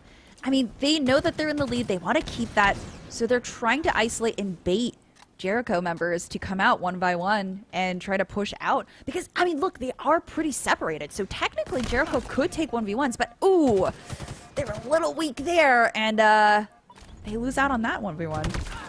Ooh, but the sword does come out. Oh my god. It's always you know, it's like I like that like TikTok meme where it's like the song is like it's like every time I see the sword turn around the corner, that's immediately what I think. It's like good luck, you have no shot. Rammy and Ironical finding 2 in the feed, getting themselves a step closer, as it's still just such a massive lead for this We Love Anime squad, and so far it's gonna take probably some divine presence striking them down in order for them to throw this game, as they should be going to do a game 3, the first game 3 that we're going to see on stream today, probably. Yeah, that's right. We haven't really seen anyone else match up quite against Anime this way, but I don't know. Never say never, huh? I know. I want to hold out hope for Jericho, because they are good at the game. It's just that Anime is more aggressive, and they move together, and they are confident. That's the thing, that they move with confidence, and they're really good at cross shooting for each other. That is a huge difference in team play. Yeah, I mean, look, it's 41 kills. They only need 9 to do it. But oh my goodness. As my personal hero told me growing up, never say never. It's always there. You can get it done if you believe. This is a possibility, but it's going to be a tough one. 44 and counting. Walls of Jericho looking for some sort of miracle, as game 3 looks ever so more likely, as Neurotical pushes around. Oh, yeah, he has a 1v2. Oh my god, you're filthy, Dan! What is that? Takes the 1v2, gets the kill. Shock rifle's down, but he'll take it.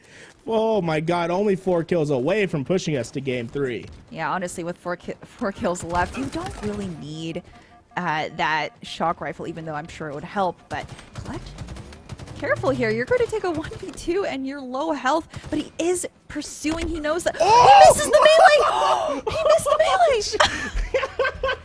Oh, get destroyed! Oh my god, it's got tools! That's crazy! Oh my god, that is so rude. It's so worth losing the game. That's so crazy. It's worth losing it just for that to happen. Oh, Jesus, that's crazy. He lost. Oh, you know, I really thought he was going to do it. I thought he was going to do it, but... Oh, dude, that was crazy. Just getting injured. Hey, man, you know, you hate to see it. Ninjas happen every single day. It really is an epidemic in Halo. Okay. And if you can donate $1 to the Microsoft store and buy yourself some cat ears, maybe we can together stop the ninjas from happening on stream. Oh, they still lose the game. I mean, you know, I'd lose full though. You're about to win the game. I'm watching the stream just so I can see the replay of the ninja happening. So don't mind me. My eyes are on the other screen right now. I'm about to see it. Oh, that's so nasty. Gunshot. Oh, that's so cool. I love it. He just ninjas the crap out of him. It's so much fun. It's embarrassing. It has happened to me. It has happened to me though. Absolutely. But you know, it's all right. It's all I've right. never been ninja'd once in my life. Oh yeah, I'm sure. Okay. Never happened. I'm sure. Yeah. I will give $1,000 to anyone who can show a clip of me being ninja. You know what I'm saying? I'm that confident. I've never been ninja'd. I'm not that bad at this game. You know what I'm saying? I make sure that my back is always secured. Tactical assertions. I'm never gonna get ninja'd. No one go through my game files, please. I'm begging you. Yeah. Okay. I'm gonna hire a hitman. A hitman to ninja me in game? In game, yeah. I'm gonna hire a hitman in game with cat ears to specifically target you. With cat ears, I will be on my guard. Anytime I see cat ears, I'm gonna have flashbacks to this moment. I'm gonna be like, you know what I'm saying? Every time I'm making sure that no one's ninjaing me today. Oh, that was so fun. I love watching Ninja. I said it would happen one time on stream tonight. At the beginning of the stream, I said, we'll see it one time at least. The Ninja will come through. I love watching Ninjas. Unfortunately, it had to be at the tail end of the game, though. Which and is it had to be for the L. That's the unfortunate part. Imagine that being the 50th kill, just getting the Ninja, just stunting on him like that. Oh, no. Insane. Hey, now we're into game 3, though, and this is to determine winners final. Guys, remember, we're not only playing for $1,000 today, but it is Series E. Winner will get their team sponsored by Esports Arena. And guess what? If you're We Love Anime, you get to show up to Anaheim. You're going to have the red, white, and blue jerseys on. You're going to be stunned around with all these awesome sponsors on your chest. It's going to be a fun time. Oh my gosh, I'm so excited to see which teams come out with these 2 sponsorships. Remember, it's not only this week, but next week as well. You'll have an opportunity to earn that sponsorship from Esports Arena. Yeah, I mean, this is a fantastic opportunity. I think it's wonderful. I mean, if you guys pay attention to Apex Esports, you see all the wonderful names that have come out of the ESA teams and how well they're doing in the actual Apex tournaments now in ALGS. And that could be your opportunity. This could be your opportunity. And if not, even if you don't win anything, you are still getting that practice time and you are seeing how higher tier lobbies play. Because let me be honest with you, pro lobbies and lobbies like this are entirely different from ranked. You think ranked is difficult. You think ranked is hard to learn. You don't understand what pure gaming skill is until you play in lobbies like these. I'm serious. Like, tournaments really turn up a notch. You don't think there's something past that, but then you play and you watch and you realize, oh, I get it. I get it. They see this game as completely different than how I see it. And that's why I love casting, because you get to live through all these different perspectives. Yeah, I mean, are you truly a gamer if you don't play in tournaments? I mean, probably not. Are you a gamer if you haven't even been ninja'd once? No, if you haven't been ninja'd once, right? No, but what I'm gonna say is, like, it almost feels like the early days of Halo, where it was, are you the best in your street? Like, are you the best on your block? And it's like, yeah, and then it's like, okay, well then, are you the best at school? It's like, oh, you're the best at school. Well, are you the best in your town? You're the best in town. And then all of a sudden you're like, well, let me go to this MLG tournament down the road, and then you get absolutely mollywopped, and you're like, oh, there's actual competition out here. I actually have to try hard. And it's great that Esports Arena is able to provide this outlet for players early on to have these sort of opportunities. And not only that, you get to have the opportunity to play in tournaments, and then you also get the opportunity to be sponsored by some of these great sponsors that you see at the top of your screen, and, you know, possibly go home with $600 cash split between your team. I love what Esports Arena has done for this community. Do you know how many skins you can buy with that? At least 2. At least 2, right? Like, at least 2. Yeah, at least 2 skins. I guess Microsoft did make it a little bit cheaper these days. So 4? Possibly 4. That makes, however you want to spend. Let's not get too funding. crazy. Let's not get too crazy. You know what I'm saying? Cat ears can only take you so far in this game. We are waiting on this game 3, folks. In fact, Stella, do you know what we're playing for game 3 today? I'm not entirely sure. I think that the game modes did get switched around, so I think it might be Strongholds on Aquarius. So okay. The first, it may be Strongholds on Aquarius. Yeah. So, maybe not entirely sure. You know. Things have been switched around a little bit, so that's all right. I'm assuming that it's depending on servers, and that's totally fine. We'll figure it out. We do it live. When we learn, we'll when you guys learn, we'll learn, and we'll be excited for it. So what? Game 1 was dude, I feel like it's been, so it was flag on Bazaar, right? So yeah, it's probably Strongholds, either Strongholds or Oddball. Man, it's crazy. That game was so crazy, right? To think about like how much of a momentum change that was, because you got to remember, we played like a 20-minute game of Bazaar flag, and now it's like, it feels like that's just so in the distant memory. And now I've been told that we're moving to live fire Oddball. It just feels as if this is an entirely different tournament. Yeah, I honestly, is this the first time that we're seeing Oddball? I think so, right? I think so, yeah. I don't think. Okay, I'm really curious to see how Oddball will work with teams like this, especially with the aggressive anime team. I mean, I want to know what it's like, because when I play, it's very interesting, because I feel like we play a little bit slower. Some people including my randoms, kind of play it as a Slayer, which essentially it is kind of a 3v3 Slayer. But what a lot of people are afraid to do is when you're holding the skull, just drop it and fight with your team. Sometimes that extra damage is so important in winning fights so that you can actually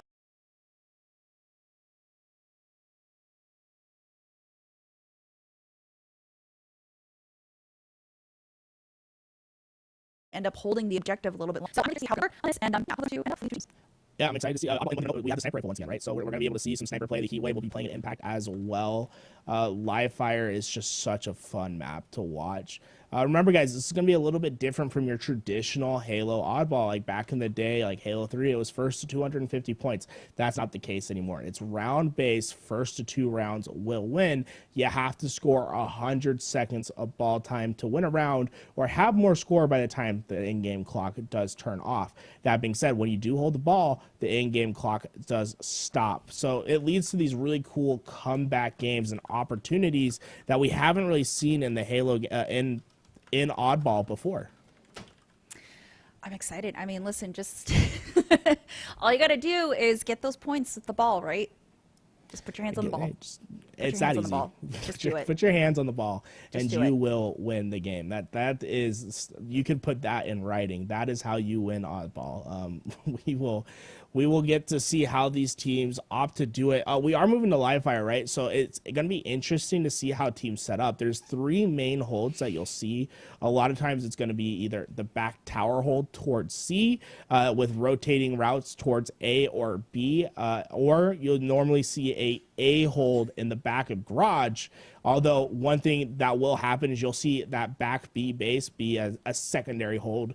They'll have the rotations go through there to where they can try to get the ball off map and play ball. It's going to be really important for these teams to prioritize playing the ball and making sure that they don't give up free ball time. If you think you're going to die, throw the ball off the map, throw it in the middle of the map. Make sure that your teammates are there, that they can bait the ball, get the kills, and prevent the other team from getting time. Yeah, I honestly prefer the tower, and I feel like Anime could really defend the tower. I mean, we've seen them play. We know that how good they are with movement, so they can go up and down the stairs and climb the tower as much as they need. So I'm very curious to see where they're going to end up.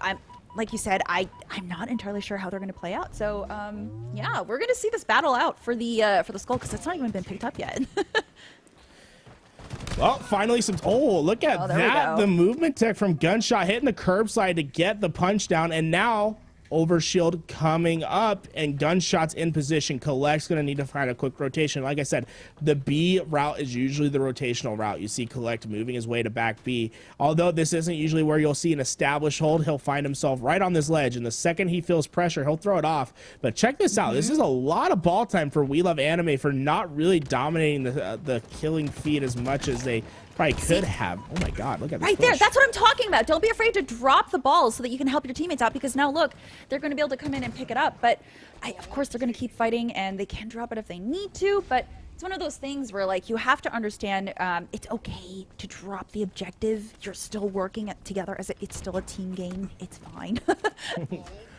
Well, so far, We Love Anime just running away with this game. They're up by 45 seconds. Walls of Jericho haven't been able to even touch the ball, much less get a second of time. And you see right there, he loses control. He throws the ball out. It's going to force Walls of Jericho to push back towards mid. Gunshots on top of ball. He will be able to get it and the heat wave, but can he get it back to safety? He's going to have some opponents. What a trade out. Great job. It was the heat wave versus the Mangler, and that is in a trade. Two disgusting guns up close. Oh my goodness, what were the odds there? But yeah, it looks like Anime's doing great. I mean, I figured their aggressive plays would play really well into how they would handle how they would handle Oddball, and it's just paying off right now. I mean, I don't think that Jericho has been able to get close. Well, Jericho finally getting some ball time, but Collect has an answer, and it's called the Overshield. I love the little movement tech right there for the drop slide. He finds the first, looking for the second towards tower, just hitting the pre-fire. Walls of Jericho going to be able to throw this ball off, but the damage is done. Their setup is broken, and Collect is laying down the hurt. He's looking for his money, and man, he's here to get it. Collect. Oh my God, he's taken on the entire team and he somehow hasn't died. See, this is what happens when you don't. Oh no, no! Oh. I Squilly, I am so sorry. We will pay respects and send your family what happened. We'll pay them respects as well. But yeah, Anime is just holding on to this. I mean, they're just absolutely dominating this right now. They're playing aggressively. This is just Slayer to them. Yeah, I mean, if you can just outslay the way that they have been, it makes the game so easy. Gunshot, last alive for a squad. He's not able to get it done. That ball will be taken and rotated back out. Gunshot living for another day. His teammates are finally there, but the sniper putting in work. It gets the damage done. And that's Collect, who has the sniper rifle in hand. He's going to have the one-on-one. Look at him. Oh, my God. Oh, hit it. Yo. He did get it, though. That's crazy. That man went for it. I love the confidence. Oh. That man went for the clip. Beautiful. I mean, you have to, right? This is Halo. This is the Halo Infinite. This is the first Halo we've had in years, so why not? Put your all into it. Put your all in. And, you know, hitting sniper shots isn't easy. Collect. You know, he hits the double in the feet. If he would have hit that fadeaway trip, that shit would that would have been plastered on that would have been plastered on Twitter. Oh my Let me just God, say yes. that. Yeah, it would have been incredible. And it's just a fight on this edge here. Like, they are not moving away from here. And the ball did get reset, so I really want to see Jericho kind of pull up because they are only at 13 points here. Well, so they are opting for the tower play too. Yeah, I mean, this is where you want to keep the ball, but you still have to find the slays in the feed, and that's where they've been struggling the most, as you see the kill feed light up red. And you just have to play perfect, and so far they haven't been able to do so. Collect jumps up, ball will go into their hands. It's only 2 seconds away. Ooh, Great nades. That ball, does it go off? No, it's still in tower. Oh my God, they just they're keep not able running. to pick it up. They're all just going. They don't care about their lives. We just need 1 second. We're not playing this ball. We're just gonna throw it away. I guess that's the confidence that you can play with when you have an 80-second lead or whatever they had. That's insane. Yeah, Anime is just being aggressive. They are pushing. Like, they don't care about the bullets that hurt them at all. But they do get taken out, so now it is a 3v4 for the time being, and no one has touched the skull quite yet. Sniper rifle still up. It's finally been taken by someone on the walls of Jericho. Bomex gonna be the first line of defense. He gets the damage in. Oh, he's taking on both of them. Gets on both one shot, but not enough. I believe it's Squilly who has the sniper rifle, as Chilled You works to get the overshield for his team. Oh, no. Nikolai. They were in the house the entire time. Yeah, he didn't realize. Oh, and they are. Oh, but they didn't grab the skull. Okay, they are resetting it just to be safe. So that's what they're going to be doing here, Squilly. How did he get up? Did he repulse up? Yeah, he repulsed up. He repulsed up, and he wasn't able to. Yeah, he only grazed him with a sniper rifle, unfortunately. Collect does get taken out underneath. Boehm also trying to follow up, but also gets eliminated. I mean, Jericho could go and take this and reset again at the tower. They're looking pretty strong right now. I feel like they are pretty angry that Anime has been so aggressive, and now they're trying to get back into the narrative here. Yeah, and with 4 sniper shots, they can keep We Love Anime on their back foot and just keep them away. This rifle can make all the difference. Gunshot finds a double. Oh, what a flank. The flank happens. Shield You gets the back smack, but this has opened up a can of worms. You can see We Love Anime flooding in. They do nullify the push for now. Oh my God, what is going on over here? Chilled You is like, am I safe? This man's like looking behind his back, left and right. He is not safe. This is the danger zone. You know what? I have to commend him for trying with. Oh, he gets taken out on the skull. Unfortunate, but Jericho's pulling all the stops out right now. I mean, they're a menace. It's gonna. Overshield in the hands of Collect. He will be able to challenge this overshield. I mean, he'll be able to challenge this ball right away with this overshield. Is going to be able to find the assist. Giving that, yeah, I love. He drops that ball. Yeah. Says, I have overshield. You do the objective work. You're going to say dirty work. You're going to say dirty work. I heard that. Yeah, you know, I do. I find kills. You know, sometimes you gotta let LeBron hoop. You know what I'm saying? Oh my God. You gotta let your main Slayer be. Collect finding kills on the map. Look at this. Gets the heat wave now. Ooh. Double kill for him as he looks for the triple. Oh, the repulse plays. God. Banking it. Boom finds the cleanup. Look at this. He's not even done. He comes back. What a play from Collect. Getting damage on them all. Walls of Jericho. They can't get it. Collect's haunting their dreams. He's coming for his rent money. He's coming to Collect. Stay away. Oh my God. Oh my gosh. This man is all over the map. Oh my goodness, we've just been seeing Collect just absolutely clean house, but the ball's just living up in the tower, and Jericho is struggling to get even close with Collect patrolling like this. Man, Collect still hasn't died. He has this heat wave and he's working with it. And the man is 8 and 5. I feel like all 8 of these kills have been this one life though. Ooh, that okay, ball the ball does off. get reset, but I don't know if Anime is ready to intercept that ball quite yet. But also, Jericho's not there yet either, so looks like Collect is going for it. Collect's like, you know what, fine, I'll do everything myself. That's okay. And he's a one-man army right now. Oh, come on, Collect, stay alive. No, Chilled Use stops it. Oh, Bum, what are you? Bum's like, that's a one-shot player. Let me pull out my snipe for this one-shot player. He does hit the next one. There we go. Great shot. Get another one. Double kill. Goodness. He's looking for the third. Come on, spree. triple. Overshield is up. It could be an overkill. Boom. Take the shots. Oh my Overkill goodness. for the man. Overshield will fall. What a play from Boom X. Oh my goodness. Anime is not joking around anymore. They got kicked around a little bit and they weren't too happy about it. And now they're pulling it all out. They're saying, hey, this is our ball. This is our game. We're not going to go into overtime again. Okay. 30 seconds of ball time necessary for Jericho to run away with it, but Neuronical has plans of his own. Double kill in the feed and the setup for We Love Anime. This is their chance to take the lead and have the position to close this game as Neuronical puts in damage. The way he moves across the map, he knows where they're coming from. The man is on another level. He's not stopping. He's looking for the next. They're all falling. Neuronical's in their brain. The man's a disease. You can't get rid of him. Chilled You finally finds the antidote, but it could be too late. Only 10 seconds needed for We Love Anime to secure their ticket to the winner's final. I think this might be the game here, Tools. Does get killed with 3 seconds left, but I don't know if it's gonna be enough. It's Collect who tried to come in and take it, but yeah, I don't think they're gonna be able to make this. They tried and they fought so hard for it, and they are going to try to reset, but I don't think it reset. Reset.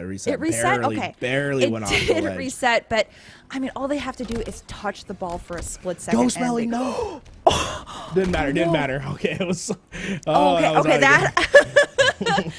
That was a little bit too close for comfort there, but I mean, Jericho, you have to commend Jericho on their attempts to try and fight back against Anime, but Anime is just the most aggressive team I've ever seen. They are so confident. Even when they do fail in pushes, they just come back and try it again. And you have to admit, all of these team members are such heavy hitters. It's not even just one person that pulls out the stops. It's everyone. Oh yeah, I mean everyone had their anime moment, right? Everyone like stood up and they did their thing. I love what we saw from We Love Anime. And honestly, it's how do you respond when your back is against the wall, right? Their winners bracket life was on the line. They had an unfortunate end to game one. They have to respond, and they respond by mollywopping them in the Slayer. We'll discount the Ninja. We won't remember that. That did happen. But then they also just win Oddball 2-0. Just an incredible job from these guys over at We Love Anime. The Weebs get it done. They're in the winners final, and they have to go up against Incognito with Piggy saying ready for them. I'm so excited. Yeah, what they were doing was just incredible. I mean, honestly, Jericho, also fantastic team. I think that they have some very good players. And you saw how CTF, Anime was struggling. So I think that maybe their team strats are a little bit different. We can clearly see that Anime have really good heavy hitters. I mean, I think they excel in Oddball and any sort of Slayer type of team game. So I don't know, if you give them all objective-based games for Jericho, I think they might win. Hey, We'll have to see. That being said, let's go back to Yasso. He could talk about everything that's good about Series E and what we just saw from We Love. Welcome back, everybody. Quite a few more sets into the tournament here, and we finally see our top two meeting up very soon. Incognito and We Love Anime have made it to winners finals, and we'll see the top two seeds face off very, very soon. And finally, we see a team there, Walls of Jericho, finally giving We Love Anime a run for their money. I believe that's the first map we've seen them drop in the bracket so far. Of course, We Love Anime was able to rebound. They come back, they win maps 2 and 3 to take the win in the best of 3 and move on. But an interesting and strong performance there from Walls of Jericho. We'll have to see if they can get things rolling down there in the losers bracket, see if they can get another shot at We Love Anime, either in those losers finals or in grands if they can make the big run. We'll have to see how things shake out there. But we do have a matchup coming up between We Love Anime and Incognito. But one thing I do want to do here is I want to take a look at, we got to see an overkill there in that last game. Boom X able to grab an overkill. So I want to take just a momentary look at that replay. We'll pull this one up for you. He's sitting with the BR and the sniper rifle, able to get a body shot into the finish there, but that is not the start here. Boom X just patient, peeking over towards OS, able to get 1 and 2 there with the sniper to start the double kill. Nice peek to bottom mid for the triple, and then able to set up the beautiful 4 shot here for the finish. Little assist from the teammate, but a nice overkill there from Bomex. Does go down right after, but well played. Good work there with the sniper, holding perfect position, peeking out from low tower, out towards over shield there, and able to land some nice, clean shots out there. Well played from Bomex. Hoping to see some more plays like that throughout the tournament here. But of course, we have our focus now onto this next matchup, and I'm curious to hear from everybody in Twitch chat. Of course, we were mentioning earlier on in the show the similarities between these two teams. Of course, We Love Anime and Incognito, two squads that did qualify to compete in Anaheim this coming month. They're in the top 2 seeds. They've kind of had a crash course set for each other here in winners finals. Let me know who you're taking in this next matchup. We are going to go to a quick break, but while I do that, do want to remind you folks, of course, if you guys are looking to sign up for more Series E events, we will, of course, have Apex Legends and Guilty Gear all throughout the week. Make sure to sign up. Head over to matcherino.com/ESA to check out the full schedule of tournaments we've got going on. We would love to play with you, and you can even go into our arenas all across North America, and I should say all across the United States, and compete. If you're looking for those locations, it's exclamation point locations in Twitch chat. We are going to go to a quick break. When we come back, we've got winners finals ready to go for our first day of Series E Halo Infinite.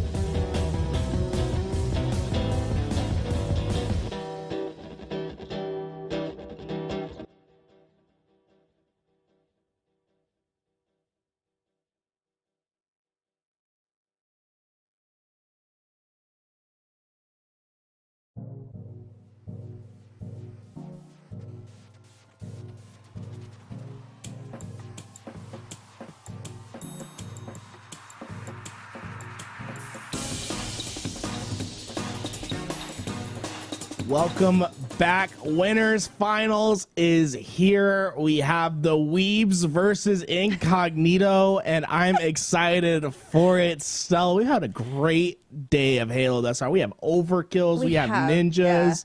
And Sam, we got a game 3 finally. Everything's been going hot for us over here, and I'm excited to see what happens in this winners final. Once again, another best of 3 though. Best of 5s will start to happen in the grand final. So whichever team does secure this victory does mean a top 2 finish secured, which means at least $300 for them. That's right, because we have round 7 and 8 left before we get into the grand final. And you know, there's a joke somewhere about We Love Anime playing Incognito because I think that might not be appropriate here. But anyways, just saying, there's a joke to be had there. So I'm very curious to see how they're going to play against each other because of the names and also because of the skills that we saw them demonstrate, I guess. Yeah, I mean, Anime has obviously been on a roll, but Incognito is also a team that you don't want to mess with. I mean, we saw them very briefly, but they were incredibly strong. So this is the matchup we've been wanting to see. You've been like counting on this too. So I just want to see them fight. I want to see the first few seconds of gameplay and see how their matchup is. Yeah, it's honestly who's going to come out strong, who's going to come out swinging. Remember, it's a best of 3, and anything can happen in a best of 3. All it takes is one upset for something to go the wrong way. That being said, we're going to have some heavy hitters, right? It's going to be an incredible game, and let's see who's more cultured out of the two. Let's just say that, right? Being in those Incognito tabs, I'm sure is none of these players are a stranger to that. Of course not. No, of course not. Of course not.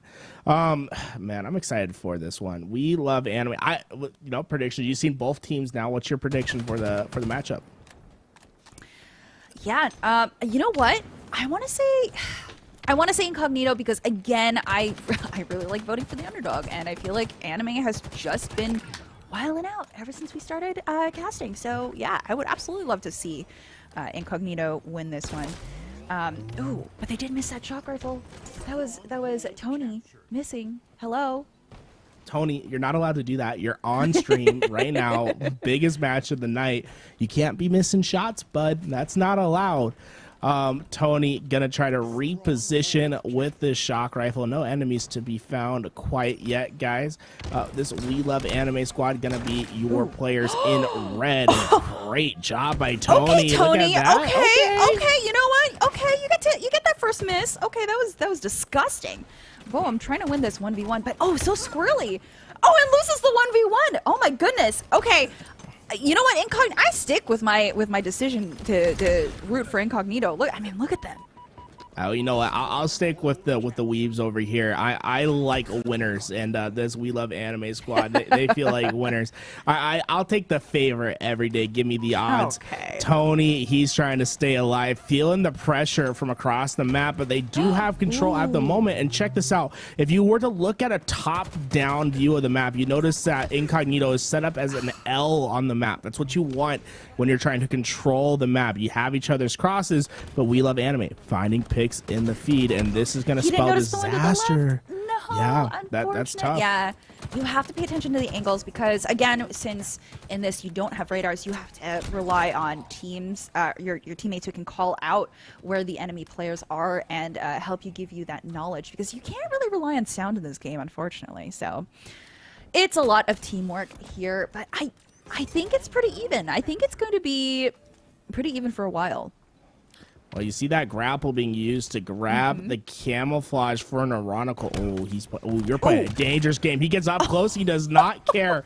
When you see a player with a mangler and you decide to push forward anyway, that's when you know you have some steel down low. Neuronical able to get this the sword to go, using those sticky grenades to launch it towards them, getting that combat evolved medal. One of the features I love in Halo Infinite. Yeah, now he's just baiting and waiting for them to come in. But boom, in a 1v1 here, loses that 1v1 again. Boom, what's going on, my man? Oh, no. Ooh, slice. Neuronical. Oh, no. With the kill on Tony.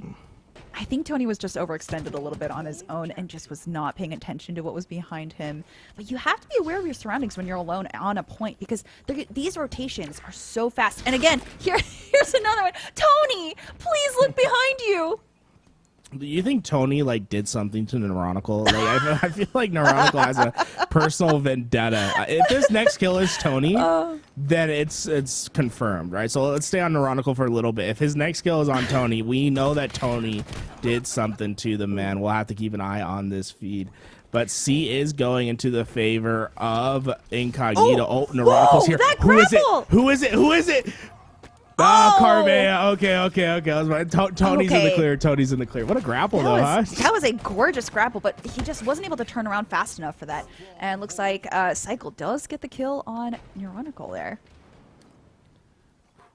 Yeah, it's just back and forth rotations here, which is fine. It's just making for a pretty even game right now. I mean, B is going to stay contested for a while because that is the most open spot that you could try and capture. And it looks like Anime is trying to make their push again, but they get shot out in the middle. Yeah, just absolutely outgunned. 3 go down and Collect. Well, you're in danger. You're going to have to try to live in this corner. Incognito, I don't know who this was from Incognito, but they just did not push him at all, letting Collect survive. And I mean, Collect's going to take advantage. Oh, Tony barely gets away with that kill. That was so close. But this is what I love to see. Carmea got the camouflage and the shock rifle. Ooh, he's going to have the first opportunity. This is the chance for some high action plays. Can he hit the headshot? Oh, immediately gets spotted out. Holy crap. I mean, they have 3090s in their computer. I don't know what to say. This is just insane from them. Well, we do know that so we do know that Anime knows their maps. Like, they have heavy map knowledge, so they know exactly where to peek. They know where exactly they should be anticipating enemies to be looking. So that just helps out so much in these fights because they're able to rotate and they're able to hold out positions from, oh my goodness, from Incognito here. Trip cap in effect for We Love Anime, and this has been the difference, right? Incognito, when they've gotten their hills, it's been 2 at a time and they've tried to maintain them. We Love Anime immediately pushes forward to the trip cap. They've had it a couple times now and it's given them the lead, though. C is in contention for a little bit right now, but look at this. The Slay's heavily going in favor of We Love Anime, and they're going to try to take advantage, try to maintain the pressure. One player at C, but this is a trip cap that's in effect, and Neuronical wants to keep it that way, getting behind the players, finding the kill. He's going to get on for the recap, and almost hit the perfect shots. Bohm will have to clean up the loose ends as Rami and Bohm get the job done. That was great work by Carmea, but he was alone. And I'm noticing that Incognito is traveling alone right now. Maybe they need to regroup and try to do a push together, at least 2-2. But that's the problem that we're seeing right now, that Anime is really good at separating teams. And that's how things fall apart. Ooh, but Rami does get taken out here. Carmea coming back, trying to take C. But it's going to be a 1v2 again and is already low and broken. Ugh. Oh, broken is right. I mean, look at this. The Incognito is only has B. They're trying to funnel into A, but Neuronical and Bohm are trying to find the answer. He's immediately throwing in the nades. He's going to have a chance to get the kill. Oh, just comes in a second too late. He will get the kill, but is immediately traded out, and this is Incognito's chance. They found the unlikely kills at A. They're working on B, and if they can find the next set of slays, this is their opportunity to get the trip cap and to get back into this game. We Love Anime is 1 slay away from gaining control and running away with the game, though, so you're going to have to be careful. Collect, checking his corners. There is a player around him. He's just looking for it. He has this pistol out, and this is why you don't use it. You know, we talked about how it was bad. That's the reason it's bad. It's okay, just, but to be fair, if he had hit like 1 more time, he would have had that damage over time. No shot. No shot. Okay, I think he had another 2 shots. Come on, 2. It's just that bad. You know, I'm just gonna say the disruptor pistol. I like how people are picking up. They're trying to use it more often. It's just not good enough. One thing that a lot of people don't know about the disruptor pistol, though, it is full auto. I see a lot of people trying to spam it. You can just hold down the trigger and it'll just constantly shoot for you. So little tip for you guys at home. All right. I'm saying how it is. It's a bad gun, guys. It's bad. It just keep it in the back pocket. I like it, but I've just had really good luck with it. So it's not for everyone. I mean, I don't like the shock rifle. And Speaking of, we haven't seen the shock rifle in play in quite a minute, and I mean, they're just moving so fast. I don't think they really need it. It is back to Incognito's capture, but I mean, they've got a long ways to go, and Anime is right on the cusp there, and they did stop them from scoring, so they need to be able to take C or take B back, and they are starting to cap C, but that's the one that we've seen a lot of action at. And C is going to be heavily contested right now. You can see Rami and Bohm working on the secure, but it's going to be Tony who's trying to apply pressure. But look at this cycle with the quick rotation out to B. I like that rotation. They're going to push the We Love Anime back towards C, and they're okay with this. But you got to remember, We Love Anime is really just one established hold from winning this game, so you really can't make many mistakes if you are Incognito. Oh, yeah, Tony, please, please play more corners, be able to seek out more sites, because I feel like I've seen Tony just get taken out on his own a lot here. So Anime is trying to get more of, trying to get at least one location down here, but I don't think they're able to really move forward without taking a big fight. Now they are going to try to take A. Oh, but they turn their backs. I don't know. Oh, no. They did lose that, but there is another one left, and they do kill Piggy. But are they going to be able to get this capture in time, because they are low health? Collect. Are you going to be able to get this? Are they going to let you get this? One player underneath. I think he's aware. He's cool. They do have the Mangler. That Mangler makes all the difference. The two-shot drop. Gonna be able to get the kill. And all of a sudden, this is looking dangerous. They're gonna be at 199. Neuronical's capturing B. He's gonna have one player to deal with. He gets around the corner, but Cycle's there for the trade. B is reset. Finally hitting that 200-point threshold. Wait. This game's close. Okay, this is a lot closer than I expected it to be. I mean, they are closing the gap actively, but oh, and they just round captured C as well. They are trying to keep this alive as long as possible. Incognito not wanting to be taken out in round 1. Oh, but look at this. Oh. We Love Anime gets A and B back. The second you think Incognito can get it done, the Weaves answer. They strike back, and now they're quickly rotating towards C. Love this from Bohm. Bohm's okay. He can be rotating back towards A, and he will do so. He could have committed with C and double hop. Instead, he comes back. He's playing hero. Neurotical gets the kill. The reset's in. Oh, that was so close. That could have been the choke of the century. It could still be the choke. God. 248 collect in B. They get it, and that will do it. Trip cap in effect. Oh, that was dangerous. Oh, so close. The comeback, almost a reality. And honestly, I think We Love Anime got outslayed. I think they did, honestly. The amount of work that Incognito needed to do in order to make that comeback, they slayed out, and they were absolutely dominating Anime in certain points. I mean, the way that they were able to keep up with the pacing was really impressive, and they were able to put down so much pressure. Oh my god, yes, this is the gameplay that I've been wanting to see for so long. Yeah, that was insane. Honestly, the difference in the game really comes down to the trip caps that We Love Anime got, right? They got outslayed in the killing feed. I think they went -5, -6 on the kills, but they still won by quite a margin, and that's because their kills were more efficient at the end of the day. They were able to translate their kills into trip caps that resulted in extended pressure that allowed them to build quite a lead, and although they were getting killed in the feed, it didn't end up mattering because the kills that Incognito got were inconsequential to the result of the game because of the trip cap pressure We Love Anime applies. And now we're in a best of 3, right? So Incognito's winners bracket is on the line. We Love Anime one game away from getting it done. And last time we saw him in Slayer, it wasn't pretty. It wasn't. I mean, I think Incognito just took a little bit too long. They took probably a minute too long to get used to Anime's pushes. And they adjusted, which is good, but they adjusted a little too slowly. So they did give up a little bit more point capture. So hopefully with the next round, I mean, hopefully with the next match, they can make it up and at least tied up for the 3rd round. Guess what? We're heading back to live fire for game 2.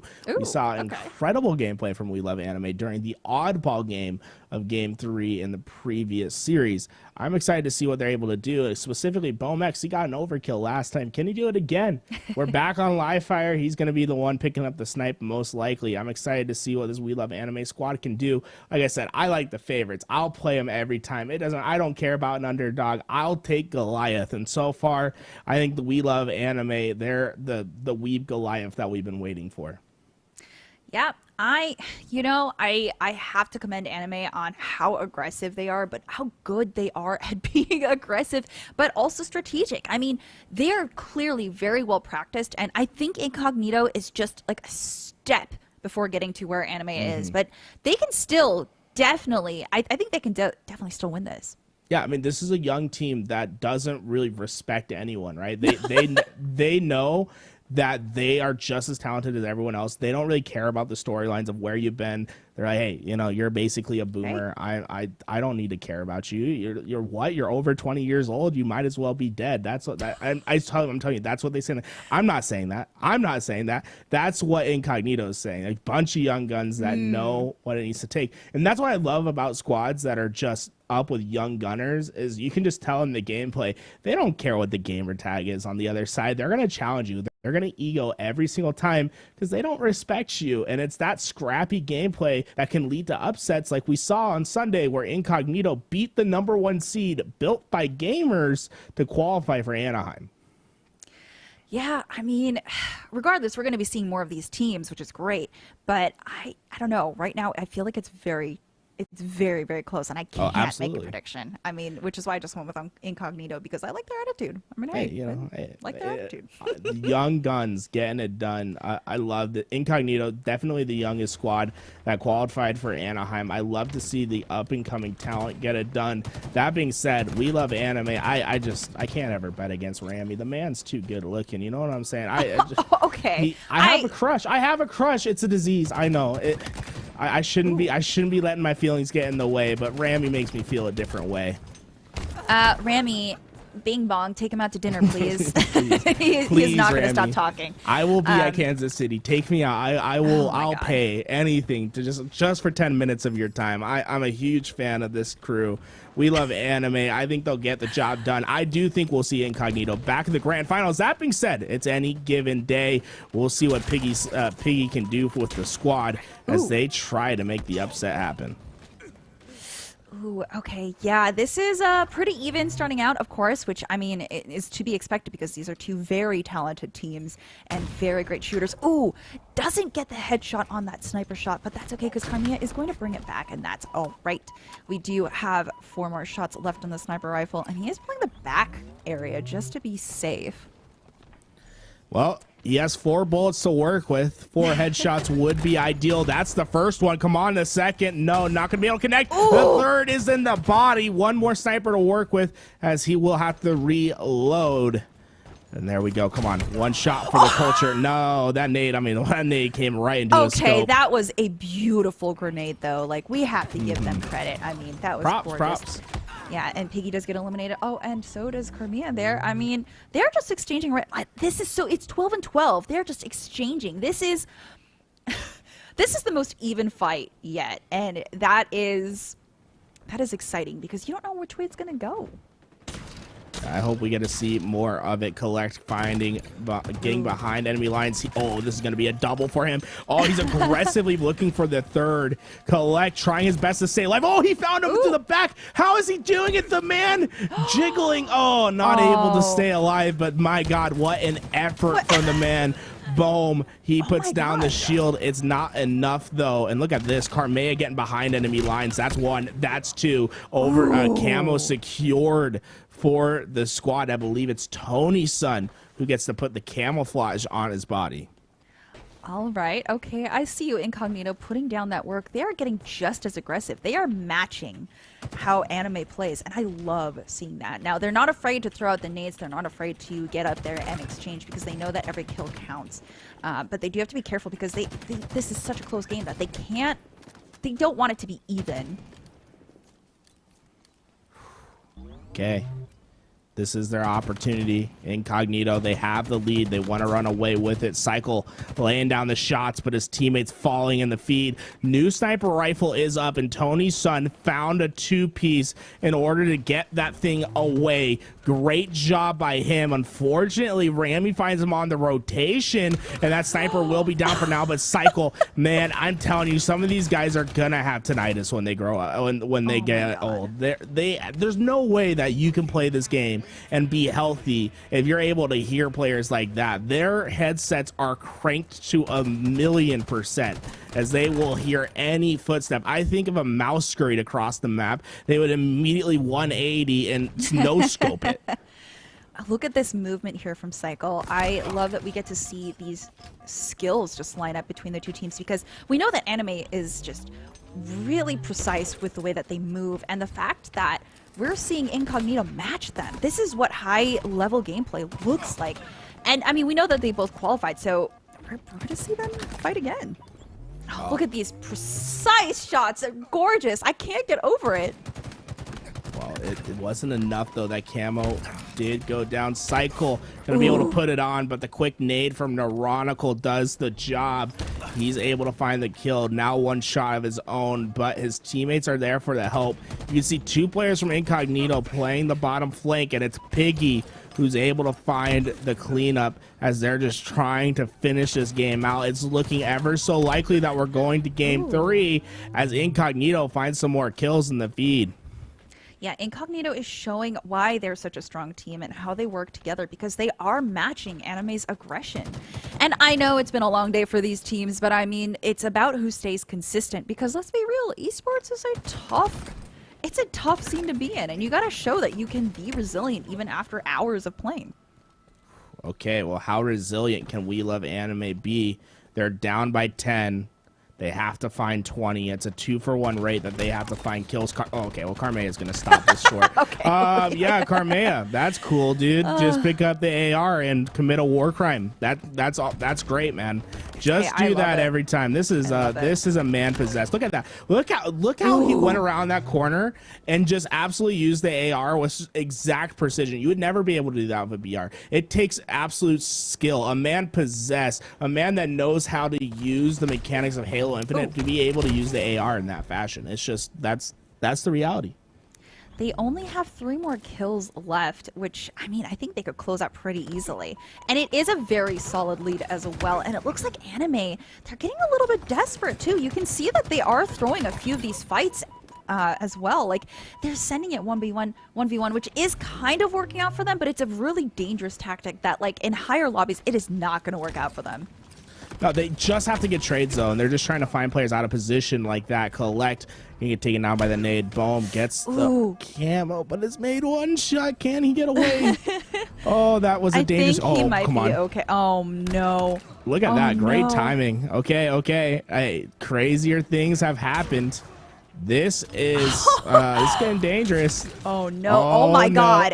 They no. should have eliminated him when they had the chance. It is way too close for comfort. They only need 1 kill, 1 more kill, and they're just racking up points. I mean, it's just who's gonna get it first. Look at them. They're all over at B. They just know if they team up with each other, someone pushes them, they're gonna at least find a trade. That's their plan, but it could backfire if they do get picked off one by one. You can see the push starting to happen. Pushing by himself again and just awarded them another freaking. Why are they falling apart right now? It's happening. Well, this is what inexperience, right? We're talking about a squad that's really young, and they don't necessarily have as many reps in this position where they have this sort of lead. Where We Love Anime, they've been there, they've done it, they know what it takes. But here we go, a push from Incognito. They just need to find one. Tony's son trying to get it done. He'll be able to work with Cycle. And I mean, a great effort from We Love Anime. That scoreline making it look closer than it was. A valiant effort at the end of the day. But when you're talking about 49 kills, it just takes 1.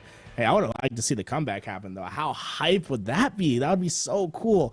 Instead, Incognito had to be lame and win the game. Like, what's up with that?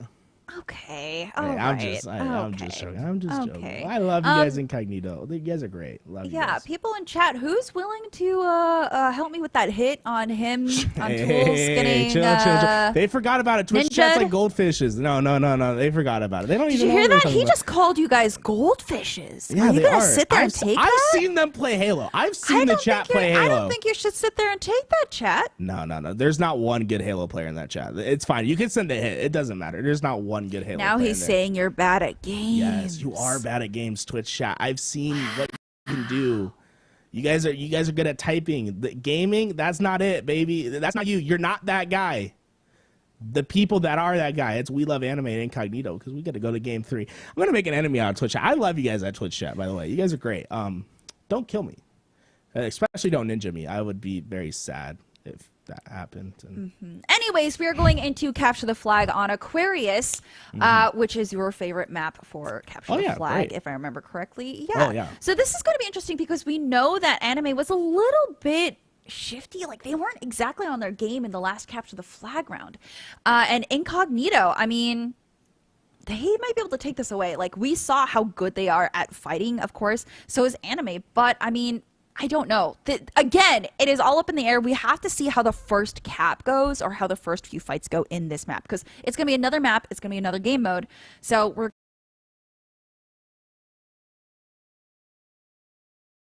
it's going to be a tough one. I give the edge to We Love Anime for sure. I mean, I love the guys. Gonna always, I'm gonna let my bias show through a little bit. But Incognito, I mean, what a strong performance in Slayer. But I feel like that momentum they would have had from that Slayer kind of got nullified when they gave up they gave up their lead, right? It felt like they escaped with the win rather than getting an emphatic win.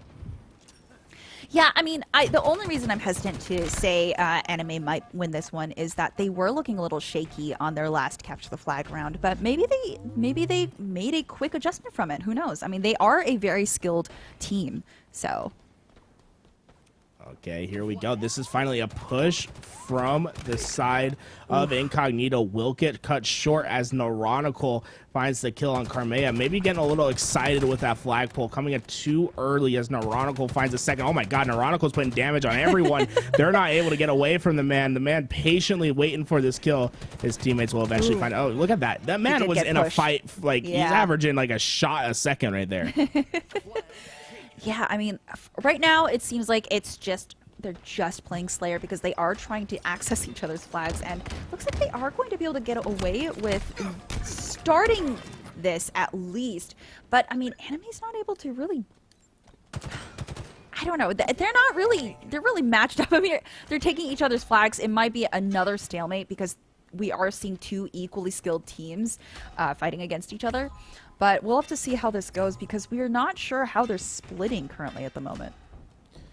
Well, Neuronical going to be able to get this flag away. It is a standoff, and you can see all of We Love Anime pressuring them enemy flag. And look at that. They got the return. 2 in the feed. Now Neuronical just needs to get the final steps, and he'll be able to do so. Okay. They strike first blood, and it's within the first 2 minutes. Great job by the Weebs as they push one step closer. Rami, he's putting down the shots. Neuronical's there for the finish. And look at this. They're applying so much pressure on the car side. They want to get into this util closet and control it. And it looks like they're doing a wonderful job at that. We Love Anime roaring back in game 3. Yeah, I think that they did make those adjustments that they noticed in the previous Capture the Flag mode, which is interesting though, because this team, I mean, Incognito is definitely very, very high skill, and I don't know what's going on here, but I mean, maybe they just need to regroup. I do see one teammate from Incognito just constantly being caught out, and it seems like they are sending one by one. You know, you just gotta full send sometimes. Send everyone, guys. You know, when you cycle in 1-on-1, it could definitely be to your detriment. But oh my god, look how he's just ratting in the back base. Piggy's trying to clean up that player in the back of their base. But sometimes it doesn't make sense just to pull flags. Sometimes you just gotta wait in the back base, make the opposing team come back as Piggy finds his back exposed as he dies. But yeah, sometimes when you're pushed up too forward and you just need to stay alive and just apply pressure in the back base, try to be a rat. And so far, We Love Anime being a thorn, a pressure point for Incognito. Yeah, Incognito really isn't able to move very much from their base. So, I mean, while that does help out with their flag defense, it also makes it a lot easier for them to get wiped. So they're just struggling right now. And I think that their mistake is that they're opting to try and move out instead of stay and play defense when clearly Anime is trying to steal their flag. It looks like, is Anime trying to go for more spawn kills here? Well, he just knows that, like, if he pulls that flag, it won't be successful. He's waiting for his team help to come, and look at that. It's going to work dividends for him. Double kill as Neurotical works to get his shields. Rami will clean up the last one, and that should be a flag grab. But Tony playing heroics. He stays alive. He's stopping the flag for now. Boom, getting down the damage, and Incognito looks like they're going to be able to stabilize. They get the return, but We Love Anime, they're ready for the revenge. They're coming in. They're looking for kills. Boom finds the first, and now Util Closet in their control. Not looking too good for Incognito right now. They're not able to get their bearings and move together, which is problematic. I mean, they are just struggling, and they're just getting rolled. I hate to admit it, but they are just getting rolled here. Yeah, I mean, it's just, this looks all We Love Anime. It honestly feels like Incognito haven't been able to make one proactive play. It's all been reactionary thus far. We Love Anime just having their way as they put in the second flag cap. And Cycle, he falls from Rami's sidekick. And look at this. Rami's looking for another one. His pistol hasn't had enough. Look how fast she can shoot this thing. The bloom is a little hectic towards the end, but, you know, the teammates will get the job done. It worked. It worked. They're able to. So what I'm noticing is that Team Anime is really able to put down the pressure together as a team. And that is really what is hurting Incognito right now, because Incognito, they are desperate. They're feeling the 2 score up, and they know that they have to make moves, but they are also having to play heavy defense. And that's going to make you feel a little bit more desperate. So they're definitely acting off of reactions, and they're not able to really push forward on any of this. Well, this is their opportunity, though. Tony is pushed forward. If he can find a couple picks and get into this base, it could alleviate some of the pressure that they felt. But We Love Anime so quick just to find the trades. If you expose yourself for one moment, they're ready to find the kill. And what a play from Bohm. Yeah, although he doesn't really get the kill right there, he stayed alive. He put in the damage, and he's finding assist after assist. This is the difference, right? Incognito, they pop out. They're immediately traded. Bohm, he pops out. He manages to finesse his life, get the teammates to come and help, and apply pressure into the opposing base. Yeah, absolutely. It's kind of like what I started saying earlier to you about how it's important to know when you should pull out of a fight. I mean, it seems like Incognito is just full sending, and that's not really the method here. While it did work in Slayer, this is not Slayer. No, you have to be able to coordinate as a team. And you can see, like, Neurotical, he doesn't have his team help right away, so he's not full sending. He's playing cautiously. He's staying in their back base. He's just being a pain to deal with. And although it's not going to result in a flag cap, what it does make Incognito do is play out of position, have to rotate back towards their base, have to play out of position, and that is going to play dividends. It's going to make Incognito feel uncomfortable on the map. You get a kill, and it doesn't feel good. It's like, okay, I got a kill. We cleared our base. Now we can try to make something happen. But so far, We Love Anime shut them down at every corner. They truly are the main villain. They are the big bad guy right now. Oh my goodness. Yeah, they're really just putting down the pressure, and they're completely dominating here. I mean, they know how to work together, though, and maybe this map is just something that they're incredibly comfortable with. On Bazaar, we did see them struggling a little bit to get the flag pushes really going, so this seems to be a map that they're incredibly comfortable on. Every single game mode that we've seen them play here has just been just incredibly well coordinated. Maybe this Bohm's going to be able to pick up the flag where it was left off. Going to get that past the point of no return. It's going to be up to Incognito to find these kills. And they both dropped down. Those shock nades did the job of pulling them down low, but the kills not going into the exact favor of We Love Anime yet. But look at that. Collect working with his teammate. It's a 2-on-1. They put in the damage, but Cycle should be able to clean all this up as Collect retreats. Oh my god. Look how Collect, he was like trying to stay alive. He was desperately looking for an escape. Yeah, honestly, Anime is looking pretty good here. We do have 4 minutes left, and even if they just keep the 2 flag score, they'll be just fine. So it's really on Incognito to try and even up that playing field, but they're really struggling to do anything right now. I mean, they're not connecting enough shots. They're not operating. They're not really capitalizing off of the kills that they do get. This is a cap for them, though, so they do cut it in half, right? Only one That is good, down but now. Great run from Carmea, by the way. Yes. I mean, his movement right there was insane. Getting that flag back for his team, and this is the opportunity they've been waiting for, right? It's been just 6 minutes of domination from We Love Anime. Carmea finally getting some life. Oh, he drops the weapon, but it's not enough. Can't get the headshot. And now everything's equaled out. It's these next couple fights that will determine whether Incognito can make the comeback. Ooh, yeah, they were, that was one of those situations where they should have pulled back a little bit because they were getting outnumbered here, and now Anime has pushed up a little bit too far. So now they're going to have to play defensively again, and this is the same exact situation they found themselves in the entire game, which is not ideal for Incognito. Look at this. Naranko doesn't even care about this flag. He just wants to apply as much damage as possible. He's main slaying for the team, and it's because of this reason. He just does not care about the objectives. Sometimes you just need a main slayer. Look, he went all the way back to his base because he wants to grab this thrust. He's going to let his teammates go forward, do the dirty work so he can come and just clean up the kills. He's sitting at 23 and 13, plus 10 for the man, as he's looking for more Spartans to take out. But this kill feed light and red. It's all We Love Anime as this game comes to a close. Yeah, I mean, they are very well coordinated, and Neuronical being able to put down as much pressure as he has been helping the team, because even though it's just him running around, he does have the movement tech. He is the one that is, oh, that was a great shot. He is the one that is making sure that the enemy team feels like there's more than one person that is running around applying pressure, which is so important in a game like this. There's Rami trying to get back. Oh, ooh. Tony went for the ninja. Well, that was a valiant effort. Rami said, yeah, that's not going to happen, bud. Good luck with that one, as he does not fall for the tricks. They find the 2-cap lead once again. Ooh. And now we're in the waning moments. Incognito, you can't make any more mistakes. You have to find the kill starting now. It takes about like 20 seconds to get a good flag run in, and then you have to get back and run another. But if you let Rami put this flag in, it's all but over. And it looks like an open run right now as well. Oh, it looks like he is getting shot in the back, but he did bring it all the way over here for his team. And look at this movement. He does get eliminated right down at the stairs, but I mean, that's no big deal for his teammates to go back down and grab that flag. And people wonder why I have a crush on Rami. I mean, have you seen a man move like that?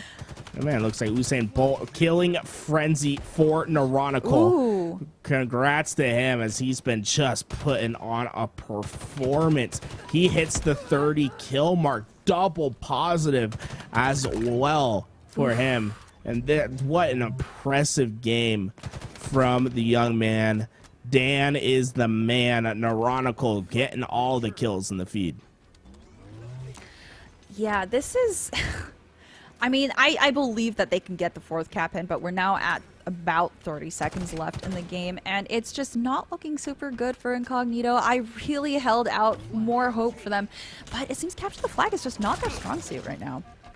Nah, it's just... I mean, this is where, like, Incognito's great. They can keep up, but this is where the better team will win. Flag is usually the game where it's like, if you're not coordinated enough, if you don't play enough as a team, you get kind of exposed. And like Incognito has their opportunities, and this is great. Like, they're going to be able to get back, you know, and try to regain in the losers bracket. They have opportunities that they can execute on to potentially take the game in the future, but you can't let Neuronical drop 33. You can't get outslayed in the fashion that you did.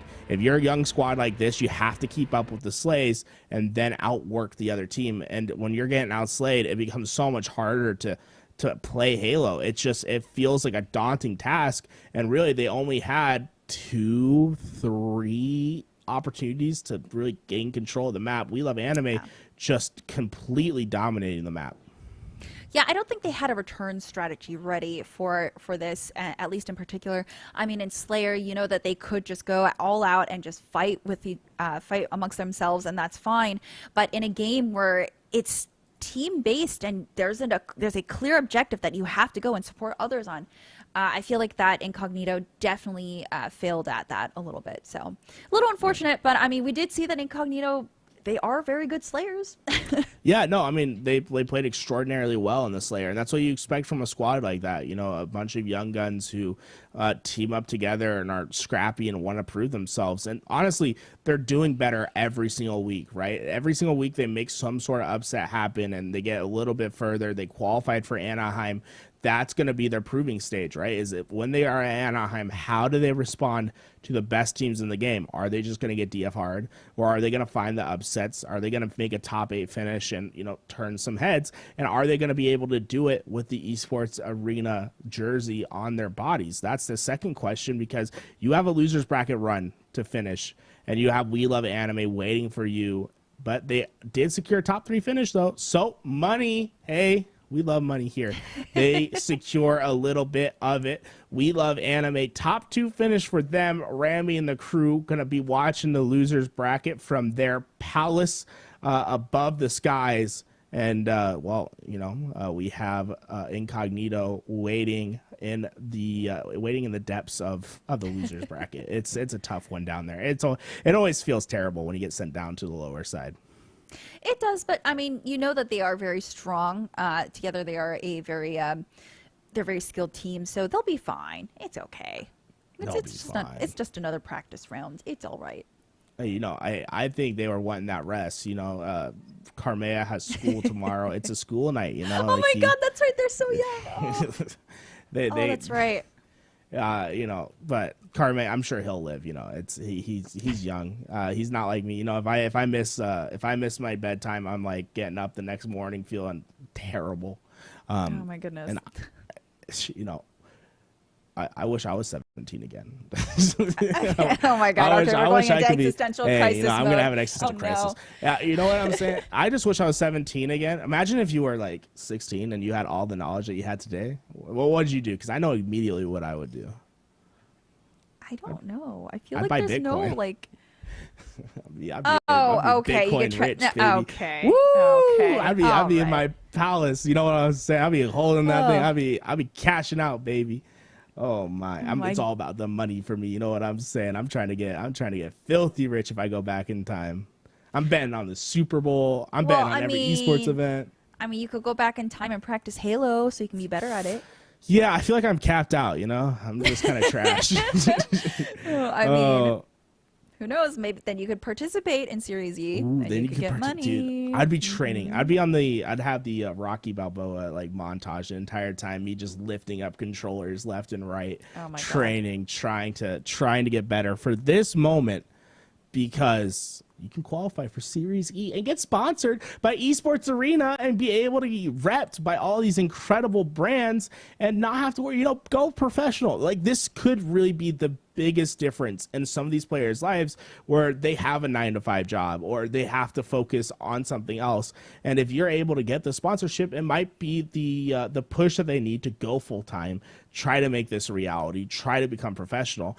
And I love the opportunities that Esports Arena does provide for these players. And honestly, it's huge props to everyone and the team. That being said, we have a losers bracket to look at. And while we get our next match ready, let's go see what Yasso has to say over at the host desk.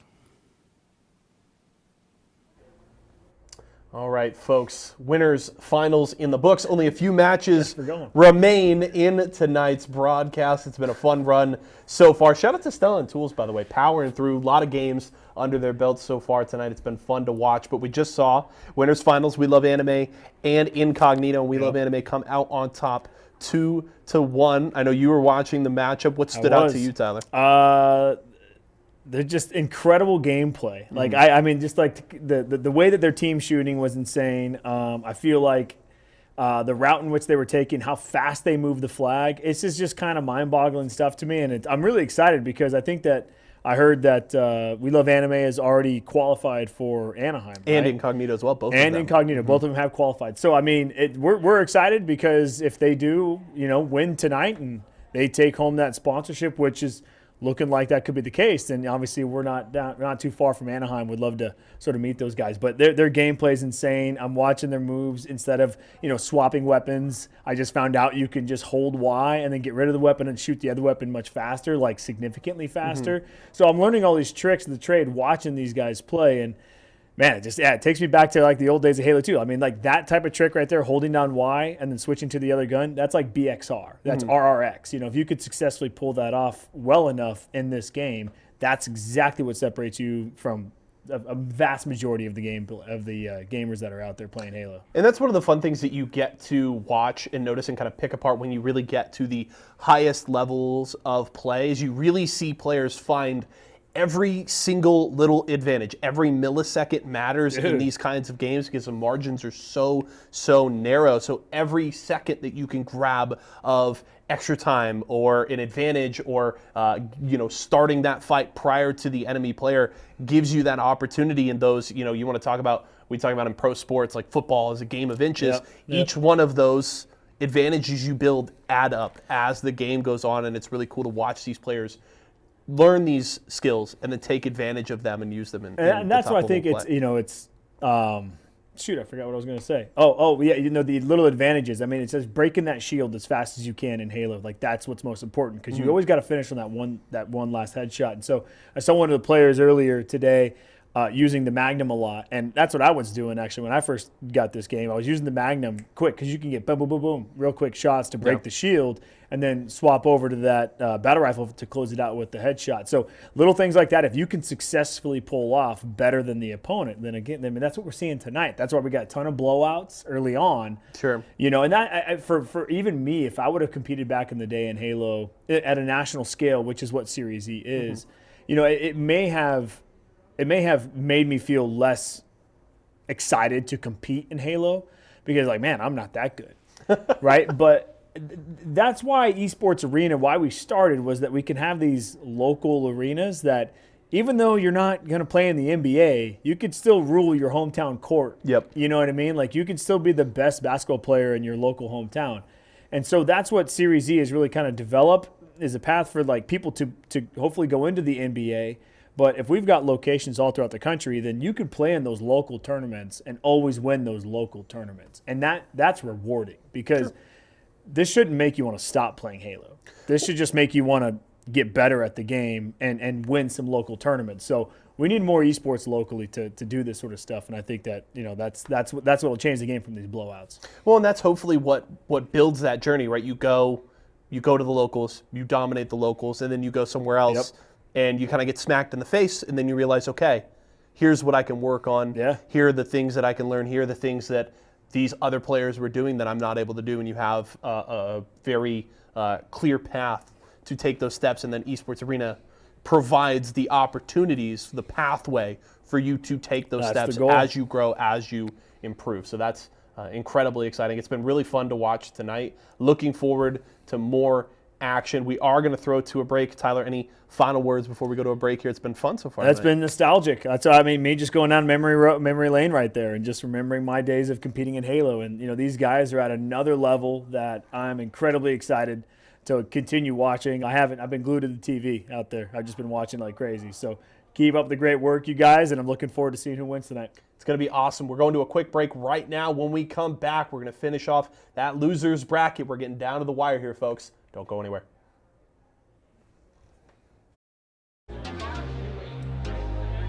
We're going to do it in 3, 2, 1.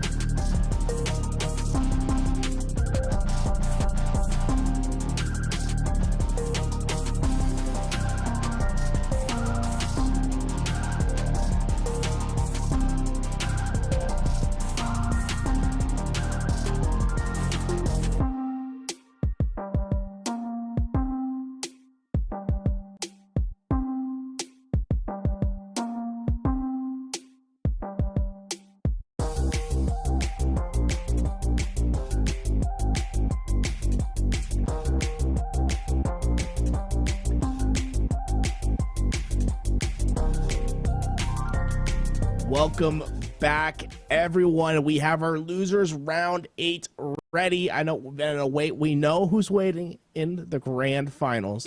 It's going to be We Love Anime, aka the Weebs. Yes. They got it done.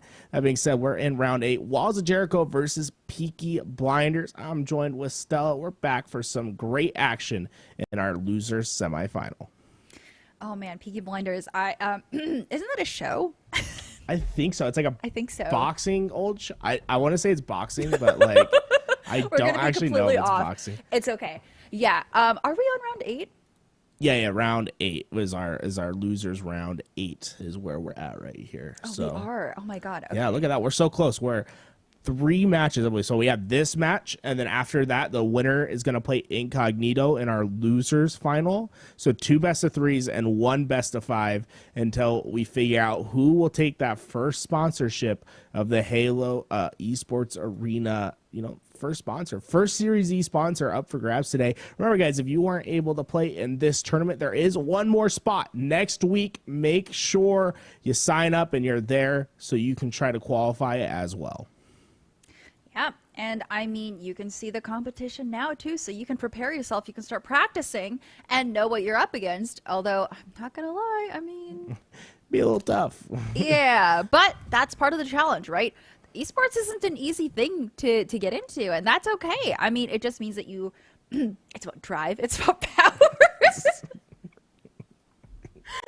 I'm gonna get fired. Anyways, I'm excited to see. Let's keep going. Let's keep it going. It's about drive. It's about power.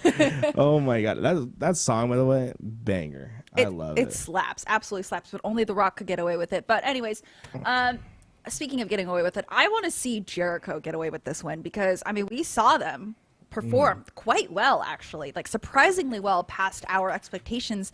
And I honestly, I haven't been paying attention to Peaky Blinders. I don't know how they're going to perform, but I do know that Jericho was very solid in team play. So I really want to see them take this win. I want to see them go into grand final. So hopefully that's what we see. I don't know. What are you hoping for? Are you going to go for the underdogs, the show that we can't figure out what it is? Yeah, Peaky Blinders. I mean, it's interesting. If they really want to do it, they have to put in the work. They have to put in the hours. Take what's ours. They want to make it We're happen. Never coming back on here. Oh my god, this is so much fun. Well, no, I think Walls of Jericho probably gets it done. That being said, Peaky Blinders is led by Finnick, who's been around the block. He's an experienced player. I believe he comes from a different esport that I just can't recall off the top of my head right now. He's a streamer though. I had the pleasure of talking to him and playing with him for a little while, about like a month ago, and I was impressed with him. I think he's an incredible talent. I'm glad to see him in this tournament trying to make some waves. Hopefully he just hasn't been able to break into that top 8 role yet within the pro series, and this is his opportunity to get some good practice against some of the other top 8 teams and try to make some upsets happen. But Walls of Jericho, that's a tall wall to climb. I do have them as my favorite. That's a nice statement there. Yeah, I mean, we're really going to have to see. I have not been paying attention to Peaky Blinders stats or anything at all. We haven't seen them play at all yet. So this is going to be their time to shine as well. And of course, I really do love voting for the underdog. But I mean, Jericho was kind of the underdog in the previous situation. So yeah, who are we to say that they're the underdog, right? We're talking about 2 evenly matched teams. That's what it is. And you know what? I'll put my hat in the ring with Walls of Jericho. I like the team name. I think they stand strong. They are a wall, and it's hard. Walls are pretty strong.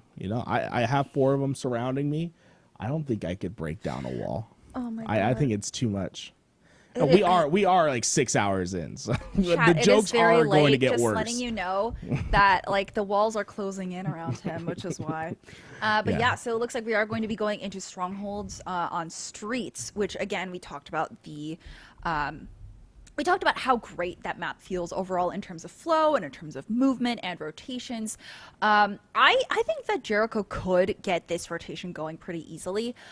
Again, I'm not quite sure about the rocket uses, but we did see that earlier in one of the matches where they were able to take out a 1v2 through the use of rockets, which is huge in clearing zones. So I don't know. I think Strongholds will be a pretty good indicator of how these teams operate in terms of communicating, in terms of working together, seeing how they push. because it's so easy for teammates to get separated and completely lose zones just because everyone's sending one at a time. So. Yeah, I mean, the Strongholds will be the ultimate litmus test about how well these teams can compete with each other. Phoenix in the chat, shout out to him. He says he came from Apex. I was like, I knew he came from a different esport. He was a professional player in Apex. Heck yeah, yeah, and that's he was, my game. Hello. Yeah, he was. From what I've heard, he was pretty gross at Apex as well. So maybe we want to keep you at Halo. Don't feel the need to ever go back, Phoenix. Stay here. Oh my God. Make yourself at home. This okay, you know what? They poached Snipe Down from. We finally got Snipe Down back. Okay, look, we can't be losing more of our talent to Apex. We need the Halo guys to stay in Halo for a bit. We welcome you, open arms, Finnick. Even starts. Everyone who's ever been a Halo player in the world, it's a royal we. It's the Twitch chat we. Everyone in Twitch chat wants to see Finnick constantly competing in the weekly $1,000 Series E's tournament. If he goes back to Apex, he's not going to be able to compete in this one. He'll have to compete in the Series E tournament series for Apex instead of Halo. And like, who? Oh, I mean, I guess everyone. So would. many esports that he can be good at. Yeah, I know. Oh no, a multi-tool. A multi-tool, exactly. But I'd like to see Finnick at least try to break in top 8 and try to make something happen in Halo, because like honestly he feels like untapped potential, right? He still has a lot to learn about the top level of Halo, and the fact that he's come in and played so strong off the start and has made a name for himself in the community. He's been a part of a couple invitational tournaments already where he's done pretty well. I think this is his opportunity right here. Get sponsored by Esports Arena, be able to have some of that Nerf money coming into you, and be able to grind out for the pro bracket. Yeah, I mean, honestly, if he is coming over from Apex, that is another very high skill gap in terms of esports.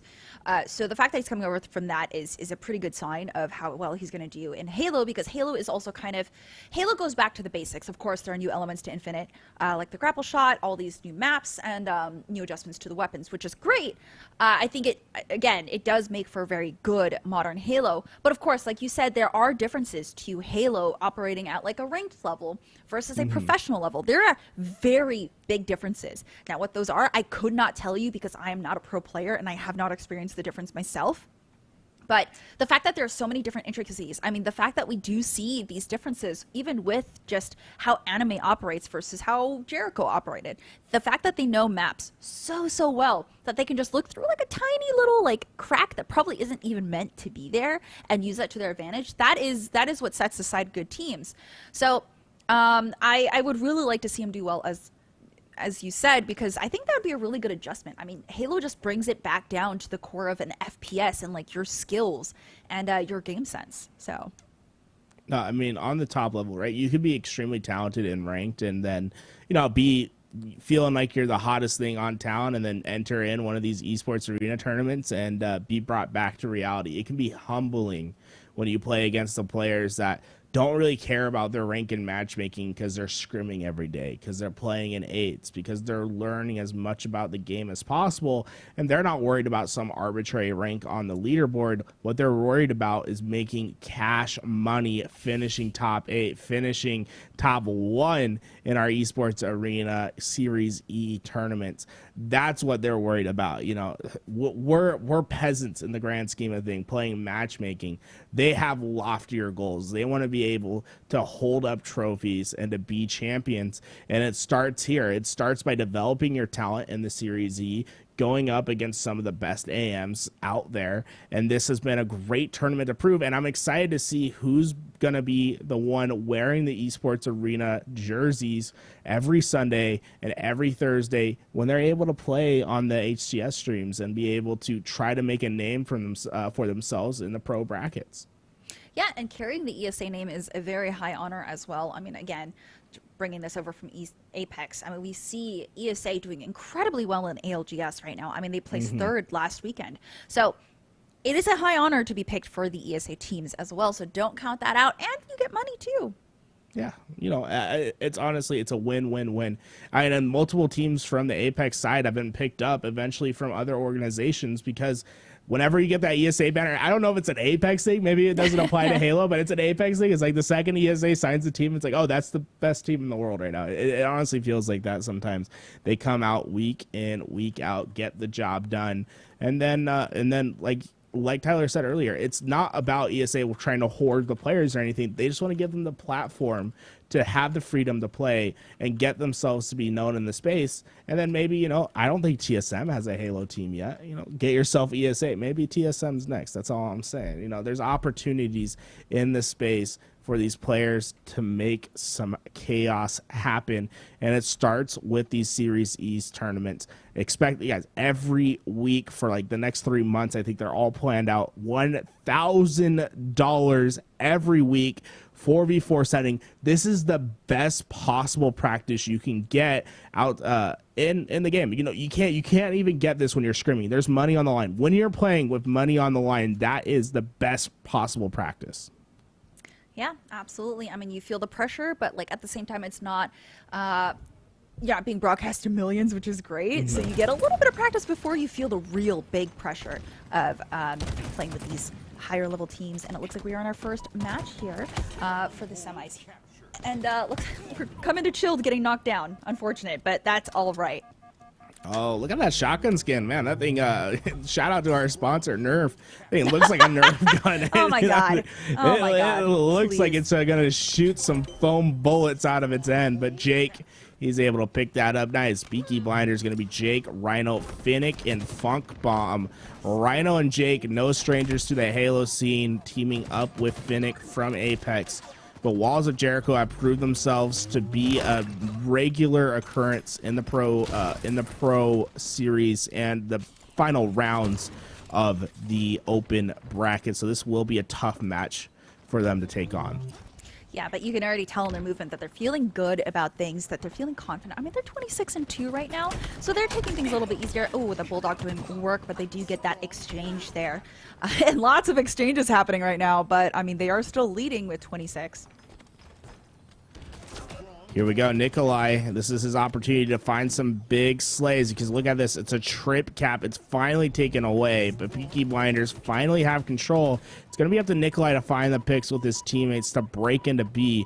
But I like how Nikolai's playing his life, right? It's more important that he stays alive rather than he gets the kills. He waits for his teammates to push forward, and that's when he goes. That's when he looks for his opportunity. And these slays should equate into favor for Walls of Jericho. In fact, I think everyone traded each other out. 3 players went in. I think they did. 3 players went out on each side.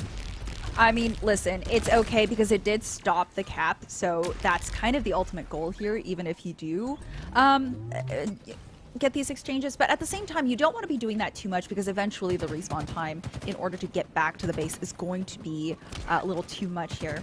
But it looks like they are going to be able to recuperate from this, and this is why I love the Sentinel. I'm telling you, the Sentinel's great. If you just hit them, take their shields off, and punch them, it's a 2-hit kill.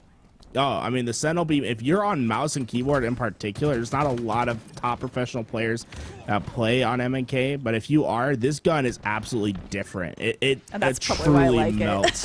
Yeah, this thing is a beast when you're on mouse and keyboard. It's a little bit harder to control on controller just because it has a really high vertical kickback.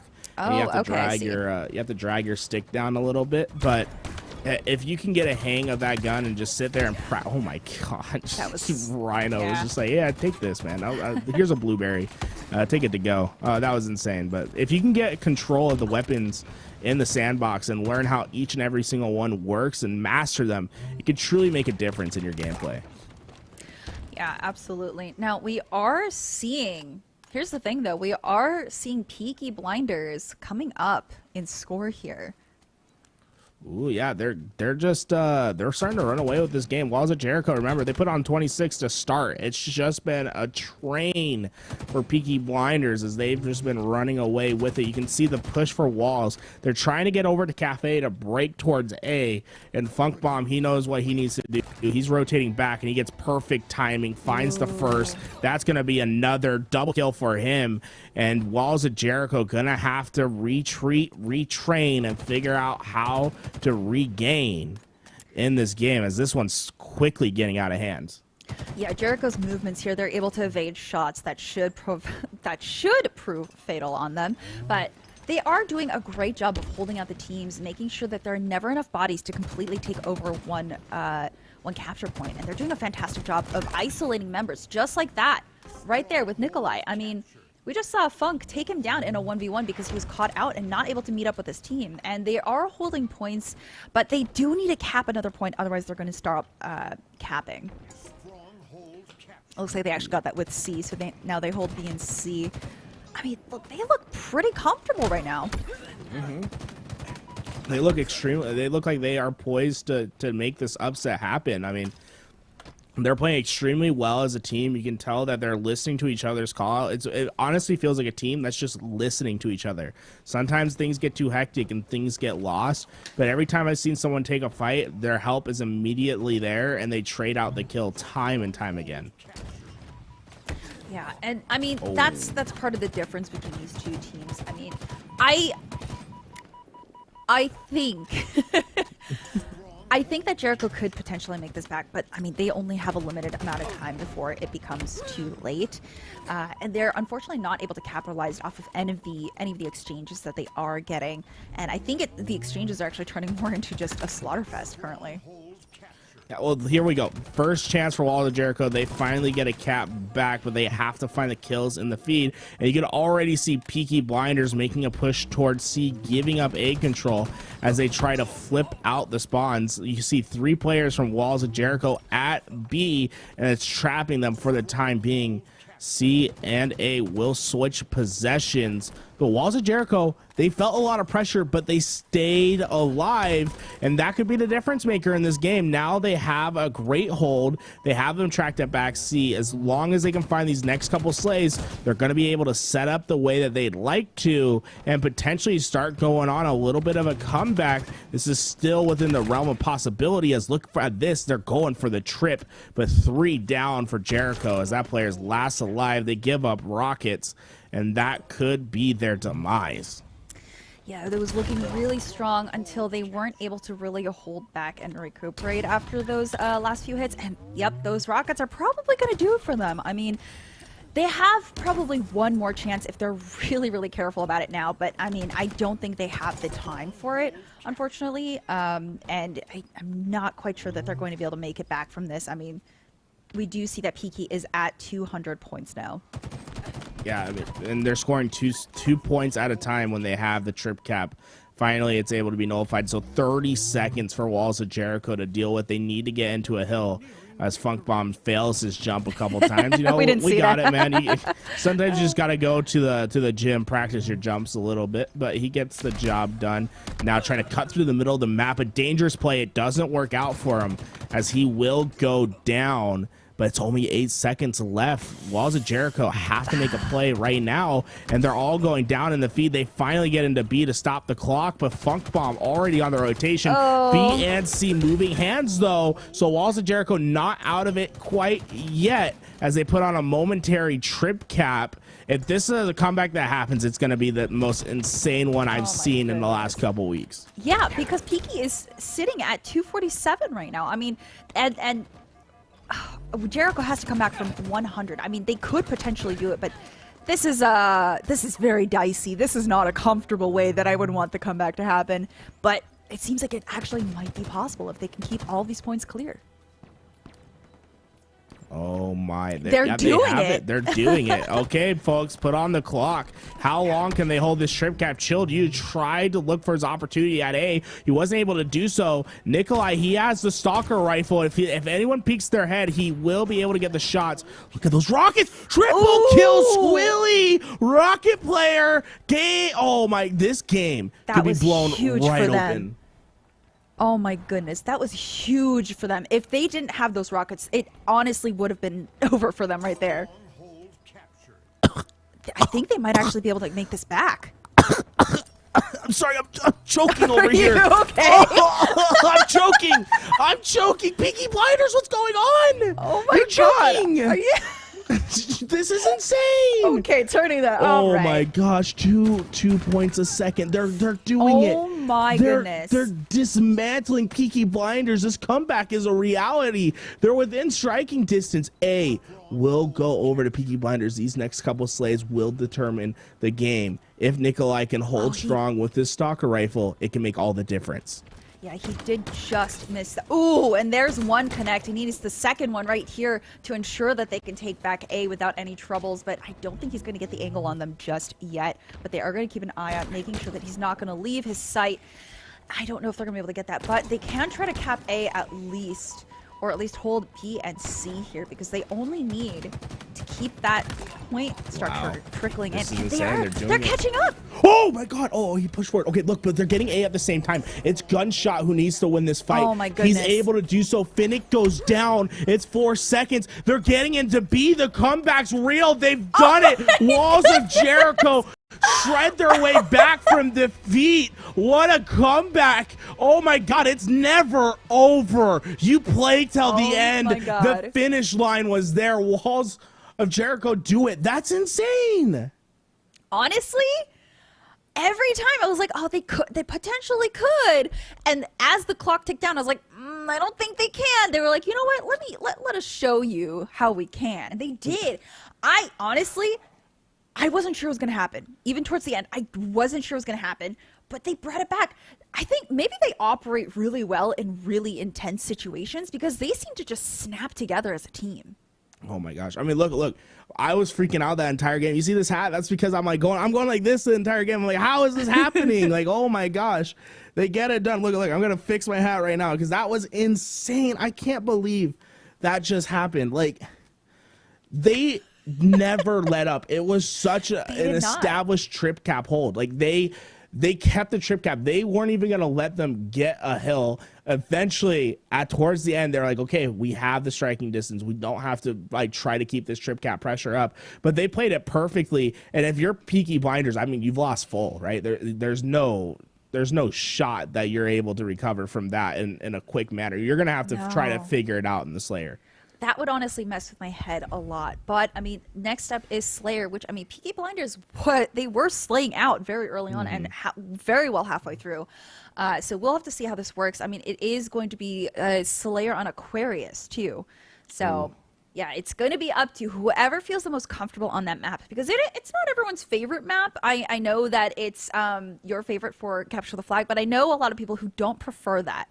So we'll have to take a look there, and the power-up item is kind of in the center of everything, so that does make it a little bit more risky, but...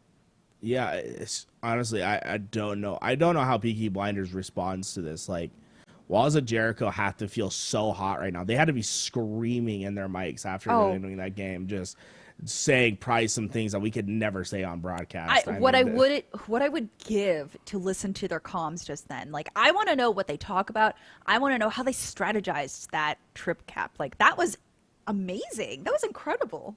All I'm saying is that, you know, there is a team chat after that game. I'm pulling up the team chat, bro. I'm gonna be just I'm typing in some words that are definitely gonna get starred out, and I'm letting the other team know what they've done. I'd just be sitting there, you know, like you're like 3 points away from winning. I'd be holding up the team chat. I'd be like choke the entire time. Every time they went 4 down, I'd be teasing them in the chat, giving the bags in when I can, because Peaky Blinders, I mean, you just have to feel horrible.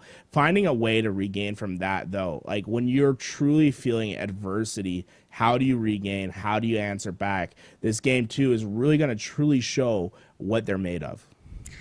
I mean, if Game 2 is going to hold anything similar to what we saw here, I don't know. We might see Jericho pull through again, because they were very good at operating in high-stakes situations.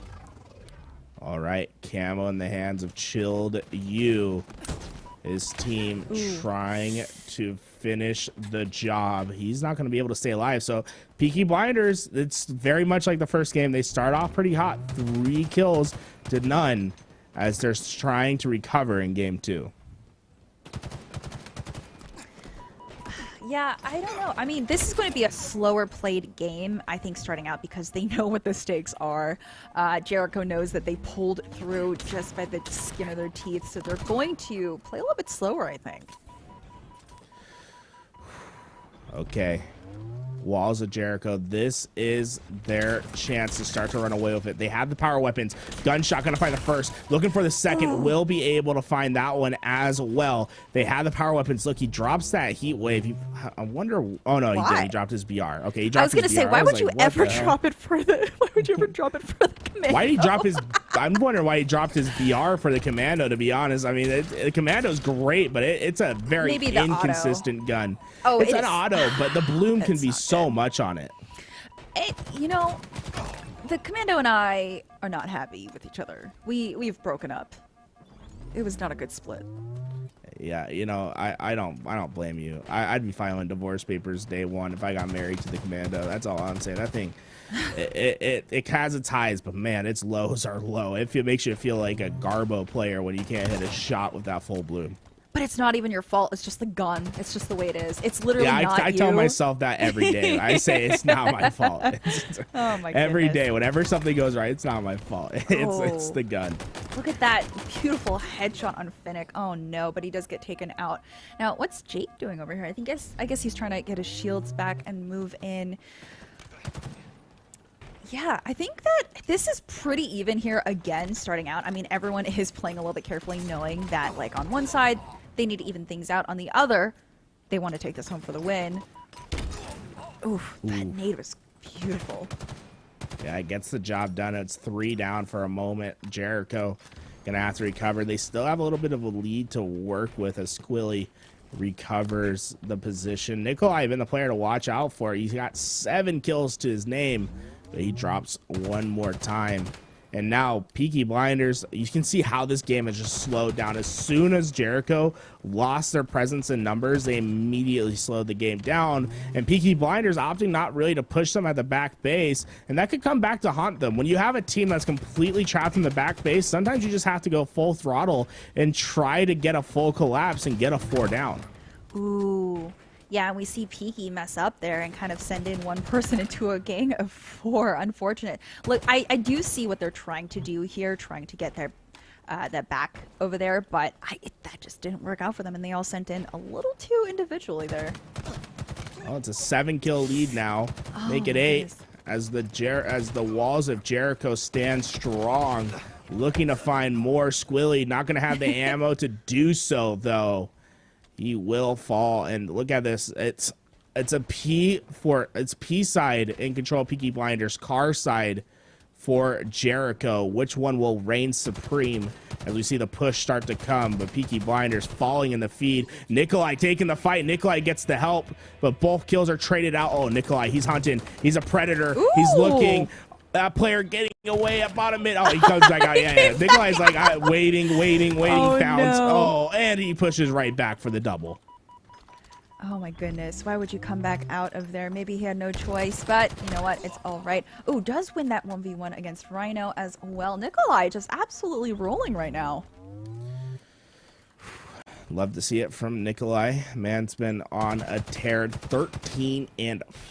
You got to remember, he was 7-5 last time we looked at him. So he's on a current spree of, math, 3 + 3, 6. That's 6 kills in a row from Nikolai as he racks up some more assists. And this game getting quickly out of hand for Peaky Blinders. And now they're going to be the ones that have to make a miraculous comeback. You know, I think what we were discussing, I think that the last match did totally rattle them, and for good reason. If that happened to me, I would be like, what went wrong? How did we lose that? And I think we are seeing a little bit of that psychological warfare in play right now, although they aren't too far behind currently. I mean, they can totally make this up right now. It is Slayer, and Slayer... They did kind of whiff that there, though. That was, and I don't want to call things ugly, but that was some of the ugliest shots I've seen. Man, was, I don't know if he had a spasm mid-controller. Okay, but that nade made up for that. Come on, that was a gorgeous nade right there. Okay, he's making up for the triple now. Yeah. Ooh, okay. Shaky shots lead you to an overkill, possibly. No, just the triple, but Funk Bomb at 11 and 12. The man's died 12 times. Now, this is the general rule of Slayers is you're allowed 12 deaths, right? If everyone on your team gets 12 is that deaths, right? Okay. Yeah, if you all get 12 deaths, you still win the game. The second you get 13, if everyone on your team has 13 deaths, you lose the game, right? Also, 13's an unlucky number, isn't that? Yeah, honestly, it's just a trash number. We should just get rid of it. Yeah, 1-3. What kind of trash is that? Let's just get rid of it. Yeah, 14 master race. You know what I'm saying? We love 14 here. That didn't sound right.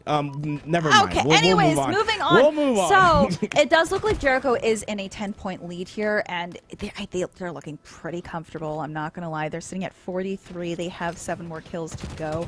I mean, they're looking pretty strong. They've been able to isolate members of Peaky before. Oh god, that was so brutal. They've been able to isolate them like that, so they're looking pretty good right now. Well, Jericho, they're 3 kills away from getting it done. Peaky Blinders looking for a miracle of the heavens. Gunshot, he has the gunshot got lit up. That man was not staying alive. Now Chilled You looking for his push as well. Honestly, it's Jericho has to like die in their chairs right now from like 3 of them simultaneously stroking or something like that, because there's no shot they choke away this game as they're looking for one more. Gunshot will find that final kill, so the job is done. What an incredible comeback in game 1, and they use that momentum to just run away with game 2. Yeah, absolutely. Also, I just realized that someone on Jericho's team has the pineapple grenade skin. I love it. That's probably why they won. Honestly, I do it's think... a pay to win. It's pay to win. Exactly, yeah. I do think that Jericho's incredible rally in the first game definitely threw off Peaky Blinders. I mean, how many times can you count when that has happened to you, where a team has made a major comeback, where you were confident in the way that your team was playing, because they were demolishing. So it definitely has to waver your confidence a little bit. But I mean, again, that happens in competition because you are in an active competition with people who are better than you, people who are around the same skill as you, and you just need to adapt, improvise, overcome. So, you know, we weren't able to see Peaky Blinders do that here, which was unfortunate, but maybe next time, maybe next week. No, but I was talking to Chilled You before the tournament yesterday, and he followed up with me today, and he was saying about his team. He said the reason why they're able to make comebacks like that is because it's about the drive, it's about the power. Okay. Do they stay hungry? Yeah, they stay hungry. And do they also devour? They also devour. Okay. This I team. See. Yeah, they listen to The Rock every day, and honestly, it motivates them to go far in these tournaments. But congrats to these guys. You know, that's a well-earned victory. It's not every day where you can make a comeback in that fashion and then close out a game in dominating fashion as well. They have to feel so high on themselves right now, and now they are looking for revenge, right? They're trying to get this losers bracket run finished, get back to the winners bracket run, the winners bracket side, and win themselves a sponsorship from the esports arena. Yeah, I mean, hey, there's always next week, right? If you didn't make it this week, that's fine. That's okay. I am very excited to see how Jericho will do against the next team that they're going to be up against, which I believe we just got information. It's going to be Incognito versus Walls of Jericho. Incognito, remember, we saw them in the winner's side finals. They weren't able to get it done versus the Weebs. They're looking to recover. I did see Cycle was in the chat. He said this is a school night, so if they do throw, it's because he wanted to go to bed and study up for next week. He said he legitimately came in. He's like, how late is this going? It's a school night. I mean, I don't blame him. He's like, that man's like, he's got his priorities right. You know, focus on your education, right? Halo is great. I hope to see you go pro, but you got to graduate as well. Can't be staying up too late. That being said, we're starting back on Aquarius once again for Flag. I'm excited for it. I think Aquarius Flag plays so well. I'm interested to see how these teams come out. And then we're also going to your favorite map, right? We're going back to Streets for Slayer again, too. Heck yeah. Streets for Slayer is going to be interesting. Whoever gets the Bulldog is going to absolutely demolish. But yeah, no, I like watching Streets gameplay because, again, it's very much a very fast map. And, you know, it's like, how can a map be fast? Well, just watch the flow of the gameplay. I mean, you saw how Streets went with, oh my God, with Strongholds the last 2 matches. I mean, it's very fast. Things can happen in the blink of an eye. So I love that. I love fast-paced gameplay. Yeah, I mean, it's honestly making sure that you're executing on the moments when they come, right? Halo is very much, there are plays, right? You have to play a certain way, but it's a game that's, you have to adapt to the scenarios given to you. And if you can adapt and execute on the plays given, that's how you win games. Yeah, there's always going to be the standard play, but when you're put in a precarious situation where you have to think on the fly, how do you get it done? And if you're able to execute in those moments, that's how you make upsets happen. That's how you make your dreams reality. And this is, I'm excited to see what happens. I think Walls of Jericho, they have to be feeling so high, right? You just got that comeback done. You're ready to take on this match. You're ready to fly and fry. How they respond in game one is going to be so telling, right? Did they waste all their energy on that last game? Are they burnt out, or can they continue on? Yeah, I don't know. I mean, capture the flag Aquarius. Yeah, that's definitely going to set the tone. That is definitely going to set the tone. We know Incognito is pretty good with capture the flag as well. So I mean, God, that's so tough to say. I can't pick a team. I cannot choose a team because I think they're both pretty good. I mean, the way that Jericho pulled out the stops in the first round of Strongholds, they're a very strong contender in my book now. They're definitely a team to watch. So. Yeah, we'll have to see. Oh, man, we're going to Flag now, though. So Flag doesn't have these crazy comeback mechanics. If you get down by 4 flag caps, you're done. You know what I'm saying? You can't come back from being, what was like literally like 249, right? So it's like you are about as close as you can get on the other side. True, but if you can hold it out at like maybe 2 caps and try to run it back, that's 2 caps on the enemy team is potentially a comeback that you can bring back, but even then it is pretty rough because it's a more strenuous job of going to an objective and bringing it back to your home base without dying. So I do get that. No, I mean, 2 flags? So, like, let's say you have like a minute left on the clock and you're down by 2. You have to capture the first flag, and then you have to have someone at the opposing base ready to pull it right away to get overtime time. I mean, it has happened before. Like, my teammates and I have totally done that. But again, we were obviously like in pubs and stuff, so it's not the same sort of difficulty here. But it has happened. It's not totally against realism. So. No, for sure. I mean, it can absolutely happen. It's any given moment with these teams and how they answer on Aquarius flag. And I'm interested to see who controls that heat wave. It's so far we've seen the heat wave play an absolute role in the matches that we've watched tonight, and I'm curious as to who grabs that heat wave and who tries to put it to work. I mean, honestly, with the way that we've seen these teams and these individual players aim and how skilled they are, I mean, the heat wave at any of their hands is just devastating because, I mean, it's like a 2-hit kill. You're just dead.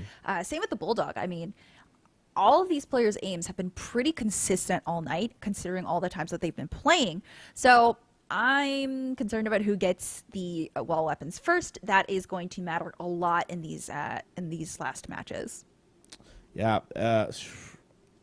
So we have the pistol, the thrust, the heat wave, camouflage. Sometimes the commando will play an impact. It's so interesting how the commando has evolved in Halo Infinite because there are players that are extremely talented with the commando. If you look at a player like Arctic in particular who plays for XSET, you'll see him go out of his way to pick up the commando and use it over the BR because of its time to kill potential. It can just shred someone if you full auto it. It's just getting the control of that bloom because, like you said, I would get divorced with the commando. It's so hard to use. When that bloom goes full bloom, it honestly feels like it's impossible to hit the headshot sometimes. No, I totally feel that. Honestly, I think the main reason why I am so disappointed with the commando, and I said this in the review as well, is because in the flights, we actually got a heavier hitting commando. And like, sure, the kickback, whatever, you can deal with that, right? Like, you can learn that if you're a good player, then you'll take the time to learn the actual recoil pattern.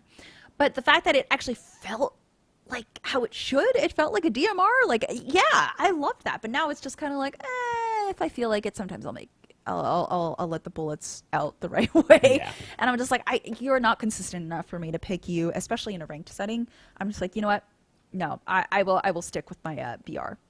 Well, one thing I do want to see is a good single fire gun reach Halo Infinite. That's the one thing that we're missing, right? We've had the DMR in Halo Reach and Halo 5, and I feel like that was such a great addition to the game.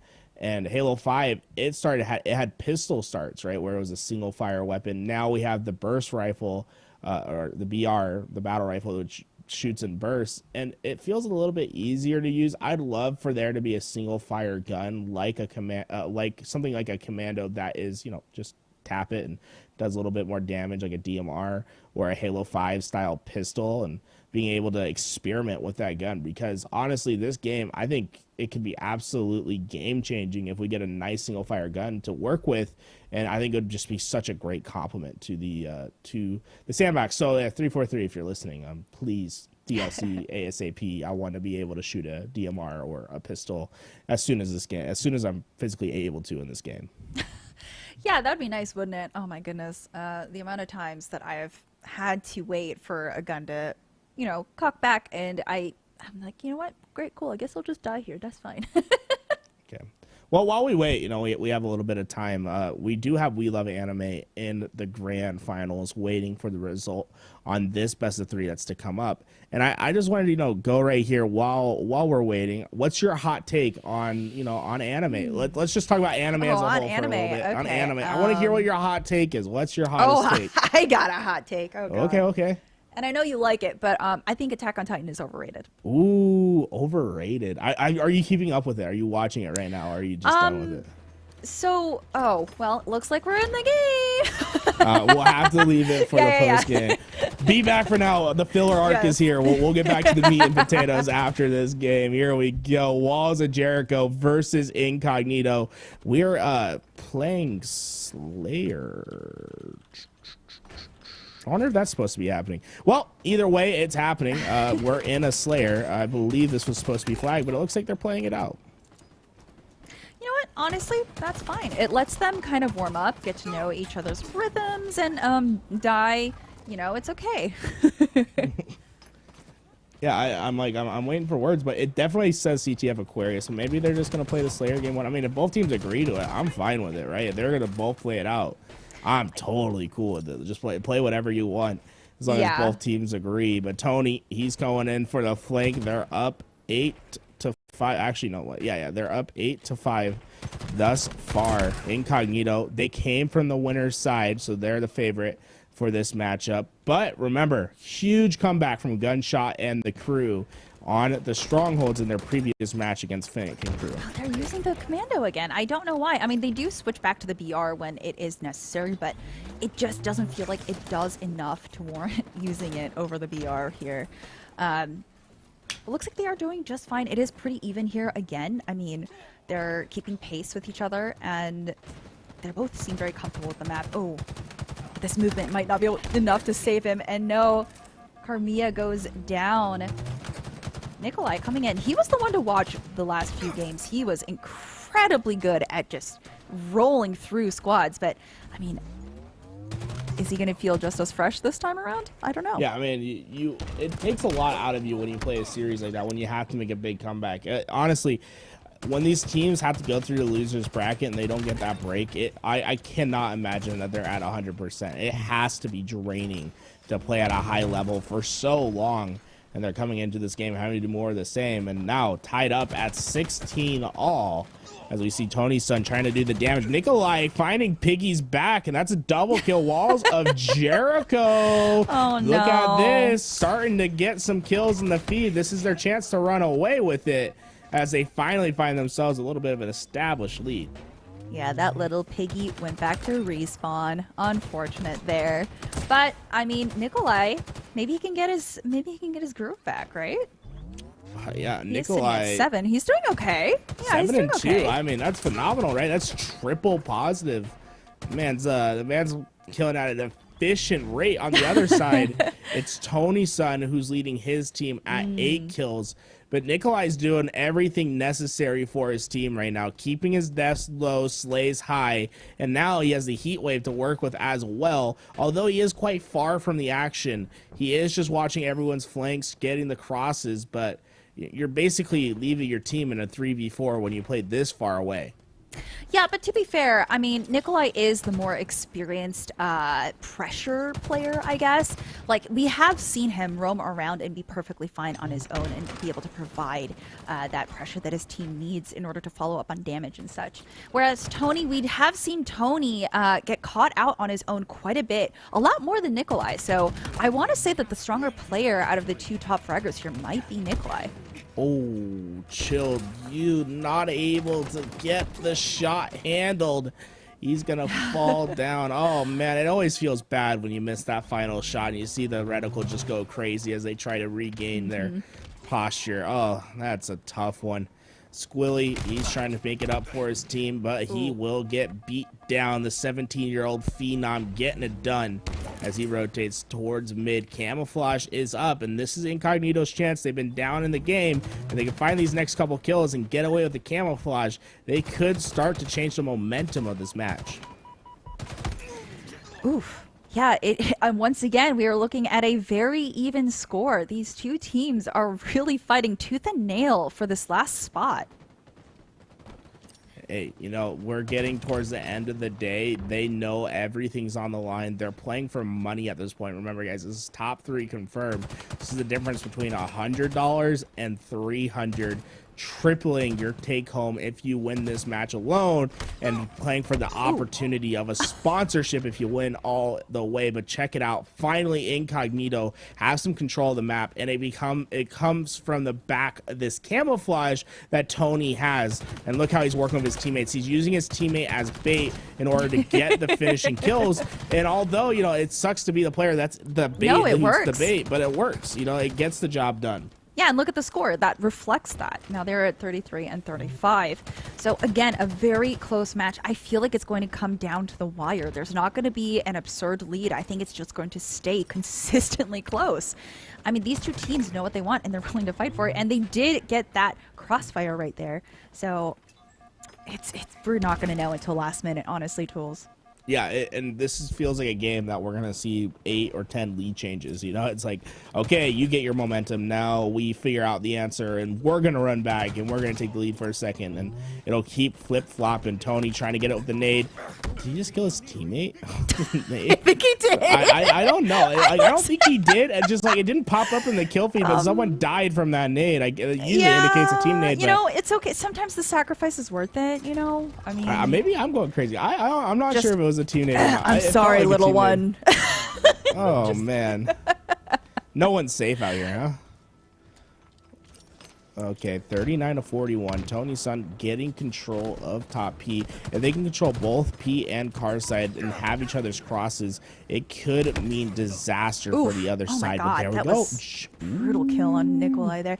Also, I want to point out that someone in chat said that I'm calling out Tony for being caught out when he's been carrying the team. He is carrying the team now. I mean, actually, if you look at the score he's for his negative. team, they're all they are very equal. And I'm referring to the earlier games, which I'm not quite sure if you're around for, if you were paying attention. Tony did get caught out quite a few times and was the main person to be killed on his own because he was isolated from his teammates. So that is what I'm referring to. I'm not referring to this match. So he's negative. You know what? I'll say it right now. He's costing his team. You can't be negative. 12 and 13. You're giving up more of your best than you're allowed. That being said, Incognito are moments away from winning this game. They just have to execute on these last couple kills. Piggy trying to desperately get his team back in. Ooh, that's going to be a big get right there. 2 kills for the sides of Jericho as they find an easy back smack.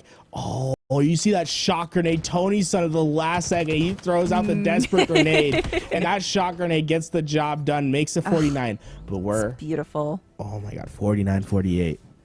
I'm telling you, we're not going to know until the final count, till the final kill is done. This is just such a close matchup. I mean, it just tells you, like, looking at the scores, you can tell that they are evenly lined up. And I would love to see more games between these two teams. Like, it is so exciting to not know what the outcome is going to be. 49 and 48. I mean, everyone's going to slow down now. They know that it's only going to take 1 kill. Oh, what an angle! There it is. God. There it is. Oh my goodness. I love the. Like, he could have been sitting there the entire time, like, playing his angle and, like, trying to play that cross the entire time. Instead, he waited to let them feel safe, right? And then he pushes out, and he's able to find a one-shot player. Incredible job from him.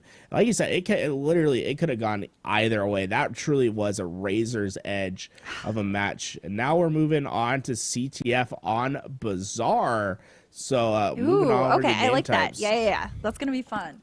Yeah, CTF on Bazaar. That's good. Well, okay, so we're basically guaranteed 15 minutes of gameplay. Bazaar never gets 5 flag captures. It feels like it's always going to be like 2 to 3 flag caps, if at most. Right. I'm interested to see which team comes out strong. Right. Bazaar can be exhausting as a player when you're playing at your highest level and you're playing like against really good teams, and you have to play for 15 minutes straight, and you're trying to do your best the entire time. It honestly is mentally draining to play a map like Bazaar on flag. Oh, no, absolutely. I have definitely had matches where it was evenly, where we were in the lead, but then it would get evened out and it would just go on forever. And you're just like, oh, the same. I think it's also something about the map, just the way that it looks. There's also something psychological about like being in the same place, doing the same run over and over again. So I totally understand that. But I mean, it could go very quickly. Like we have seen some fast matches on Bazaar. Yeah, the problem is when you see teams that are so close together, like you said, Bazaar it's a big map, right? And you see a lot of overextension spawns. So even after you get the first initial picks and you pull out the flag, you have to slay out another time or two in order to get a flag capped.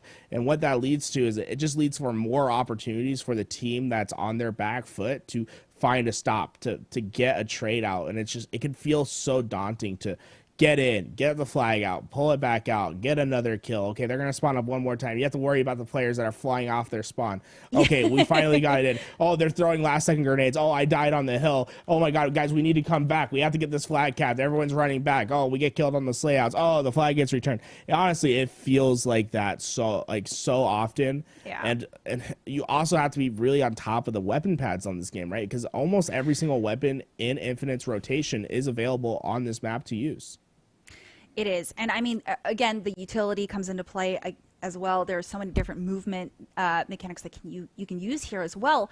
But yeah, you're right. I mean, Bazaar also just feels like a smaller map in general, especially for Capture the Flag, because it feels like so many players exist in the same space at once because they're all thinking the same thing as you, and they are also trying to mirror you. It is a very, it's a pretty good map in terms of symmetry.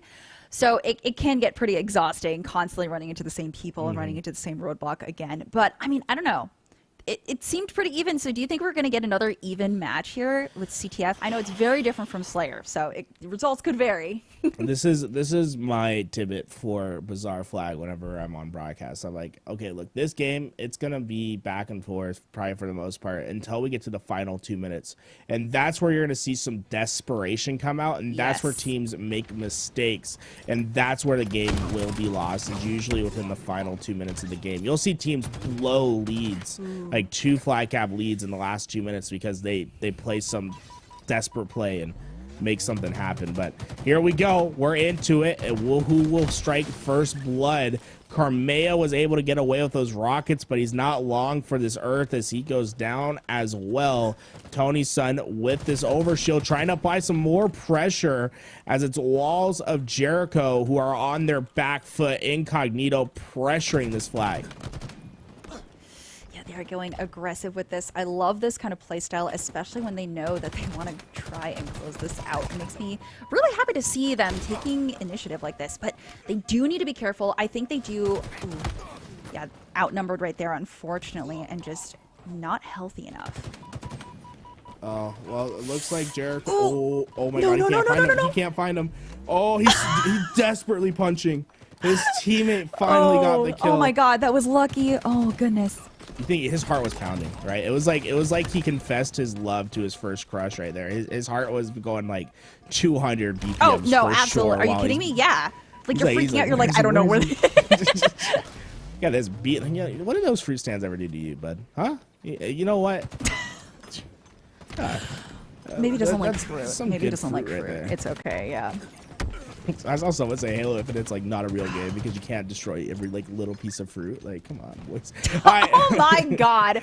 Okay. It was insane. I was like, this is how you guys judge games, is like by the fruit mechanics. I don't know. Well, Here I mean, we go. there are no flag plays happening right now, so we're looking. I mean, listen, I know that they're playing slowly. They are trying to get a gauge for how the other team are setting up.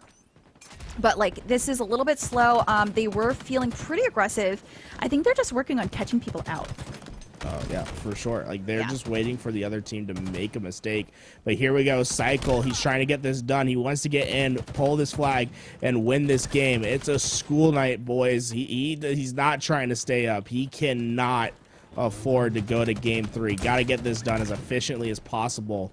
Finds the kill on Chilled You, and look at this. He's just wrecking havoc in the back of the base. Unfortunately, Gunshot will eventually find him. But sometimes that's the role you have to play. You get back there, your teammates aren't there yet. You just try to keep them as far back as possible.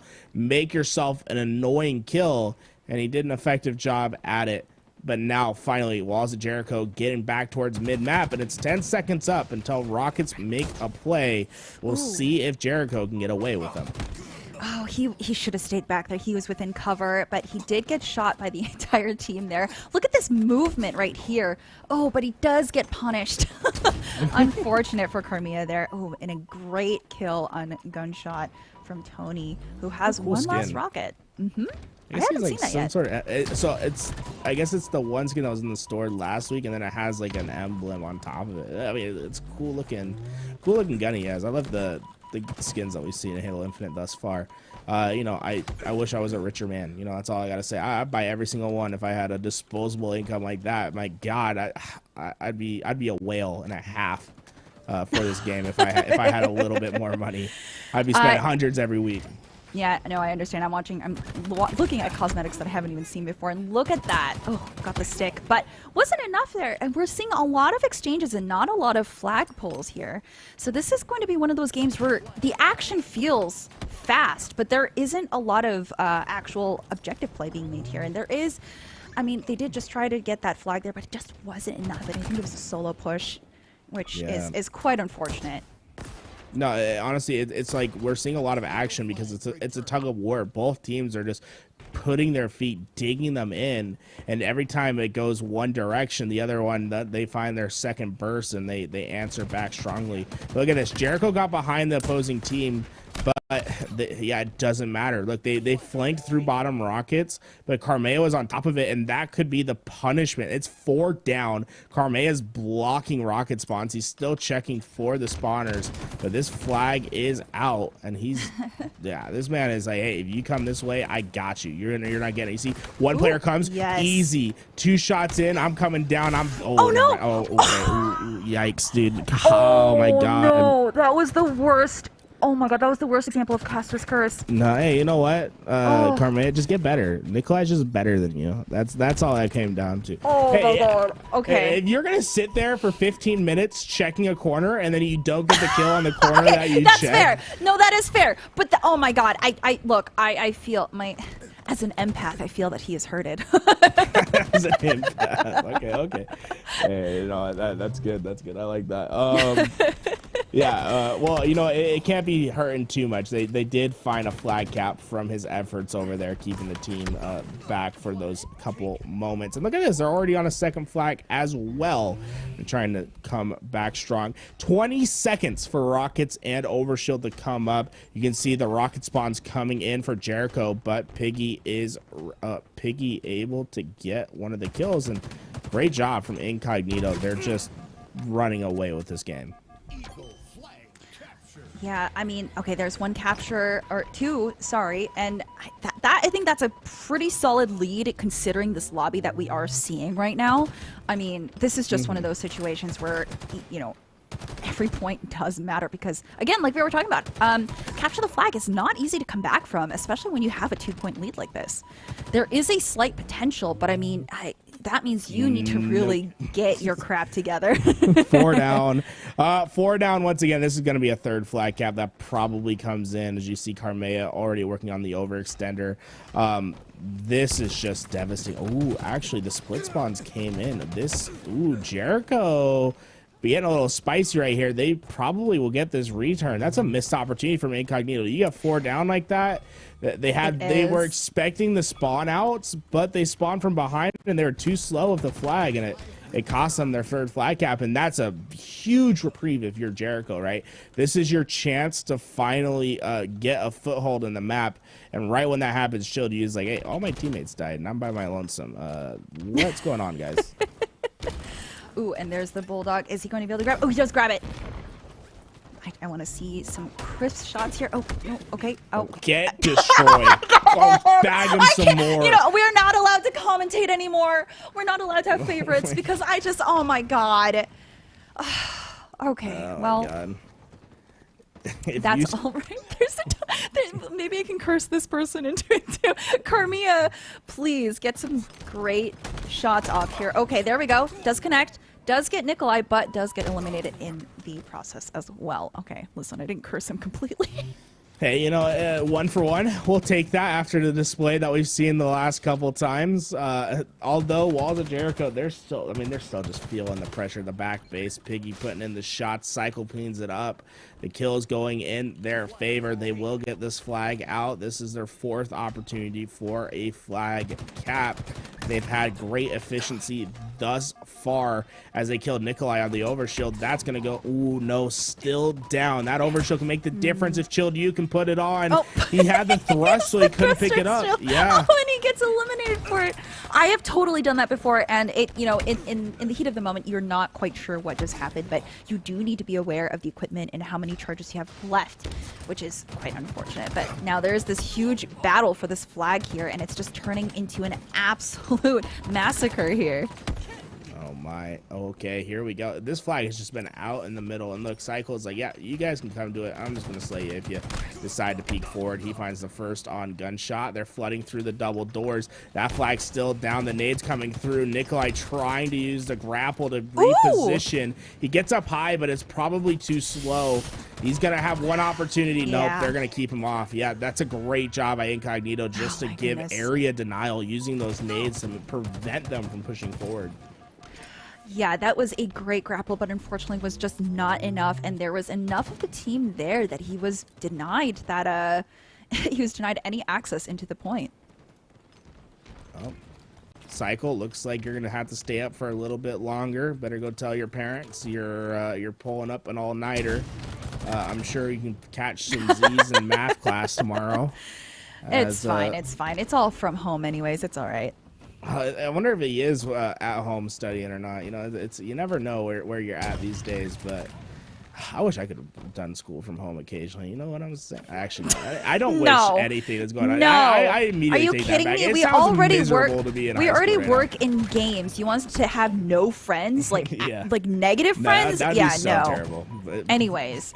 High school sounds terrible right now, not being able to go to school and see your friends. Look at this. Nikolai, he's in the back base. He's going to be the last line of defense, but he's taking all the damage. The shotgun will come out. Carmea finds the kill. Gunshot, though. Getting in the last second. Okay, there you go. Play. That was great. Yes. Yeah, you're just getting worked if you're Walls of Jericho. Honestly, like, I'd be thinking about disconnecting at this point. This has just been kind of embarrassing. Like giving up 4 on Bazaar is just not a great look. But hey, you know, comebacks, miracles can happen. Do you believe they have a flag out? Squilly getting it away. He's going to be able to get to the double doors. The pressure's coming. Ooh, what a great shot from Nikolai. Not able to get the finish, but No, go back. I want to witness it. Go back. No, keep bagging. Oh, he left it. I love the disrespect. I love it when players get a little bit ornery at night. You know, he hasn't had his post night. Oh no. Okay, he made up for it. Okay, Shield goes down. Cycle did make up for that, which was a good recovery. Now, I mean, we do have a minute left on the clock. I don't think that there's going to be a way for Jericho to make this back. I'm. Do you not believe? I don't. This is over. It's done. Dead as a doornail. Killing spree. Cycle. But here's the thing. I mean, in terms of like Okay, well, Cycle and Carmia have been dominating this lobby, but in terms of fighting, they have been able to put up their own within fights. It's just unfortunate that the actual objective has not been paid attention to as much on Jericho's side. I mean, there's just not much they can do. They just haven't been able to keep up with the slaying output. What? They're like 10, 23, so that's negative 13, negative. Like they're just completely getting outslayed. It's like plus 30 in the slays. Where the side of Incognito, there's just no opportunity for them to really run flags. Yeah, and I mean, all they can do is all they have to do is run down the time here, and they did win. It's I hate to see it happen like this. Yeah, I mean, it's unfortunate. Like Jericho, that's not their best game. Like they know that they can play better. They just got completely worked, and they probably just ran out of gas. Like I said, you sat there. You had to play an incredible.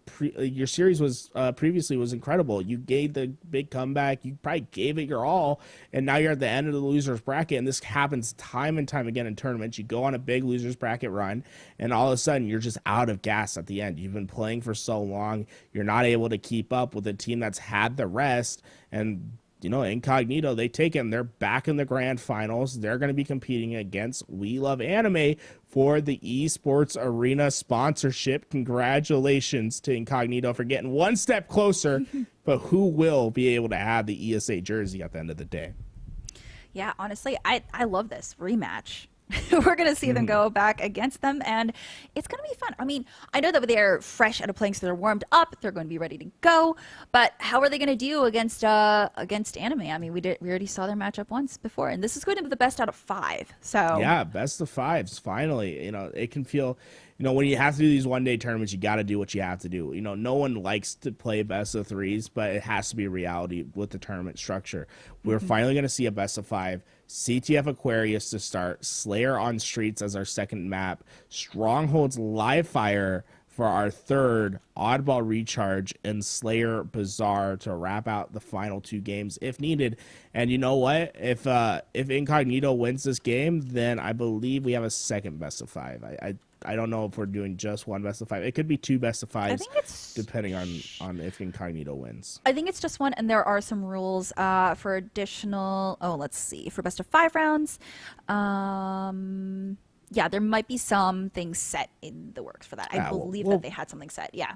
We'll figure it out. In the meantime, let's talk to Yasso, see what's going on over at the desk. We are getting the matchup we were asking for, ladies and gentlemen. We say goodbye to Walls of Jericho. They finish in 3rd place tonight. A great performance from them, but they do fall to Incognito there in the losers finals. And now Incognito have earned the rematch that they were hoping for with We Love Anime. The top 2 seeds will now face off in a best of 5 grand finals, and of course going to be a very difficult test for the side of Incognito, as they have, you know, coming from that losers bracket, they've got to force a reset. They've got to win 2 best of 5s in a row to take the top spot tonight, whereas We Love Anime, they just got to win 1. So we'll have to see how things shake out there. But at the very least, it's been a really interesting bracket so far. A lot of great play. And so far, really the best series of the night was winners finals between the 2 teams that we're going to go to next. So I'm excited that we're going to get this rematch. It was incredibly tight the first time around, and I'm curious to see if Incognito can turn things around and force that reset. They've got a ton of work ahead of them because, of course, not only do they have to win 2 series, but doing it in a best of 5 fashion, moving up from the best of 3s, makes it just that much more difficult. A steeper hill to climb on that front, but they've shown good skills so far today. A commanding victory there against Walls of Jericho as well, especially that second game, dominating in CTF, really handling Walls of Jericho very, very well, and carrying a lot of that momentum. And it's one thing that I've talked about a lot during Microsoft Sundays is the ability for a lot of these teams, if they end up in the losers bracket, to build momentum, whereas you see the squad that wins winners finals, they have to sit for a while. That team from the losers bracket can get some matches under their belt, get things going, move up into grands, and hopefully carry some of that momentum. So we'll have to see if Incognito can do that. But we are right now going to go to a quick break. When we come back, it's time for grand finals, and we'll decide which one of these 2 remaining teams will be the first to capture that Series E sponsorship. Don't go anywhere. We'll have grands when we return.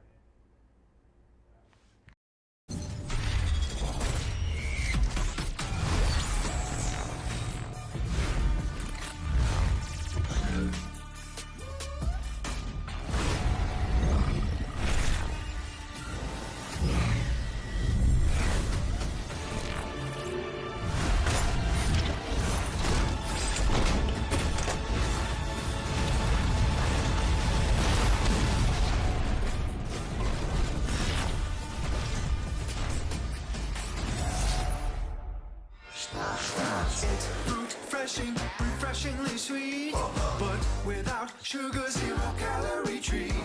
Now all our top ultra flavored smash. It's fruit freshen.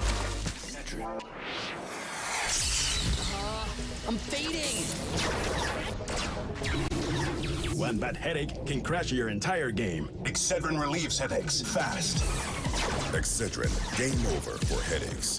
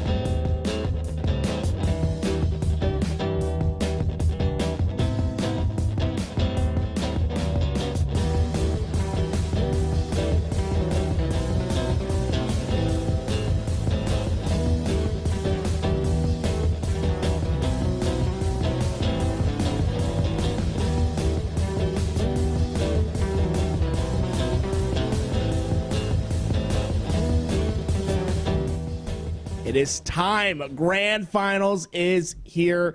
We love anime from the winner's side versus Incognito from the loser's side. If Incognito wants to get this done, they have to do it twice.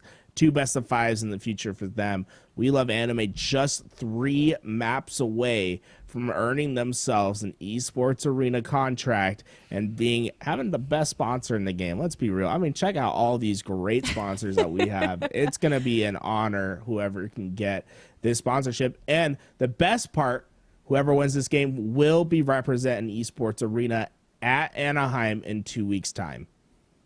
Yeah, and it's the grand final. I mean, give it your all. I feel like they're going to. It's been a very long night, but I think they know what they want and they're going to fight for it. I mean, if we've seen anything, it's that anime has always been consistent in there. They have been aggressive. That aggressiveness has not died away in all the hours that we have been on. So, I mean, I fully expect them to bring their A game. And we know that Incognito is just off the heels of their win. So I think they're feeling pretty good right now, too. Oh, yeah, for sure, right? You have to feel confident after winning the Bazaar flag the way that you did. You want revenge, right? You know that you choked away the winner's bracket. You're saying, hey, we have to regain. We have to figure out what to do. That being said, it's 2 best of 5s. It's going to be a long road ahead for Incognito. We Love Anime have all the momentum behind them when it comes to having the easiest way to get it. You know, you just have to win 3 maps. That's easy. You can do that in your sleep. Just 3 maps. Right, just 3 maps. We Love Anime. I believe the Weaves will get it done once again. These guys have been incredible to watch, looking like the best team for sure. I'm excited to see which team will get the sponsorship, though, and I'm sure whichever team loses, they're going to be here next week, and I would say they're probably the favorites to gain the second sponsorship. If you guys are at home and like, hey, I want to be in this tournament, well, there's one more next week for your opportunity to get your sponsorship with Esports Arena and to be a professional player. You're signed, baby. You're professional. You're getting paid to play Halo. That's the way I look at it. You are pro at that point. And this is just a great opportunity for either of these teams that will both be representing their squads at Anaheim. Guys, we have all 8 players in the lobby. We're ready for this one to get going. We're starting on Aquarius CTF, one of my favorite game type and mode combinations, and we're going best of 5, so no more best of 3s. Yeah, 5. Oh, man. I mean, what do you think? What do you have for predictions? 3-0, We Love Anime, because... you think so? Oh, okay. yeah, for sure. I feel confident. That being said, Carmea, the 17-year-old legend coming through. He's going to find 3 in the feed quickly as he's already in the back base applying pressure. He's not stopping anytime soon. The man's on a tear. He just moves differently on the map. Oh, almost gets that flag off the pedestal, but unfortunately not enough. But that's all right. Oh my goodness, that was an absolute rampage he just went on. I mean, that was insane. I mean, you could just, the way he just moves so fast, checking every corner left and right. You just tell the man's just cracked out of his mind. He wants to win this series. He knows it's going to be 2 best of 5s. He has to play like that throughout the entirety of this series if he wants to take this home for the squad. Bomex playing some defense for the squad, and look at that, playing effective at it. But Peaky finds 2 with the heat wave. It's not enough to keep that flag alive, but the pressure is still mounting for Incognito as they're putting tremendous amount of pressure towards this util closet. Yeah, they are absolutely holding this point down. Oh my god! And that crossfire was just beautiful between the teammates. I mean, you can see just how well they're working together right now. Oh, this is incredible. Carmea is still in the back base. He's getting this one out, and this could be the first flag cap for Incognito, as they just have to get it a little bit further. But look how fast he's running this thing. This man's on a mission. Yeah, I mean, they did just come off of a capture the flag game as well. So, oh, cut off just at the finish line. I mean, are we going to see Anime come back and show off their prowess? I mean, we haven't seen them really pop off as much as Incognito has, but they are matching up in terms of kills, at least with Neuronical. So hopefully they can make a comeback here and push for the flag. You also got to remember, We Love Anime's had a big break, right? They're not coming right off the series. They came from the winner's side, so it's going to take them a little bit of time to get warmed up. And, you know, I expect them to eventually get warm, and we'll start to see this game get a bit closer. But this is strong for Incognito, right? You have to take that momentum you have from your previous series and start off hot, because you have to take advantage of the slow We Love Anime because of this break that they've been on. Yeah, I mean, honestly, with a team like We Love Anime, I honestly feel like they don't need that much of a warm-up. But it looks like they are kind of coming back right now. I mean, they just need to get the game together. Yeah. They need to get some car side control, and it's been a struggle thus far with Carmea just slaying them out the way that he has. But this looks like a great opportunity for them. Bohm's up high. He's working with his teammate Rami, and look at this. They have utility. Now they just need to get into the base, and they can find these next couple slays. It'll be a flag out, but predicted. And now Neurotical is going to have to back up as well. So Incognito able to stymie the push for now, but ooh, Neurotical, this is a dangerous push, and he finds the correct timing. Look at that, great job by Neurotical dissecting the defense. But he didn't anticipate the other teammate that was going to be standing up there. But Collect does follow up on it, and the second as well, which is great. But he does need to wait for more teammates to come in and push, but he does get eliminated. It is unfortunate. I feel like this has been one of the maps that we've seen Anime be consistently great on, and they're just fumbling right now. Yeah, I mean, this is just... you don't want to start off the series this way, right? You want to be on the right foot. Bohm does drop that camo, will be down. Carmea is going to spot it for the squad. He gives the call out. Cycle going to be the one who's able to put on the camouflage for the squad. We'll keep an eye on the feed, make sure... see whatever plays that he makes with this camo as they start to find kills in the feed. This could be a second flag cap for Incognito if things go right, as Cycle putting in some more hurt. And look at this, We Love Anime 4 down as they're gonna have to recover. Yeah, this is a rough match for Anime here, and I was really rooting for them because this has been one of their stronger maps, but I just don't know if they're going to be able to pull this out here. Yeah, there's still 7 minutes on the clock. There's plenty of time to make the comeback happen, but you have to start finding kills in the feed.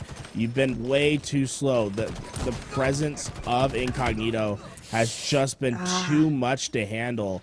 As Rami's trying to play defense, he throws a nade at his teammate's feet, though. It's going to cost his life, and this could be a third flag cap for Incognito.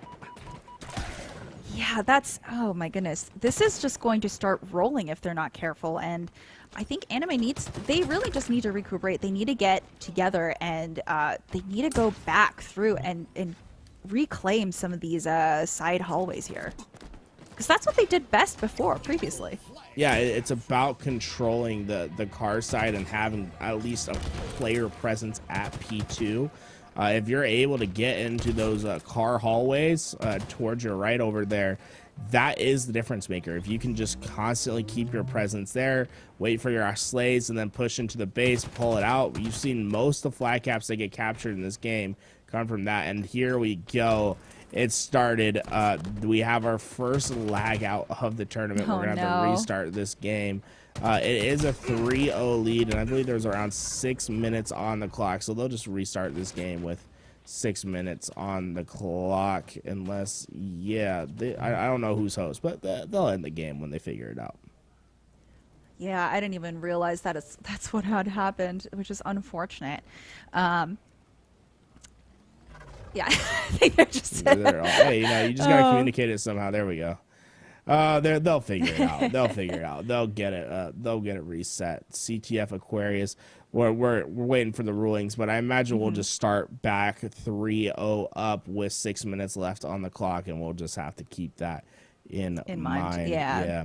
It's unfortunate. You hate to see the lag outs, especially since we had such a lag out free tournament up to this point. It was like, yeah, we've been doing great. I saw someone in the chat comment, thanks, we haven't had the lag outs like in the previous series.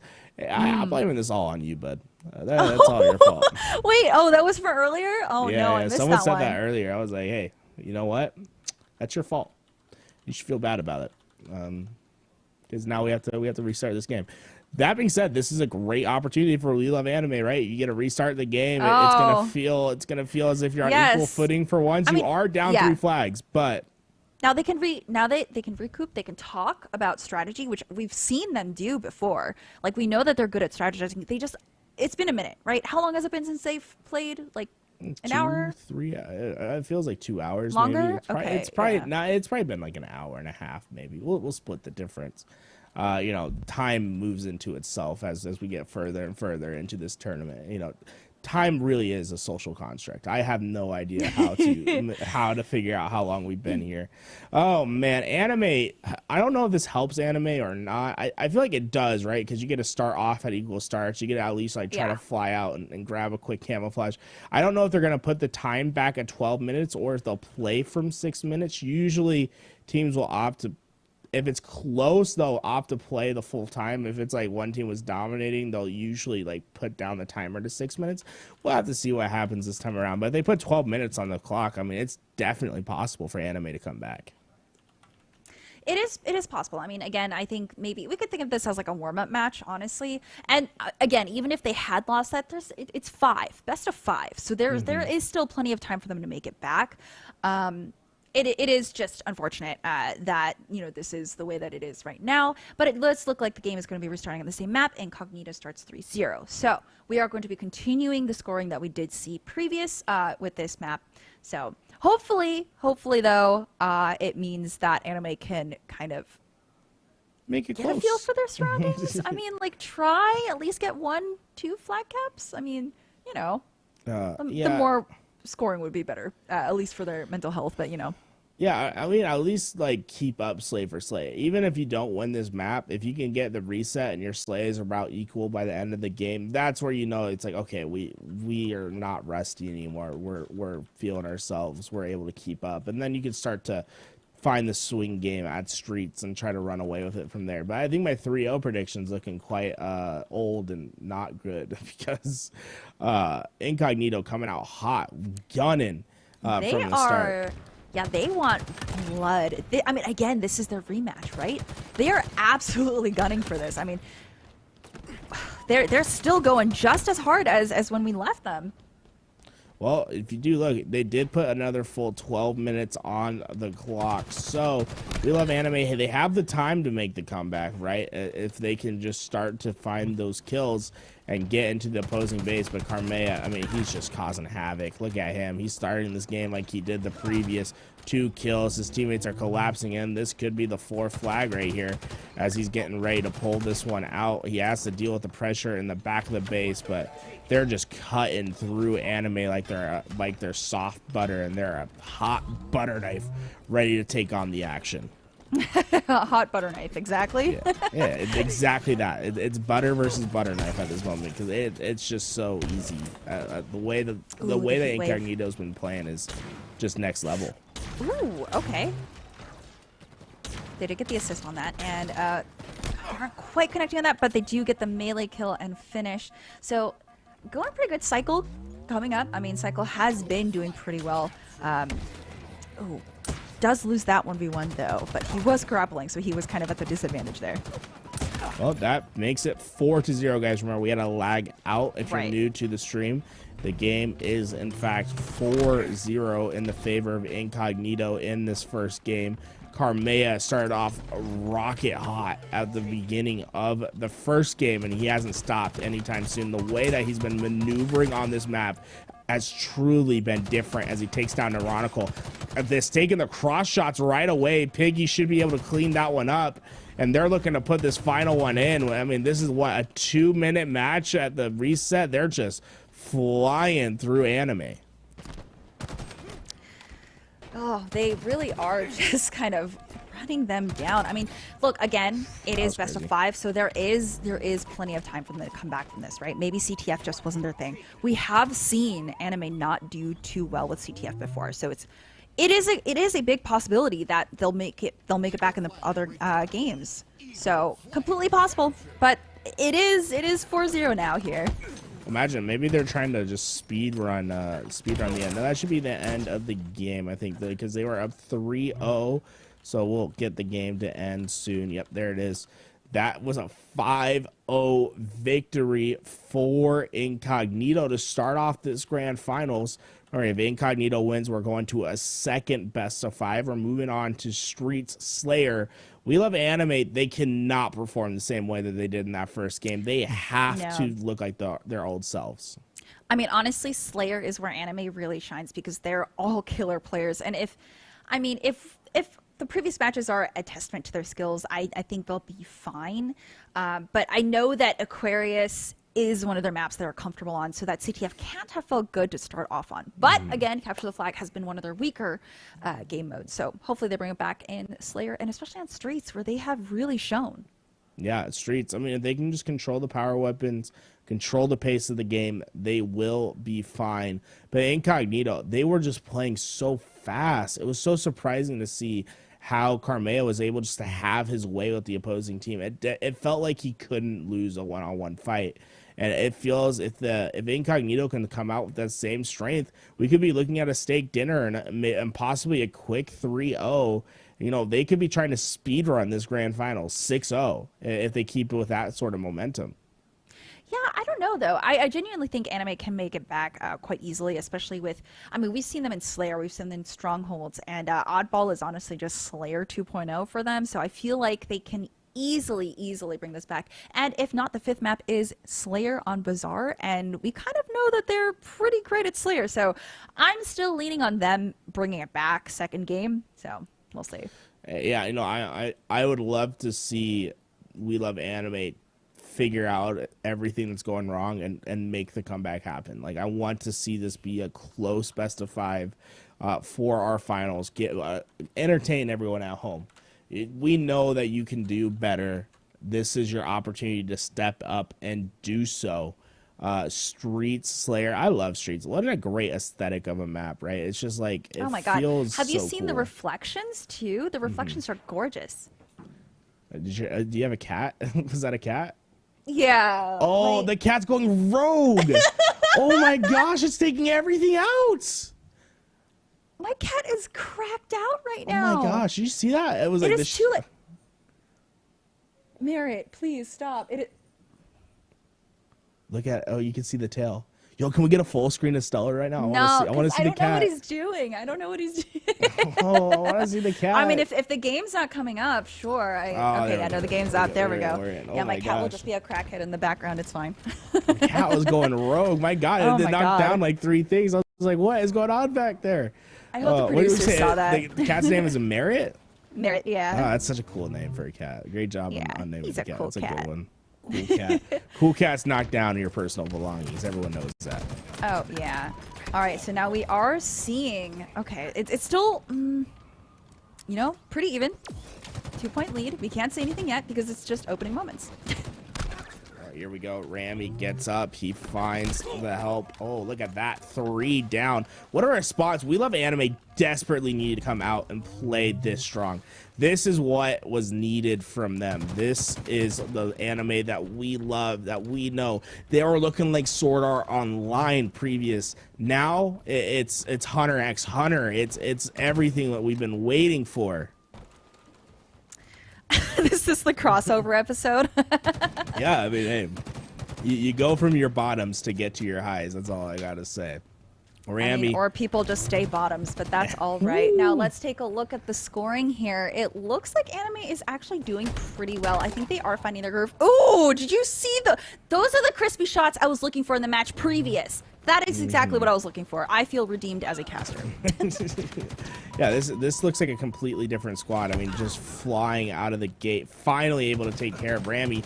That will put the shotgun into the hands of Incognito, but look at Ironical taking the 1v2. He finds one, gets a second weak, but that player will stay alive. So shotgun does remain into the hands of Incognito. They can use that to try to get themselves back into this game. But look at this pressure that they're applying. Carmea and Peaky working together to try to break open the back of A, and so far looking effective at doing so, as they're just running through the side of We Love Anime, getting this back into their hands. Remember, they started off this game 11-2, We Love Anime. Now 14-12. What a comeback from Incognito.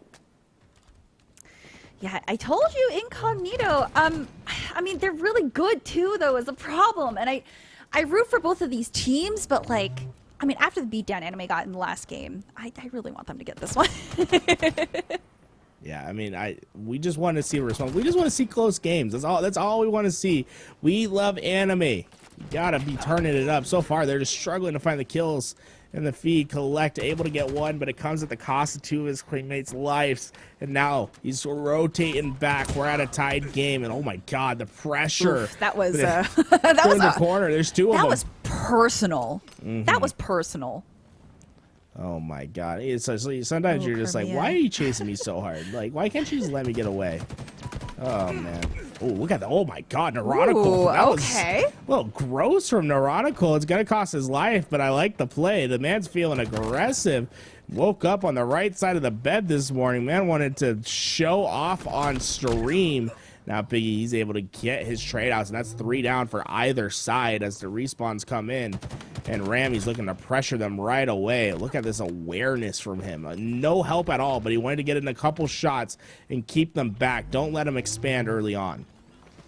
Yeah, I think I really want to see Neurotical pull out his insane gameplay from earlier, because he was just absolutely popping off. And again, it has been enough time that he may feel a little bit cold, but that's okay, because I feel like their team is finally starting to work together again. They are a little bit more aware of their maps, and I hope that they are communicating. We don't have access to comms, but it does seem like they are moving a little bit more like what we're used to seeing them do. So yeah, I mean, I feel like we're starting to see the Neurotical we've seen before, the Bohm that we've seen before. This team's starting to get their find their rhythm. I think that was the most important thing. I think that Incognito just played so fast and so hot out of the gate in the opening flag that We Love Anime never really found a rhythm to the game.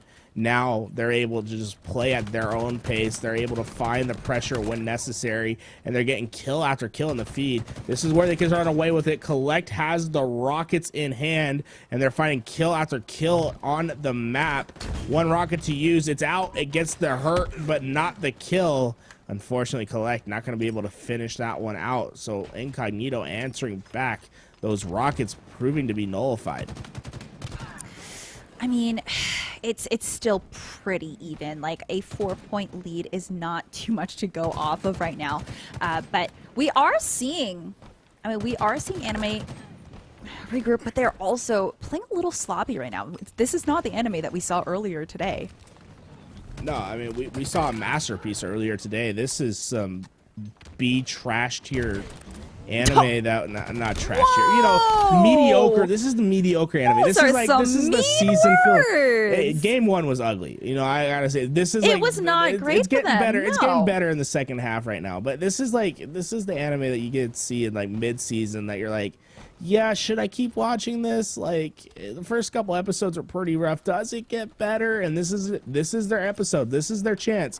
Is this the episode that keeps everyone hooked? God, the first one was the filler anime. Yeah. Filler. No, we're done with the filler arc, right? The beginning of the story was incredible, and then it kind of took a nosedive in the middle, and you're like, okay, can it get a strong ending? You know, are we able to finish this out strong?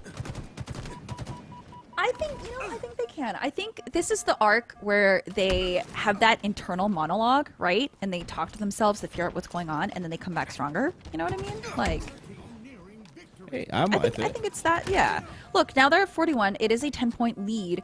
I know that it can be pretty close though, but I do feel like they are finally being able to warm up and get used to how this team is playing, because Incognito also had to adjust to how other teams are playing, so maybe they feel a little bit more aggressive based off of the previous matches. So far, this is their chance to run away. Tony Son has the AR and the BR, and he's just trying his best to stay alive, but you can see both him and his teammate made one shot, and he's going to be anticipating the pressure from We Love Anime, checking his corners. The nades come in, they do connect, doing a little bit of damage. Incognito slowing the pace down, looking for the pick. Does Tony Son find this player hiding behind the pillar? Oh, barely sees him. Oh my, that could have been dangerous if he didn't see Collect at the last second. He was looking at the tower. Instead, got a little bit of a treat from the player hiding behind the pillar. And this is, wow, they're getting back into it. 3 go down. Where the side of We Love Anime completely collapsed on. And now Incognito, they're within striking distance, ready to take over this game. Yeah, we really need to see Anime kind of play this slowly. They do need to get their team numbers back and move together, because we do see that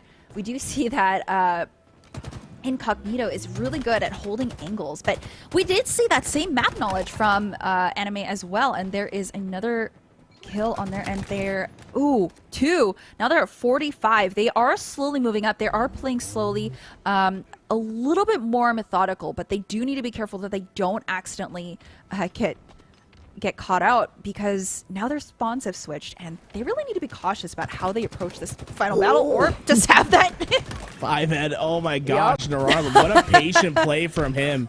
Just sat there, let them pass through. Collect needs to find his double. He's able to do so now, just 1 kill away to finishing this one on up.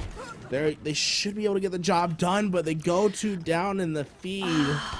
Uh-oh, nades are coming through. This could get dangerous. Naranjo just planting himself in this corner. Watch, someone's just going to walk through and he's going to backsmack him. I mean, honestly, sometimes that's all, like, let them come to you, right? You are sitting at 1 kill. You know that they're going to have to come to you at one point because they do want the 3 kills. And now they're down to 2. They cannot keep making this get so close. Like, you're low health. Why are you peeking? Please. Oh, look how aggressive he's playing. Yeah, there he love is. it. Oh my God. Gosh. Okay. What an aggressive play from Naranjo. Ooh, finishes the game 18 and 14, just everywhere on the map. Yeah, like you said, it was a 50-50 play, to be honest, right? He takes the fight. He was weak. If that player decides to keep going, it could spell his demise. Instead, it works to his benefit. But I got to go back to that play that he made over by trash cans, where he just sat there, looked at a player for a solid, like, 5 seconds, was like, okay, I'm going to let this player live. And they just walk in front of him. He's like, oh, I'll take the free kill. Hey, that honestly was happy circumstance. I think that really helped them get that extra point up. So, yeah, I don't know. That was a little too close for comfort, but they are playing a little bit more like what we saw earlier today. So hopefully with live fire Strongholds, we can see them kind of bring that back, because we have seen that they're incredibly good at rotations. They're really good at being able to stagger their team so that they can operate on 2 different stronghold points. And we've also seen them trip cap quite often. So I'm really hoping to see that come back out. No, remember last time these 2 squads played on Strongholds, Incognito outslayed We Love Anime, but they still lost the game by a significant margin, and it wasn't really that close of a game. Incognito went on a couple runs, but We Love Anime is such an efficient squad when it comes to Strongholds and how they do their rotations, how they push for trip caps. If you give them the opportunity, they will always take it. They're gonna try to find trip cap pressure when available, and it has proven to be the meta time and time again in Halo to go for the trip cap pressure when it's available. Don't listen to your teammates in your random solo duo queue games. Trip cap is the way for Strongholds. Honestly, it helps a lot. I mean, we saw that incredible comeback with a trip cap. So honestly, yes, do that if you can't. Obviously, if it's going to jeopardize your other points, don't do that. But if you are confident in your teammates, definitely try to go for that. So it's one of those things of where if the moment's right, why not? Collect with the sniper. 2 players push. Peaky gonna find the 2 kills necessary. So great start from Incognito, keeping We Love Anime on their back foot. Although it's not gonna mean a lot in the early game, because you are playing for this overshield, right? It's okay to give up B as long as you secure the overshield. If you give up B and lose overshield, that's when it can get a little precarious. But we did see the side of We Love Anime picking up the overshield, glowing white hot is We Love Anime. It looks like they did a great job. They're able to push through to A. They got overshield. Now they're trapping Incognito in the back of B and pushing forward. Oh, great job by Bohm. Oh my God, great presence of mind, switching his gun and getting the double beatdown. Incredible start for We Love Anime. Yeah, I mean, look at this. They are, again, they have those rotations down pat. Like, they feel really comfortable with these rotations. I love watching them play Stronghold. Oh my God, that was a disgusting mangler kill. Boom, please. They have families. Oh, and there's the trip cap that you're talking about. Yeah. There's the trip cap that you were talking about. Oh, he's going to get behind 2 of them. Does he repulse up? He does. Okay. Neurotical, he's looking for the guy underneath. Look at that. He repulsed up and it completely evaded Piggy X, and now C stays in their hands. And we've seen this time and time again from We Love Anime. The trip caps have proven to be too much, and they're just holding this. I mean, look how this game is just getting out of hand so quickly as Collect is able to find the kill. Oh my god, he tried to get back up. Yeah, just missing that hole. You don't have that much of a margin of error to work with when you're trying to use your repulse to get yourself up. But look at that second overshield in their hands, and they were pressuring A. They don't get the trip cap, but they do get the overshield to work with. Yeah, I mean, God, this hallway is always such a mess to go through, but they're doing okay. I mean, let's take a look here. So it looks like Incognito did take over the 2 points, but I mean, their rotations seem a little weird. They're very separated right now, which is not a good look for them, and they could easily get caught out. Hey, I just want to point out, Bomax has not died yet. This man has been alive this entire game, and his teammates have put over 100 ticks for their team. And look how much damage he's applying. Carmea is trying to get up into his face. He does have the heat wave, and Bohm wins the fight. He still hasn't died. Cycle throwing out the nades, desperately trying to get the kill. Oh, but he got worked. Bohm X repositions, but now that drop shield spells his doom. He just dropped that random. That drop shield definitely felt like a little bit random of where he put it, but it ends up being the demise of Bohm X. But what a start from Bohm. 7-1, and it's what we've been playing for 3 minutes basically, and he didn't die. Yeah, no, this is absolutely this is absolutely the anime team that we knew and have seen playing earlier today. So it's really good to see them get back into the groove. Again, I think it was just a time thing. They were pretty cold starting out. And of course it is late, so people will make small mistakes, which in lobbies like this, you can't make small mistakes. Small mistakes mean an entire team turnover, so you really have to be careful. Oh, Collect. Oh my god, Collect just throws him out. He's like, yeah, you want to get close to me with the mangler? That's not happening, bud. You're getting thrown out. Oh, hit it. Ooh. Oh my god, he hit the body, not the head, but he comes back for seconds. Not gonna matter. Collect will fall. My god, what a play. The man is just doing everything he can with the movement in the game. Carmea pressuring A, trying to finish this kill, is able to do so, but Collect there for the answer. My god, We Love Anime able to stabilize the 8.4 now as Collect takes the one-on-one fight. He should come out on top of this. Oh, never mind. Cycle. Oh my god, you just Hey, you know what? We're cursing people left and right today. It's fine. It's fine. It's a Monday. That's what happens. But you know what? I mean, anime's looking pretty strong right now. This is what we are used to. And I mean, they are just waiting to triple cap. Look at that. Look at that simultaneous cap going on right now. I mean, of course, they only got A and C, but that is enough to continue earning points. And they are still trying to actively take other points as well. So, you know, not bad rotations here. I think they are just getting tripped up on the fact that that Incognito is just as aggressive as them, and they are matching their rotations. Yeah, Incognito finally finding their space in the map, but I just love how much pressure We Love Anime is putting in. Like they're going for 2 hills at a time at some points, and if they lose one, well, they're going to gain the other, and if they win both fights, well, then you're in a trip cap and you're in trouble. As long as you're confident in your ability to play with your team and know what your options are, it's a smart way to play the game. You just have to be so confident in your ability to play good Halo. Boom, just laying down the hurt. Neurotical coming back with the AR. He's looking to finish up these kills. Players pushing forward.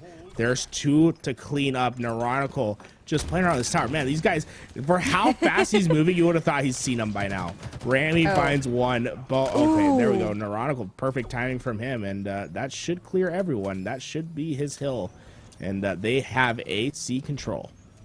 Yeah, I also really appreciate Neurotical really just being kind of the team support. I mean, he has 9 assists, and he is just helping the team out with damage here, and that's so important. But he is going to bypass that sniper for some reason. I mean, he gets caught out by surprise. Unfortunate there, but I mean, they do need to go back and recapture points. They're so close, and they are doing just that. It looks like they're going to get a triple. Oh my god, they got the C-spawns too. That's insane. Yep. Oh, they got back C-spawns. Huge. Trip cap. Oh, okay. So Bohm's going to be able to keep him off for now so Ramby can come support. And this is devastating if you're incognito. That's just, it allows probably like a 30-second swing for the side of We Love Anime. They're going to lose C and B, but I mean, that's a huge point swing. That was, yeah, that was enough for them to really kind of secure this match. I mean, all they have to do is capture 2 points. I don't want to speak too soon because we have seen this turn around today, but I genuinely think that they have this and they just need to be able to get these rotations in order because they are currently struggling to find that footing. Oh, Neuronical gets the pick, but they are able to find the kills towards C. That will stop the push for now, but they have to get just about 130 seconds of uncontested time in order to win this game, and you know, only 13 needed for We Love Anime. So you're talking about playing just about perfect for the remainder of this game. Though I like this from Cycle. He's pushing for some trip cap pressure. Okay. And this is big, right? They're going to spawn him out towards Overshield, and they're going to have to decide which way they're going to go. But look how well positioned Incognito is. They're going to find the kills right away, and they're going to keep collapsing. This is a great trip cap hold for the side of Incognito. Yeah, and this is what I was talking about, like the method in which they have the rhythm down of movement throughout this map is just so great. Now they've got the rotations down, but I don't want to see them get this cap because I genuinely feel like Anime could get this, but Anime, I don't know what they're doing. They need to come back together. Why are they pushing one by one? They could take C off of that, but he's Bohm isn't looking too healthy right now, but okay. So his teammates did respawn on him, but now they are going to have to defend and play for another spot, which I don't know if you noticed earlier, but they were kind of struggling on figuring out which spot to take. So, and that kind of ended up in them going back and forth between zones and not being able to fully commit to one spot. Yeah, they're looking for their pick, right? And Bohm was the player that came through for them. It's a risky play when you send a bunch of players in different spots, but you were on your back foot. You didn't have any control of the map, and you're just looking for that first slay. Rami was able to get the overshield. That's going to be big. They are collecting B right now, as that does change points. And yeah, this is... Ooh, he got the sniper and he got away. Wow, what a play from Rami. Oh my goodness. But okay, only that 20 was seconds. Gorgeous movement. They only have 20 seconds, though. This is still in the favor of Incognitos. They're trying to make the comeback happen. No. 3 go down. It's Tony's son by his lonesome. He got a huge kill on Tony. B. He has a repulse. He misses the repulse. He doesn't get the kill. C going into the favor of We Love Anime. At the same time, they're going to be able to get 2. A going to transfer. They just need to hold for 8 seconds. One player pushing towards C. Rami has a big fight. Rami gets the trade. That takes him off for the time being. They're getting closer. 3 more seconds. Is anyone there? No, they're not. We Love Anime able to take it home at the last moments. Oh my God, what a play. Tools, I don't know how much longer can we go with this much stress. Like, I genuinely don't know. This is so much stress. Why are these games so close? Why are they making these games so close? Like, please. I appreciate the entertainment, but oh my God, my heart, this is not good for my heart, okay? No, I actually feel my heart. I want to put up like a heart rate monitor one day and see how my heart rate fluctuates throughout those games. That was incredible. Oh my goodness. Oh God, we're talking about a repulse. He repulsed too early. It was Tony, right? He made a huge play. His teammates were all down in the 1v2. If he waits on the repulse and sends him flying, they win the game. He could, yeah. And here's the thing: the problem with repulsing within that little tunnel is that when you repulse someone out, they'll hit the ceiling actually. So you have to push out a little bit further before you repulse them to fully throw them off the map. And that was his mistake. And because of the cooldown, he had to try and fight, and he lost that, and that cost them the game. I can't believe how close it got. Yeah, I mean, like, honestly, he had to clutch up, and it's crazy. Like, his teammates let him down by going 3 down in the first spot. But he was in a position to clutch up, and he was so close to executing. We're talking about half a second of timing that doesn't go in his favor, and they don't get they can't stop it. It's so crazy that happened. Rami also won a huge fight at C towards the end of the game where he didn't even win it. He traded, but it kept him off the hill, right? Because you got to remember, if Incognito stays in the hill, they prevent the timer from going on. So if they would have won that fight, they could have stopped the timer and they would have been able to at least have a chance to fight back in the game. Instead, we're going over to Oddball on recharge and collect while he's flying out right away, securing the camouflage for his team. Look at that. The curbside's hitting him left and right, flying across this map. Yeah, oh, Oddball on this map. Honestly, Oddball on this map is kind of a pain in the butt, but I mean, we're here. Okay, looks like Collect did grab the ball and is going to try to set up shop in there and help his teammates out. Oh, and he has their favorite weapon, the shock rifle. How do you feel about hit that? The shot, yeah? Hit the shot. There you go. That's why I love it. That hit was another the one. Shot. Oh man, I mean, the player's he did hit one it, shot. You know, it's so satisfying when you get the headshot with the shock rifle. It really is. Rami gonna be able to find it back for his team. Yeah, great job just grappling himself in, but the pressure is mounting from the pipe room. Neuronical and Rami working together to find the kills, and that will be a chunk of change as Collect throws this up to his teammates. And now they have the ball set up. They are a little bit congested in top red, but they have the weapons. You see how he's using that pad? You see, that's how you use it. He uses. You were talking about that. You were just talking about that. Yep. Yeah, it can. If they're close enough, it's just gonna hit the opponent. It's such a nerdy thing to do. We are literally in a tournament for Halo Infinite pro players or wannabe pro players. You mean? Of course, they're all nerds. We're nerds. Giant nerds. We're here right now. What do you mean? Hey, you know what? I'm not as big of a nerd. I'll be a nerd. I'm not that big of a nerd. You know what I'm saying? Chat, he's calling all of you nerds. Yes, are you going to stand absolutely. for that? Actually, no, they're not as nerdy as these freaking players on your screen right now. These players are deep within the nerdom. They know all these tiny little intricacies about the game and get it done. We do see someone from We Love Anime get away with the camouflage. And this is their opportunity to push through, but Carmea is putting in the hurt right now. He has the cross-map shots. He does need to be weary of a potential flank, though. I believe the camo player is around him somewhere. Ooh. That was a lovely nade right there. Now, they do need to take out Peaky because he was holding on to the objective, and they're now tied up 34-34. So, he almost single-handedly handled 2 people in that one room, but he did get eliminated there, and the ball is in the middle. Yeah, not looking too great. That was a 1v2 that he just took there. But oh my god, they're just exchanges going back and forth, and no one is really able to get that much time on the objective. I mean, it's just a mad dash because they know, listen, Anime knows that if they win this, they close it out, right? So they are fighting tooth and nail for this. Yeah, this is their sponsorship with Esports Arena. They win this game, they win the sponsorship and the salary per month.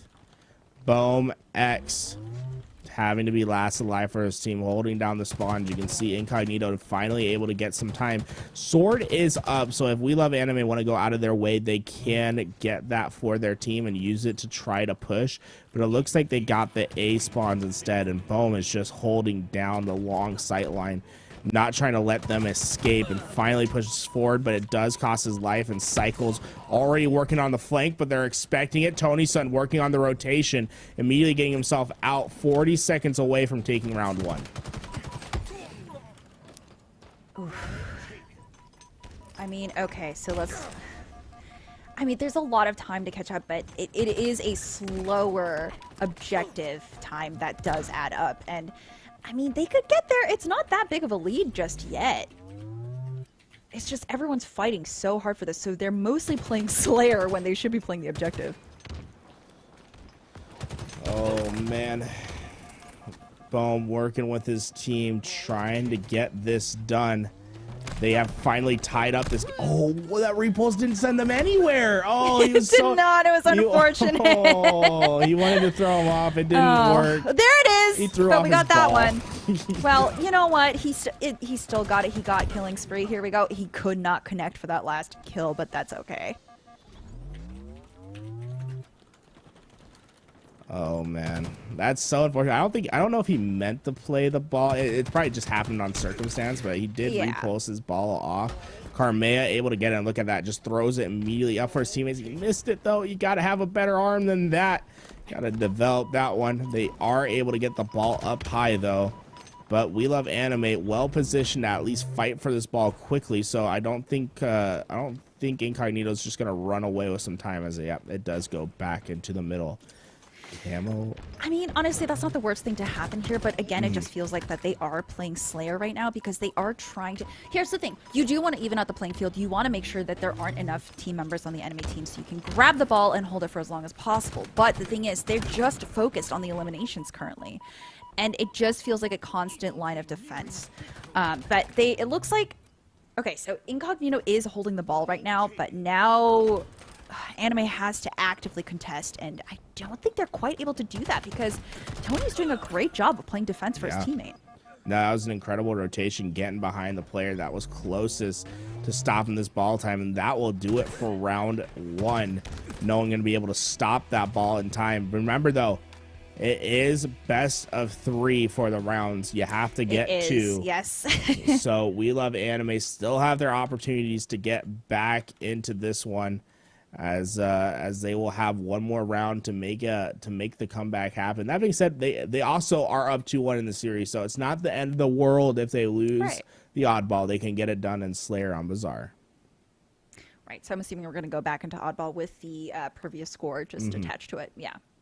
Yeah, I think we'll get there. We'll get there soon. You know, guys, it's about the journey. We'll get back into this Oddball game. You know, some technical difficulties in the meantime. We Love Anime. They're 1 map away from getting this done. Incognito, they have to go through another best of 5 if they want to get the job done. It's gonna be a long night for them if they're able to take this one, and I can never tell how best of 5 resets like are gonna benefit a team, because it's like, oh, you won the first best of 5, you should have all this momentum. But I remember way back in Halo 3, or I guess Halo 3, but on MCC, when they had the first LAN over at Atlantic City, it was Denial who reset the Sentinels team at the time. And it was like, oh, that's great. You guys got it done, and then they immediately got 4-0'd after it. I was like, oh, well, you guys reset it and then just got absolutely whopped in the second bracket. I'm not sure what's exactly going to happen, but we'll have to see. Bracket resets are an anomaly to me. Ugh, God, yeah. I honestly, with the way that Oddball was working, I think that there is it was very even. It's just that they weren't able to. I think Anime got a little bit desperate towards the end, and they just wanted to send and be able to get any sort of contest on the ball. So I think that if they work just a little bit closer together, which we've been seeing them improving each time that they've been playing, so I genuinely think that they can bring it back.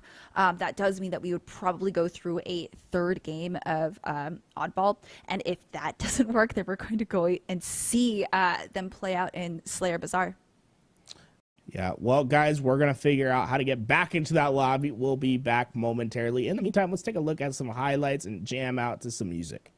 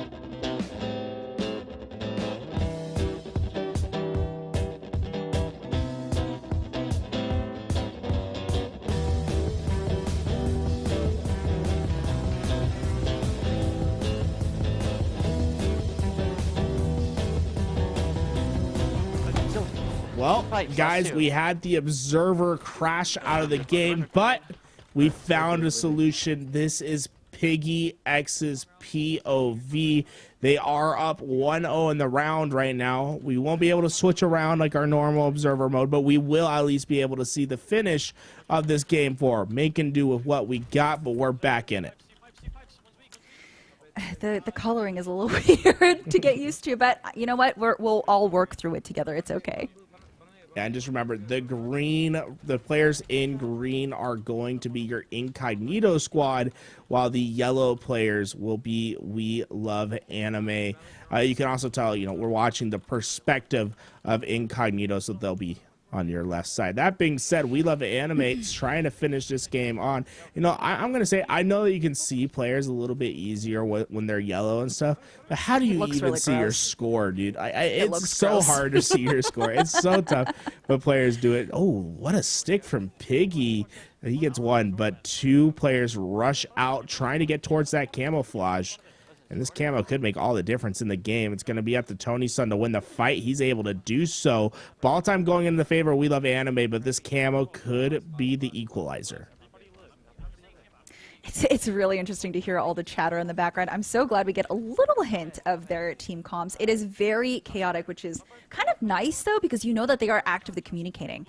So, and you know that they've been able to hold their own, especially in team fights. So, yeah, but it looks like no one has quite picked up the ball. And it's very even again. I mean, we keep seeing these even holds with the objective. And it's interesting to see because you know that they're matched up pretty well. Yeah, honestly, it's just going to come down to one big play in these last 30 seconds that are going to make the difference in this game. We Love Anime have the lead and Collect with a huge double kill. He got the back smack on yeah, Cycle. They need to grab that. Yeah, this is insane. But look, they can just let the time reduce if they need to. They have the 5-second lead. That's Incognito. so risky. Well, it is really risky, but it looks like that's going to be the play as the time is ticking away. It's only 5 seconds. There's one player, Tony, trying to get to the ball. There's two of them trying to get on top of that ball. They got there, and now all of a sudden, if you get around this corner, you can throw the ball down. Did they get there in time? No. They lost it at the last second. Oh I couldn't see the exact score, but it had to be a razor's edge. That player getting the cross shot from C. I mean, we're talking about 1 or 2 seconds that makes the difference right there. Yeah, it really does. And it's like, you really have to pay attention to all the cross angles that you can get. Again, I was talking about this map earlier. This map has so many different angles that you can get shot from. You really have to be careful, especially out in the open. In this main area here, it's so easy to get caught out. So you really need to be aware of all the different peak points. And, oh man, this is looking, this is looking very close. Yeah, look, Anime able to get a good amount of ball time to start. Piggy trying to cut that short, but he got caught out. He could not afford to die right there. He needed to get the kill, and then Rami picks up Cycle as well. And this is going to mean another 15, 20 seconds at minimum for We Love Anime because you're seeing the spawns are coming across the map. They're going to have to fight all the way through. At the same time, Piggy, he knows he has to deal with the players who are working towards top red because if they don't do so, they're going to get cut down on their way across the map. And look at that beautiful nade from Collect will take down Piggy, and this is looking all We Love Anime to start our final round of Oddball. Incognito is crumbling apart. They just cannot buy a kill. This is really rough to see. I mean, listen, I know that we switch who the underdogs are in here because they're just so evenly matched. But you do see this sort of exchange going of power plays here. I mean, they're both very skilled teams and they keep exchanging, but like you see that Incognito can't even get their hands on the ball. Wow. What? This is insane. They just cannot find kills. Time and time again, it's We Love Anime who dominate the feed, and now they're up by over 60 seconds at this point. It's just a dominating performance from them, but we've seen Incognito come from behind before. Remember that incredible comeback that they've had in games past. They can do it once again, but it needs to start now. I mean, they're just getting destroyed in round 3. Yeah, this is not looking super great for them. And even if they did manage to make a comeback, they would have to fight with every single resource they had because it's getting really close. I mean, even with 4 minutes left, I don't know. I don't think they can do it. That ball didn't go off. Okay, at least the ball went off. That's what Piggy's goal was right there. He just wanted to throw it off for his team. They finally have the reset, but they've given themselves an 85-point handicap to work with off that start. And look at this. He's just taking so much damage. And Ramy's on the flank. Ramy's looking for two. Ramy cleans up the feed. Ramy with the double. Collect with the ball. And they're 10 seconds away. Defeat. They get it to 100-0. We Love Anime will become the Esports Arena team. They earn their sponsorship and will be repping red, white, and blue at Anaheim. Congratulations to them.